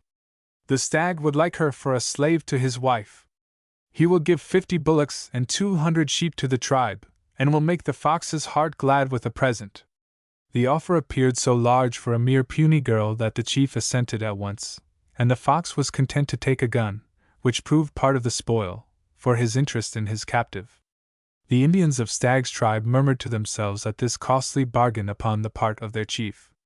However, they expressed nothing of this before him, and continued the work of counting and separating the animals in proportion to the number of each tribe present, the tribes from the plains being considerably the more numerous. Not until 4 o'clock were they again in motion, when each tribe started for home. In 3 hours' riding they reached the spring, and then the stag ordered a small tent of skins to be erected for Ethel's accommodation. From this she came out an hour later to gaze upon the great wave of fire which, kindled at a point far away by their scouts, now swept along northward, passing at a distance of 3 or 4 miles from the spring. It was when sitting gravely round the fire later on that the stag deigned to enlighten his followers as to his reasons for giving what seemed to them so great a price for a pale-faced child. The delight of the Indians, when they found that they had the daughter of their twice victorious enemy in their hands, was unbounded. Vengeance is to the Indian even more precious than plunder, and the tribe would not have grudged a far higher price even than had been paid for the gratification of thus avenging themselves upon their enemy. The news flew from mouth to mouth, and triumphant whoops resounded throughout the camp, and Ethel inside her tent felt her blood run cold at the savage exultation which they conveyed. She was greatly troubled by the fire, for she saw that it must efface all signs of the trail, and render the task of her friends long and difficult, and she felt greatly depressed at what she looked upon as a certain postponement of her rescue. She lay thinking over all this for a long time, until the camp had subsided into perfect quiet. Then the skins were slightly lifted near her head, and she heard a voice whisper, "Me, Tawena, friend. Great chief come to look for girl. 2 trails, eyes blinded. Tawena make sign, point way. Give peace dress that great chief may believe." Ethel at once understood. She cautiously tore off a narrow strip from the bottom of her dress, and put it under the skin to the speaker. "Good," he said. "Tawena friend. Ethel hope." Greatly relieved by knowing that a clue would be now given to her friends, and overpowered by fatigue, Ethel was very shortly fast asleep. At daybreak they set off again, having thus 30 hours' start of their pursuers. They traveled 6 hours, rested from 11 till 3, and then traveled again until dark. Occasionally a sheep lagged behind, footsore and weary. He was instantly killed and cut up. For 4 days was their rate of traveling, which amounted to upward of 50 miles a day, continued, and they arrived, as has been said, the last evening at their village. During all this time Ethel was treated with courtesy and respect. The best portion of the food was put aside for her, the little tent of skins was always erected at night, and no apparent watch was kept over her movements. The next morning she was awake early, and had it not been for the terrible situation in which she was placed she would have been amused by the busy stir in the village, and by the little copper-colored urchins at play, or going out with the women to collect wood or fetch water. There was nothing to prevent Ethel from going out among them, but the looks of scowling hatred which they cast at her made her draw back again into the hut, after a long, anxious look around. It was relief at least to have halted, great as her danger undoubtedly was. She felt certain now that hour by hour her father must be approaching. He might even now be within a few miles. Had it not been for the fire, she was certain that he would already have been up, but she could not tell how long he might have been before he recovered the trail. Toward the middle of the day 2 or 3 Indians might have been seen going through the village, summoning those whose position and rank entitled them to a place at the council. Soon they were seen approaching, and taking their seats gravely on the ground in front of the hut of the principal chief. The women, the youths, and such men as had not as yet by their feats in battle distinguished themselves sufficiently to be summoned to the council, assembled at a short distance off. The council sat in the form of a circle, the inner ring being formed of the elder and leading men of the tribe, while the warriors sat round them. Struck by the hush which had suddenly succeeded to the noise of the village, Ethel again went to the door. She was greatly struck by the scene, and was looking wonderingly at it, when she felt a touch on her shoulder, and on looking round saw the fawn gazing pityingly at her, and at the same time signing to her to come in. The truth at once flashed across Ethel's mind. The council had met to decide her fate, and she did not doubt for a moment what that decision would be. She felt that all hope was over, and retiring into the hut passed the time in prayer and in preparation for the fearful ordeal which was at hand. After the council had met there was a pause of expectation, and the stag then rose. "My brothers, my heart is very glad. The Great Spirit has ceased to frown upon his children. Twice we went out, and twice returned empty-handed, while many of our lodges were empty. The guns which shoot without loading were too strong for us, and we returned sorrowful. Last year we did not go out, the hearts of our braves were heavy. This year we said perhaps the Great Spirit will no longer be angry with his children, and we went out. This time we have not returned empty-handed. The lowing of cattle is in my ear, and I see many sheep. The white men have felt the strength of our arms, and of the young men who went out with me there is not one missing. Best of all, we have brought back a captive, the daughter of the white chief of the flying fires and the guns which load themselves. Let me hand her over to our women, they will know how to make her cry, and we will send her head to the white chief, to show that his guns cannot reach to the Indian country. Have I spoken well?" A murmur of assent followed the chief's speech, and supposing that no more would be said upon the matter, the stag was about to declare the council closed, when an Indian sitting in the inner circle rose. "My brothers, I will tell you a story. The birds went out to attack the nest of an eagle, but the eagle was too strong for them, and when all had gone he went out from his nest with his children, the young eagles, and he found the raven and 2 other birds hurt and unable to fly, and instead of killing them, as they might have done, the eagles took them up to their nest, and nursed them and tended them until they were able to fly, and then sent them home to their other birds. So was it with Tawena and his 2 friends." And the speaker indicated with his arm 2 Indians sitting at the outer edge of the circle. "Tawena fell at the fence where so many of us fell, and in the morning the white men took him and gave him water, and placed him in shelter, and bandaged his wound, and the little white bird and her sister brought him food and cool drinks every day and looked pitifully at him. But Tawena said to himself, 'The white men are only curing Tawena that when the time comes they may see how an Indian can die.' But when he was well they brought horses, and put a bow and arrows into our hands and bade us go free. It is only in the battle that the great white chief is terrible. He has a great heart. The enemies he killed he did not triumph over. He laid them in a great grave. He honored them, and planted trees with drooping leaves at their head and at their feet, and put a fence round that the foxes might not touch their bones. Shall the Indian be less generous than the white man? Even those taken in battle they spared and sent home. Shall we kill the white bird captured in her nest? My brothers will not do so. They will send back the white bird to the great white chief. Have I spoken well?" This time a confused murmur ran round the circle. Some of the younger men were struck with this appeal to their generosity, and were in favor of the raven's proposition. The elder and more ferocious Indians were altogether opposed to it. Speaker succeeded speaker, some urging one side of the question, some the other. At last the stag again rose. "My brothers," he said, "my ears have heard strange words, and my spirit is troubled. The raven has told us of the ways of the whites after a battle, but the Indians' ways are not as the whites' ways, and the stag is too old to learn new fashions. He looks round, he sees many lodges empty, he sees many women who have no husbands to hunt game, he hears the voices of children who cry for meat. He remembers his brothers who fell before the flying fire and the guns which loaded themselves, and his eyes are full of blood. The great white chief has made many wigwams desolate. Let there be mourning in the house of the white chief. Have I spoken well?" The acclamations which followed this speech were so loud and general that the party of the raven was silenced, and the council at once broke up. A cry of exultation broke from the women when they heard the decision, and all prepared for the work of vengeance before them.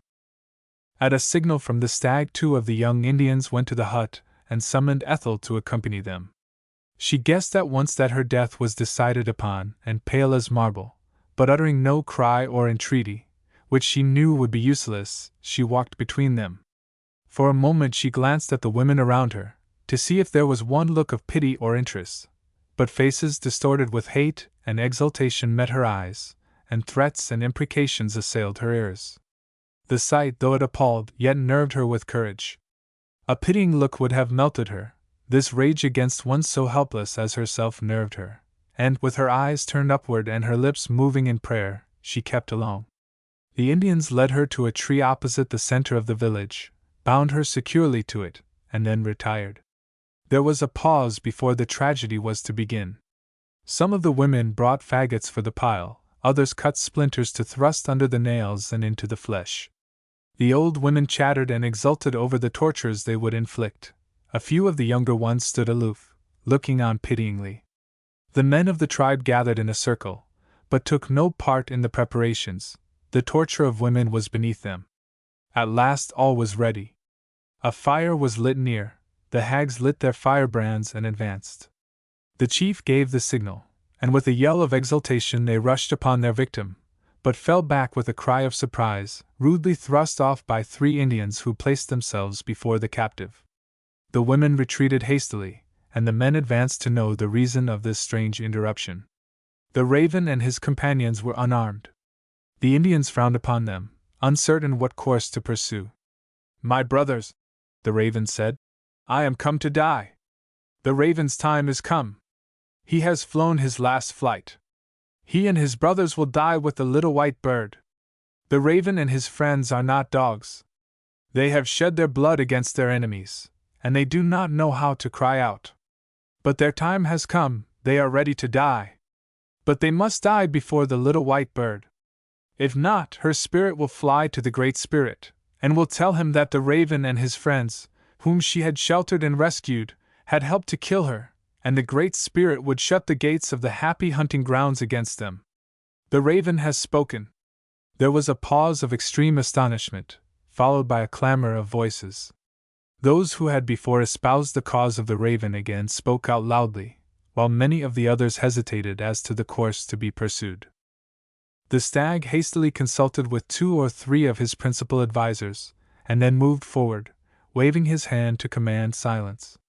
His countenance was calm and unmoved, although inwardly he was boiling with rage at this defiance of his authority. He was too politic a chief, however, to show this.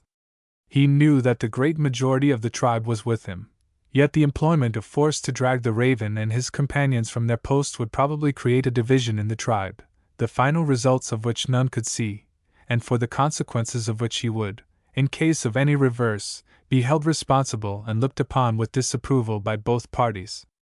"The Ravens and his friends have great hearts," he said courteously. "They are large enough to shelter the little white bird. Let them take her. Her life is spared. She shall remain with our tribe." The Raven inclined his head, and taking a knife from a warrior near, he cut the cords which bound Ethel, and beckoning to the fawn, handed the astonished girl again into her charge, saying, as he did so, "Stop in hut. Not go out bad." And then, accompanied by his friends, he retired without a word to one of their huts. A perfect stillness had hung over the crowd during this scene, but when it became known that Ethel was to go off unscathed, a murmur broke out from the elder females, disappointed in their work of vengeance. But the stag waved his hand peremptorily, and the crowd scattered silently to their huts, to talk over the unusual scene that had taken place. The Raven and his friends talked long and earnestly together. They were in no way deceived by the appearance of friendliness which the stag had assumed. They knew that henceforth there was bitter hatred between them, and that their very lives were insecure. As to Ethel, it was, they knew, only a short reprieve which had been granted her. The stag would not risk a division in the tribe for her sake, nor would attempt to bring her to a formal execution, but the first time she wandered from the hut she would be found dead with a knife in her heart. The Raven, however, felt certain that help was at hand. He and his friends, who knew Mr. Hardy, were alone of the tribe convinced that a pursuit would be attempted. The fact that no such attempt to penetrate into the heart of the Indian country had ever been made had lulled the rest into a feeling of absolute security. The Raven, indeed, calculated that the pursuers must now be close at hand, and that either on that night or the next they would probably enter the gorge and make the attack. The result of the council was that he left his friends and walked in a leisurely way back to his own hut, taking no notice of the hostile glances which some of the more violent of the stag's supporters cast toward him. On his entrance he was welcomed by his wife, a young girl whom he had only married since his return from the expedition, and to whom, from what he had learned of the position of women among the whites, he allowed more freedom of speech and action than are usually permitted to Indian women. She had been one of the small group who had pitied the white girl. "The Raven is a great chief," she said proudly. "He has done well." The mouse trembled, but she was glad to see her lord stand forth. "The stag will strike, though," she added anxiously. "He will look for the blood of the Raven." "The stag is a great beast," the Indian said sententiously. "But the Raven eat him at last." Then, sitting down upon a pile of skins, the chief filled his pipe, and made signs to his wife to bring fire. Then he smoked in silence for some time until the sun went down, and a thick darkness closed over the valley. At length he got up, and said to his wife, "If they ask for the raven, say that he has just gone out, nothing more. He will not return till daybreak, and remember," and he laid his hand upon her arm to impress the caution, "whatever noise the mouse hears in the night, she is not to leave the hut till the raven comes back to her." The girl bowed her head with an Indian woman's unquestioning obedience, and then, drawing aside the skin which served as a door, and listening attentively here if any one were near, the raven went out silently into the darkness. Chapter 17. Rescued. In spite of their utmost efforts, Mr. Hardy's party had made slower progress than they had anticipated. Many of the horses had broken down under fatigue, and as they had no spare horses to replace them, as the Indians had in like case done from those they had driven off from Mr. Mercer, they were forced to travel far more slowly than at first. They gained upon the Indians, however, as they could tell by the position of the camping ground for the night. At 3 o'clock on the afternoon of the last day they passed the place their enemy had left that morning, but although they kept on until long after sunset, many of them having led their horses all day, they were still more than 30 miles away from the mountains among which they knew that the Indian village was situated. None of the gauchos had ever been there, but they knew its situation and general features by report. There had been no difficulty in following the trail since they had struck it. The broad line of trodden ground and the frequent carcasses of sheep sufficiently told the tale. That was a night of terrible anxiety to all. They knew that already Ethel was in the Indian village, and they thought with a sickening dread of what might happen the next day. Nothing, however, could be done. Many of the party were already exhausted by their long day's walk under a burning Sunday. It was altogether impossible to reach the village that night. Before lying down for the night, Mr. Hardy asked all the party to join in a prayer for the preservation of his daughter during the following day, and it was a strange and impressive sight to see the group of sunburned, travel-worn men standing uncovered while their leader offered up an earnest prayer. Mr. Hardy then said for that night it was unnecessary to keep watch as usual. The Indians had pushed on and could no longer dread pursuit, and therefore there was no risk of a night attack. Besides which, there was little chance of his sleeping. This proposition was a most acceptable one, and in a very short time a perfect silence reigned in the camp. Before daybreak they were again on the march, all on foot and leading their horses, in order to spare them as much as possible should they be required at night. Speed was now no object. It was, they knew, hopeless to attack in broad daylight, as the Indians would be probably more than a match for them, and Ethel's life would be inevitably sacrificed. They walked, therefore, until within 6 or 7 miles of the gorge, nearer than which they dared not go, lest they might be seen by any straggling Indian. Their halting place was determined by finding a stream with an abundance of fresh grass on its banks. They dared not light a fire, but chewed some of the tough charca, and watched the distant cleft in the hill which led to the ardently wished-for goal. As evening fell they were all in the saddle, and were pleased to find that the horses were decidedly fresher for their rest. They did not draw rein until the ground became stony, and they knew that they must be at the mouth of the gorge. Then they dismounted and picketed the horses. 2 of the gauchos were stationed with them as guards, and the rest went stealthily forward, the rockets being entrusted to the care of Terence, who fastened them tightly together with a cord, and then hung them by a loop, like a gun, over his shoulder, in order that he might have his hands free. It was still only 8 o'clock, dangerously early for a surprise, but the whole party were quite agreed to risk everything, as no one could say in what position Ethel might be placed, and what difference an hour might make. Their plan was to steal quietly up to the first hut they found, to gag its inmates, and compel one of them, under a threat of instant death, to guide them to the hut in which Ethel was placed. Suddenly Mr. Hardy was startled by a dark figure rising from a rock against which he had almost stumbled, with the words, "White man good. To Wayne a friend. Come to take him to child." Then followed a few hurried questions, and no words can express the delight and gratitude of Mr. Hardy and his sons, and the intense satisfaction of the others, on finding that Ethel was alive and for the present free from danger. It was agreed to wait now for 2 hours, to give time for the Indians to retire to rest, and while they waited the raven told them all that had happened up to the arrival at the village, passing over the last day's proceedings by saying briefly that Ethel had run a great risk of being put to death, but that a delay had been obtained by her friends. Having told his story, he said, "Twain a friend to great white chief. Gave signal with arrow, saved little white bird today. But Twain a Indian, not like see Indian killed. White chief promised not kill Indian women and children." Mr. Hardy assured the Indian that they had no thought of killing women and children. "It can take little white bird without waking village, not kill men?" Twain asked again. "We do not want to wake the village if we can help it, Twain, but I do not see any chance of escaping without a fight. Our horses are all dead beat, and the Indians will easily overtake us, even if we get a night's start. Mustn't go out on plain," the raven said earnestly. "If go out on plain, all killed. Indian 250 braves, eat up white men on plain. I am afraid that is true enough, Twain, though we shall prove very tough morsels. Still we should fight at a fearful disadvantage in the open. But what are we to do? Come back to mouth of canyon, hold that, can keep Indians off as long as like. Indians have to make peace." "Capital!" Mr. Hardy said delightedly, for he had reviewed the position with great apprehension, as he had not seen how it would be possible to make good their retreat on their tired horses in the teeth of the Indians. "The very thing! As you say, we can hold the gorge for a month if necessary, and sooner or later they will be sick of it, and agree to let us retreat in quiet. Besides, a week's rest would set our horses up again, and then we could make our retreat in spite of them. One more thing," the raven said.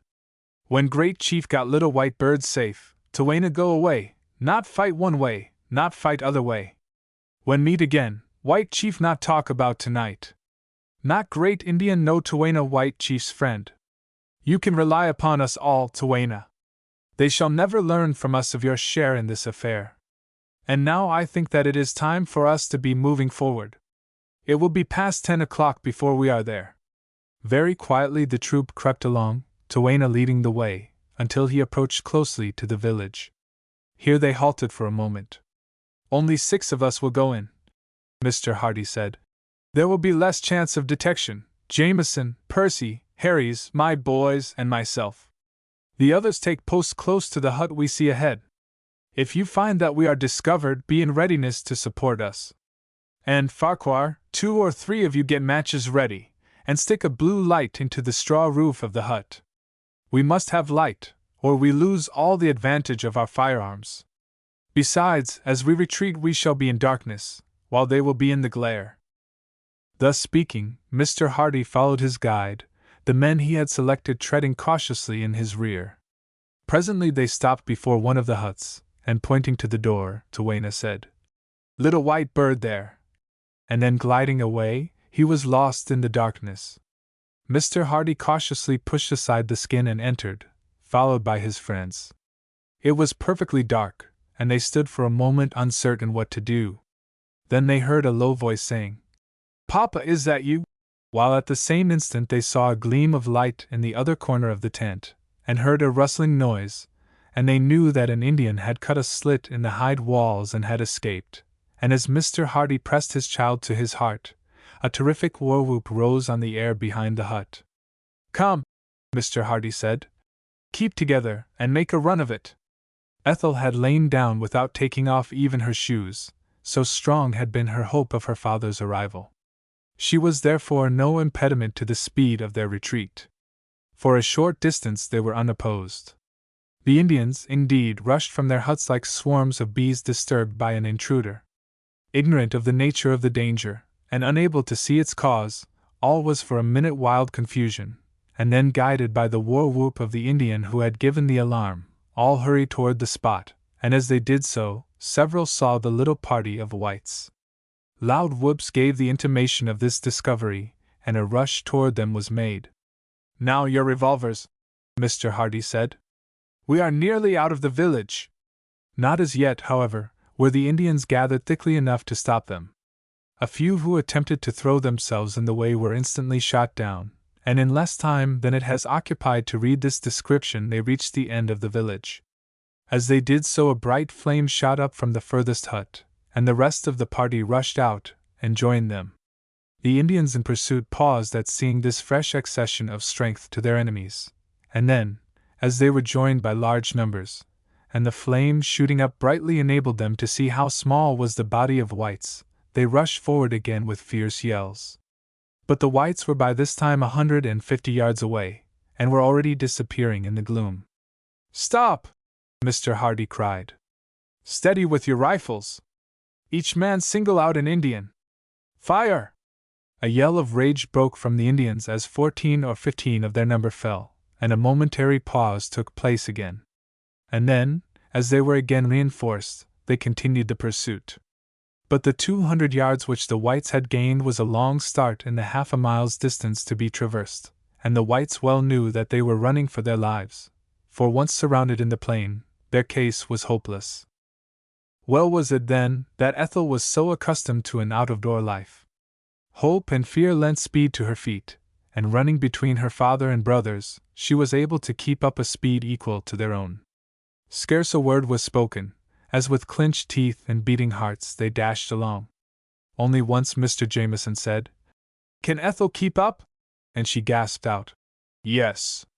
The whites had this great advantage in the race, that they knew that they had only half a mile in all to run, and therefore put out their best speed, whereas, although a few of the Indians saw the importance of overtaking the fugitives on the plain, the greater portion believed that their prey was safe in their hands, and made no great effort to close with them at once. The whites, too, had the advantage of being accustomed to walking exercise, whereas the Indians, almost living on horseback, are seldom in the habit of using their feet. Consequently, the whites reached the narrow mouth of the gorge a full 150 yards ahead of the main body of the pursuers, although a party of their fastest runners was not more than half that distance in their rear. There was a general ejaculation of thankfulness as the parties now halted and turned to face the enemy. It was now that the full advantage of Mr. Hardy's precaution of firing the Indian hut had become manifest. The fire had communicated to the next 2 or 3 dwellings, and a broad flame rose up, against the glare of which the Indians stood out distinctly, while the whites were posted in deep gloom. "Now, boys," Mr. Hardy said, "pick off the first lot with your carbines, while we load our rifles. Ethel, get behind that rock. Take shelter all till the last moment. The arrows will soon be among us." Steadily, as if firing at a mark, the boys discharged their 5 shots each, and as the enemy was not more than 50 yards off, every shot told. The rest of the leading band hesitated, and throwing themselves down, waited until the others came up. There was a momentary pause, then a volley of arrows and musket balls was discharged in the direction of their hidden foe, and then, with a wild yell, the whole mass charged. Not till they were within 30 yards was there a return shot fired, but as they entered the narrow gorge, the whites leaped to their feet with a cheer, and poured in a volley from 24 rifles. The effect was terrible, and those in front who were unwounded hesitated, but pressed on from behind, they again rushed forward. Then, as they closed, a desperate combat began. The boys had hastily handed their carbines to Ethel to fit in the spare chamber, and had taken their place by their father's side. The gorge was so narrow that there was not room to stand abreast, and by previous arrangement those who had no revolvers placed themselves in front, clubbing their rifles, while those with revolvers fired between them. Mr. Percy, one of the Jamesons, and Harry stood a pace or 2 in the rear, with their revolvers in hand, as a reserve. For a few minutes the contest was terrific. The rush of the Indians partially broke the line, and the whirl of gleaming hatchets, the heavy crash of the blows with the rifles, the sharp incessant cracks of the revolvers, the yells of the Indians, the short shouts of encouragement from the English, and the occasional Irish cry of Terence, made up a total of confusion and noise which was bewildering. Scarce a shot of the whites was thrown away, and a heap of dead lay across the pass. Still the Indians pressed on. The fight was more silent now, the cracks of the revolvers had ceased, and the whites were fighting silently and desperately with their rifles. They had not given way a foot, but the short panting breath told that the tremendous exertion was telling, as they stood in a line at short intervals, and their weapons rose and fell with a force and might that the Indian hatchets could seldom stem or avert. Not bloodless on their part had the fight been up to this time. Most of them had received gashes more or less severe, and Martinez the Gaucho and Cook lay dead at their feet. Charlie and Hubert, upon emptying their revolvers, had fallen back and taken their carbines, and now stood with the reserve upon a flat rock a few paces in the rear, all burning with impatience to take part in the strife. At this moment they were joined by the 2 gauchos who had been left with the horses, but who now, hearing the firing, had arrived to take part in the fray. At last Mr. Hardy judged that the time had come, and shouted, "Take aim into the middle of the mass, and fire as quick as you can, then all charge together. Now!" In less than half a minute the 4 barrels of the gauchos' guns, and the 30 shots from the revolvers, had been discharged into the densely packed throng. Then the 7 men leaped from the rock, and with a cheer the whites threw themselves upon the Indians, already recoiling and panic-struck by the tremendous and deadly fire. The Indians in front, surprised and confused, were mown down by the long rifles like grass before the mower, and those behind, after one moment's hesitation, broke and fled. In another 2 minutes the fight was over, and the Indians in full flight to their village. After a few words of hearty congratulation the whites threw themselves on the ground, panting and exhausted, after their tremendous exertions. Their first care, upon recovering a little, was to load their revolvers. As for the rifles, there was not one, with the exception of those of the 3 men who had formed the reserve, and the boys' carbines, which were not disabled. The stocks were broken, the hammers wrenched off, and the barrels twisted and bent. The party now crowded round Ethel, with whom not a single word had yet been exchanged since her rescue, and warm and hearty were the congratulations and welcome bestowed upon her. There was then an examination of wounds. These had been many, and in some cases severe. Mr. Farquhar was completely disabled by a deep wound in the shoulder. Mr. Percy had received a fearful gash on the arm. Charlie had one ear nearly cut off, and the side of his face laid completely open with a sweeping blow. 4 others were seriously wounded, and 6 had less important wounds. All, however, were too much elated with their success to make anything but light of their hurts. "You seem fated to have your beauty spoiled, Charlie," Mr. Hardy said, as he bandaged up his son's face. "A few more fights, and you will be as seasoned with scars as any Chelsea pensioner." Charlie joined in the general laugh at his own expense. "Yes, Papa, if I go on like this, I shall certainly get rid of my looking-glass." "You have not lost the rockets, I hope, Terence?" Mr. Hardy asked. "Sure, and I've not, your honor. I put them down behind a big rock before the little shindig began." "We will fire them off," Mr. Hardy said. "They will heighten the impression, and make the Indians more anxious to come to terms, when they see that we can reach their village. We will not let them off all at once, but as we have 4 of each sort, we will send off a pair every half hour or so, as they may think, if we fire them all at once and then stop, that we have no more left.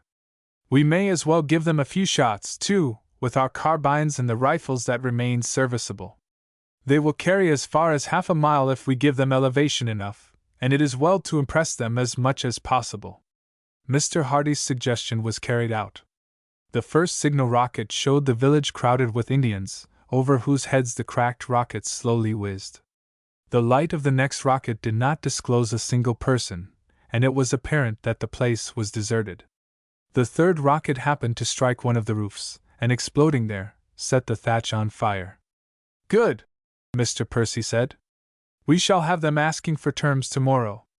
4 of the unwounded men were now placed as a guard at the mouth of the gorge, the others retiring further into it, so as to be beyond the dead Indians, who lay there literally in piles. The morning broke over the white men occupied in the burial of their 2 fallen companions, and upon the Indians assembled at a short distance beyond the village. The men sat upon the ground in sullen despair. The women wailed and wrung their hands. Now that it was day, they could see how terrible had been their loss. Upward of 60 of their number were missing. The stag had fallen, as had several of the most valiant braves of the tribe. Presently the raven rose from the midst of the warriors. His absence the preceding evening had not been noticed, and although all knew that he had taken no part in the fight, This was considered natural enough, when his advice to give up the captive had been rejected. "My brothers," he began, "the Great Spirit is very angry. He has hidden his face from his children. Yesterday he blinded their eyes and made them foolish. Last night he made them as water before the white men. Why were the ears of the chiefs closed to the words of the raven? If the raven had set out with the little white bird, the great white chief would have been glad, and the hatchet would have been buried in peace. But the chiefs would not hear the words of the raven. The stag said, 'Kill!' and the war chiefs shouted, 'Kill!' And where are they now? Their wigwams are empty, and their women have none to bring in the deer for food. The Great Spirit is angry." The raven then took his seat, but, as he anticipated, no one rose to speak after him. The depression was too general, and the fact that, had the raven's advice been followed, the evils would have been avoided, was too manifest for any one to attempt to utter a word. After a profound silence of some minutes' duration, the raven again rose. "What will my brothers do? The flying fires will burn down our village, and there is no retreat. The guns that shoot without loading carry very far. We are as water before them. We are in the hands of the white chief, and our bones will feed the crows. What will my brothers do?" There was still a profound silence, and then he continued, "The raven is a great chief, and he will tell them what to do.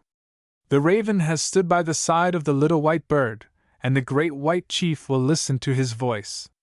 He will say, 'Let there be peace between us. The men who would have harmed the little white bird are dead. There is no more cause of quarrel.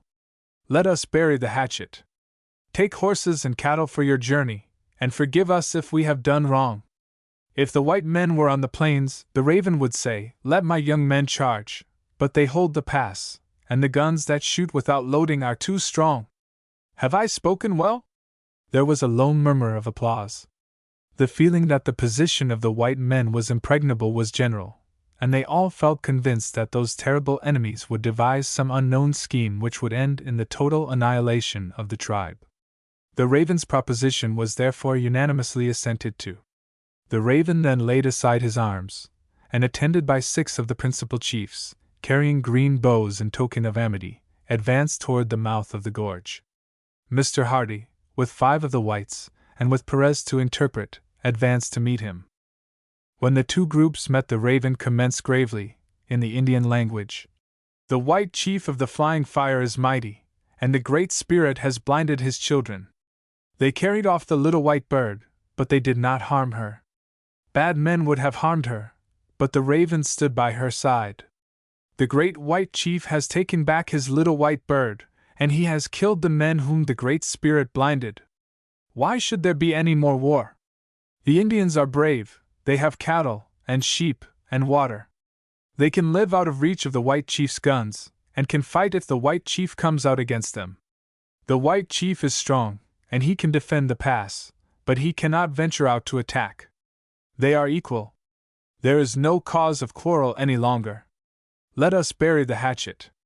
The white chief's young men can take horses, for the Indians have many, to take them back to their homes. They can take cattle to eat. Let there be peace." This address of the raven was a very politic one. He already knew that Mr. Hardy was willing to grant terms, but he wished to show the other chiefs that he supported the honor of the tribe by boasting of their power and resources, and by making the peace as upon equal terms. When the gaucho had translated their proposal, Mr. Hardy spoke, using the phraseology which would be most intelligible to the Indians. "The raven is a great chief, he has spoken wisely. The little white bird has sung in the white chief's ear that the raven stood by her side when bad Indians would have hurt her. The bad Indians are dead. The Great Spirit frowned upon them. The white chief has no quarrel with the raven and his friends. Let there be peace." A general expression of satisfaction pervaded both parties when it was known that peace was arranged, and one of each side hurrying back with the news, the rest went into the village, where, sitting down before the principal hut, the pipe of peace was solemnly smoked. The two parties then mingled amicably, mutually pleased at the termination to the hostilities, and no one would have guessed that a few hours before they had met in deadly strife. The Raven courteously invited the whites to stop for a night at the village, but the invitation was declined, as all were very anxious to return home. Some Indians were dispatched by the Raven, who had now naturally assumed the position of chief of the tribe, to catch horses to take the place of those which had broken down upon the journey. The offer of cattle was declined, as they were confident that they should be able to procure game. They took, however, as large a supply of fresh meat as their horses could carry. Mr. Hardy saw that the Raven wished to avoid any private conversation with him. He therefore drew the boys aside, and made a proposal to them, to which they cordially agreed. As the horses were brought up, and the whole tribe assembled, he advanced toward the Raven with one of the boys' carbines in his hand. "The Raven is a great chief," he said. "He has a great heart, and stood by the side of the little white bird. But he has not a good rifle. The white chief gives him a rifle which will shoot many times. Let him promise that he will never use it in fight against the white men." This gift the Raven received with great pleasure, and readily gave the required promise, adding, on behalf of his tribe, that the hatchet which was buried should never again be dug up against the whites. An extra chamber and all the spare ammunition was given to him, and a further supply promised when he chose to send for it. Instructions were also given to him in the use of the weapon. Then a solemn farewell was exchanged, and the party of whites turned their faces toward home. Chapter 18. And last. With this memorable conflict, and the lesson taught to the Indians, that even in the heart of their own country they could not consider themselves secure from retaliations and from the vengeance of the white settlers, the Indian troubles of the Hardys were over. Occasionally, indeed, raids were made upon the outlying settlements, and the young Hardys were summoned to beat off their savage foes. Upon the estate of Mount Pleasant, however, hostile foot was not again placed. Occasionally the Raven, with 2 or 3 of his braves, would pay a visit for a day or 2, and depart with presents of blankets, and such things as his tribe needed. Upon the first of these visits Hubert questioned him respecting the bird whose remarkable feather had been the means of saving Ethel's life. At his next visit the chief brought 2 very perfect skins of the bird. It turned out, to Hubert's great delight, to be a new species, and one of them is now, with many other hitherto unknown birds which had fallen to his gun, in the British Museum, with the specific names of Hardiensis, in compliment to their discoverer. The Raven's tribe honorably performed their agreement with Mr. Hardy, and never joined in any subsequent attacks upon the whites. Being much weakened by the loss of so many of their fighting men, they would probably have been exterminated by hostile tribes, but Mr. Hardy subsequently furnished them with a supply of military muskets, which he had bought chiefly for the purpose, together with ammunition, and they were then able to oppose a resolute front to their enemies, and to support themselves by hunting. The Raven is now one of the most powerful and respected chiefs upon the plains of the Pampas. The return of the expedition, after the rescue of Ethel and the chastisement of the Indians in the heart of their own country, caused quite a sensation throughout the Republic. Of Mrs. Hardy's and Maud's joy we need not speak, but the adventure was considered a matter of congratulation and joy throughout the whole district. It was felt that a signal blow had been struck to the Indians, and that for a long time life and property would be secure. There was, in consequence, quite a rush to the neighborhood, and land was taken up and occupied in all directions. It was well for Mrs. Hardy and the girls that they were to sail by the next mail for England. The effect of those terrible 4 days upon Ethel, and of that week of anxiety upon her mother and sister, had so shaken them that the change, even if it had not been previously determined upon, would have been imperatively necessary. It is not too much to say that Mrs. Hardy and Maud had suffered even more than Ethel. She at least had known and seen her danger, and was sustained, except during that morning when she was fastened to the stake, with a strong hope and belief of rescue. Those left behind could do nothing but picture up scenes of horror, and pass their time in alternately praying and weeping. They were all sadly shaken and nervous during the short time that remained for them at Mount Pleasant, but the sea voyage and the fresh breezes soon brought health and color into their cheeks, and none of them ever after felt any bad effects from that terrible week. And now our story is drawing to a close. The stormy period of the Mount Pleasant settlement was over. The hard work, the difficulties and dangers of the life of a new settler on the extreme edge of civilization had been passed, and nothing remained but to continue to devote attention and energy to the estate, and to reap the fruits of the labor. For 2 years after the departure of his wife and daughters, Mr. Hardy remained at his post. It was now nearly 6 years since he had left England, and he longed to return to it. He felt that he could do so without any uneasiness as to the future. Rosario was, according to his anticipation, rising into a large and important town. The country was fairly settled for leagues beyond the estate. Land was rapidly rising in value, and there was now no fear whatever of Indian attacks. His flocks and herds had multiplied greatly, and were doubling every 2 years.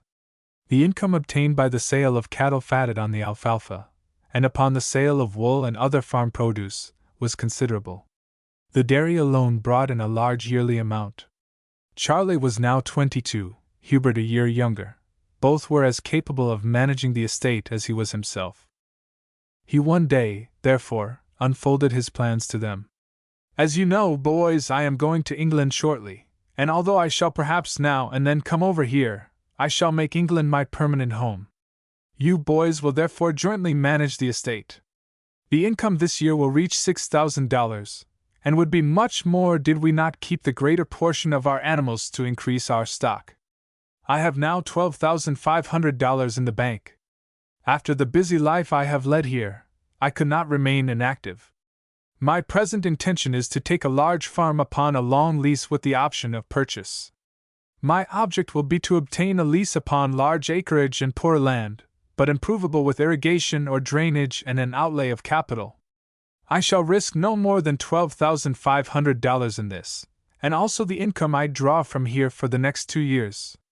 The profits will increase each year. I shall therefore in 2 years have sunk $25,000 in the farm, a portion being devoted to building a suitable house. You will, of course, during the 2 years spend whatever money you may require, but, in fact, it is impossible for you to spend much money here. At the end of 2 years I propose that first you, Charlie, as the elder, shall come home to England for a year, and then that Hubert shall take his turn. You will then stay a year here together, and again have each a year in England, and so on regularly. From the end of this 2 years I shall draw half the income of this estate, and you will take the other half between you, to invest or use as you may think fit. At the end of 6 years I calculate that the estate will be stocked with as many cattle and sheep as it can support. 15,000 cattle, say, and 30,000 sheep. You will then sell all your annual increase, and the profits will be greater every year. At the end of 10 years from this time, if, as I think probable, you will have had enough of this life, we will sell the estate. By that time it will be the center of a populous district. The land will be greatly increased in value, and will be equal to any in the country, so much so, indeed, that it will probably be out of the question to find a purchaser for the whole. We could therefore break it up to suit purchasers, dividing it into lots of 1, 2, 3, or 4 square miles, or a square league, and dividing the stock in proportion.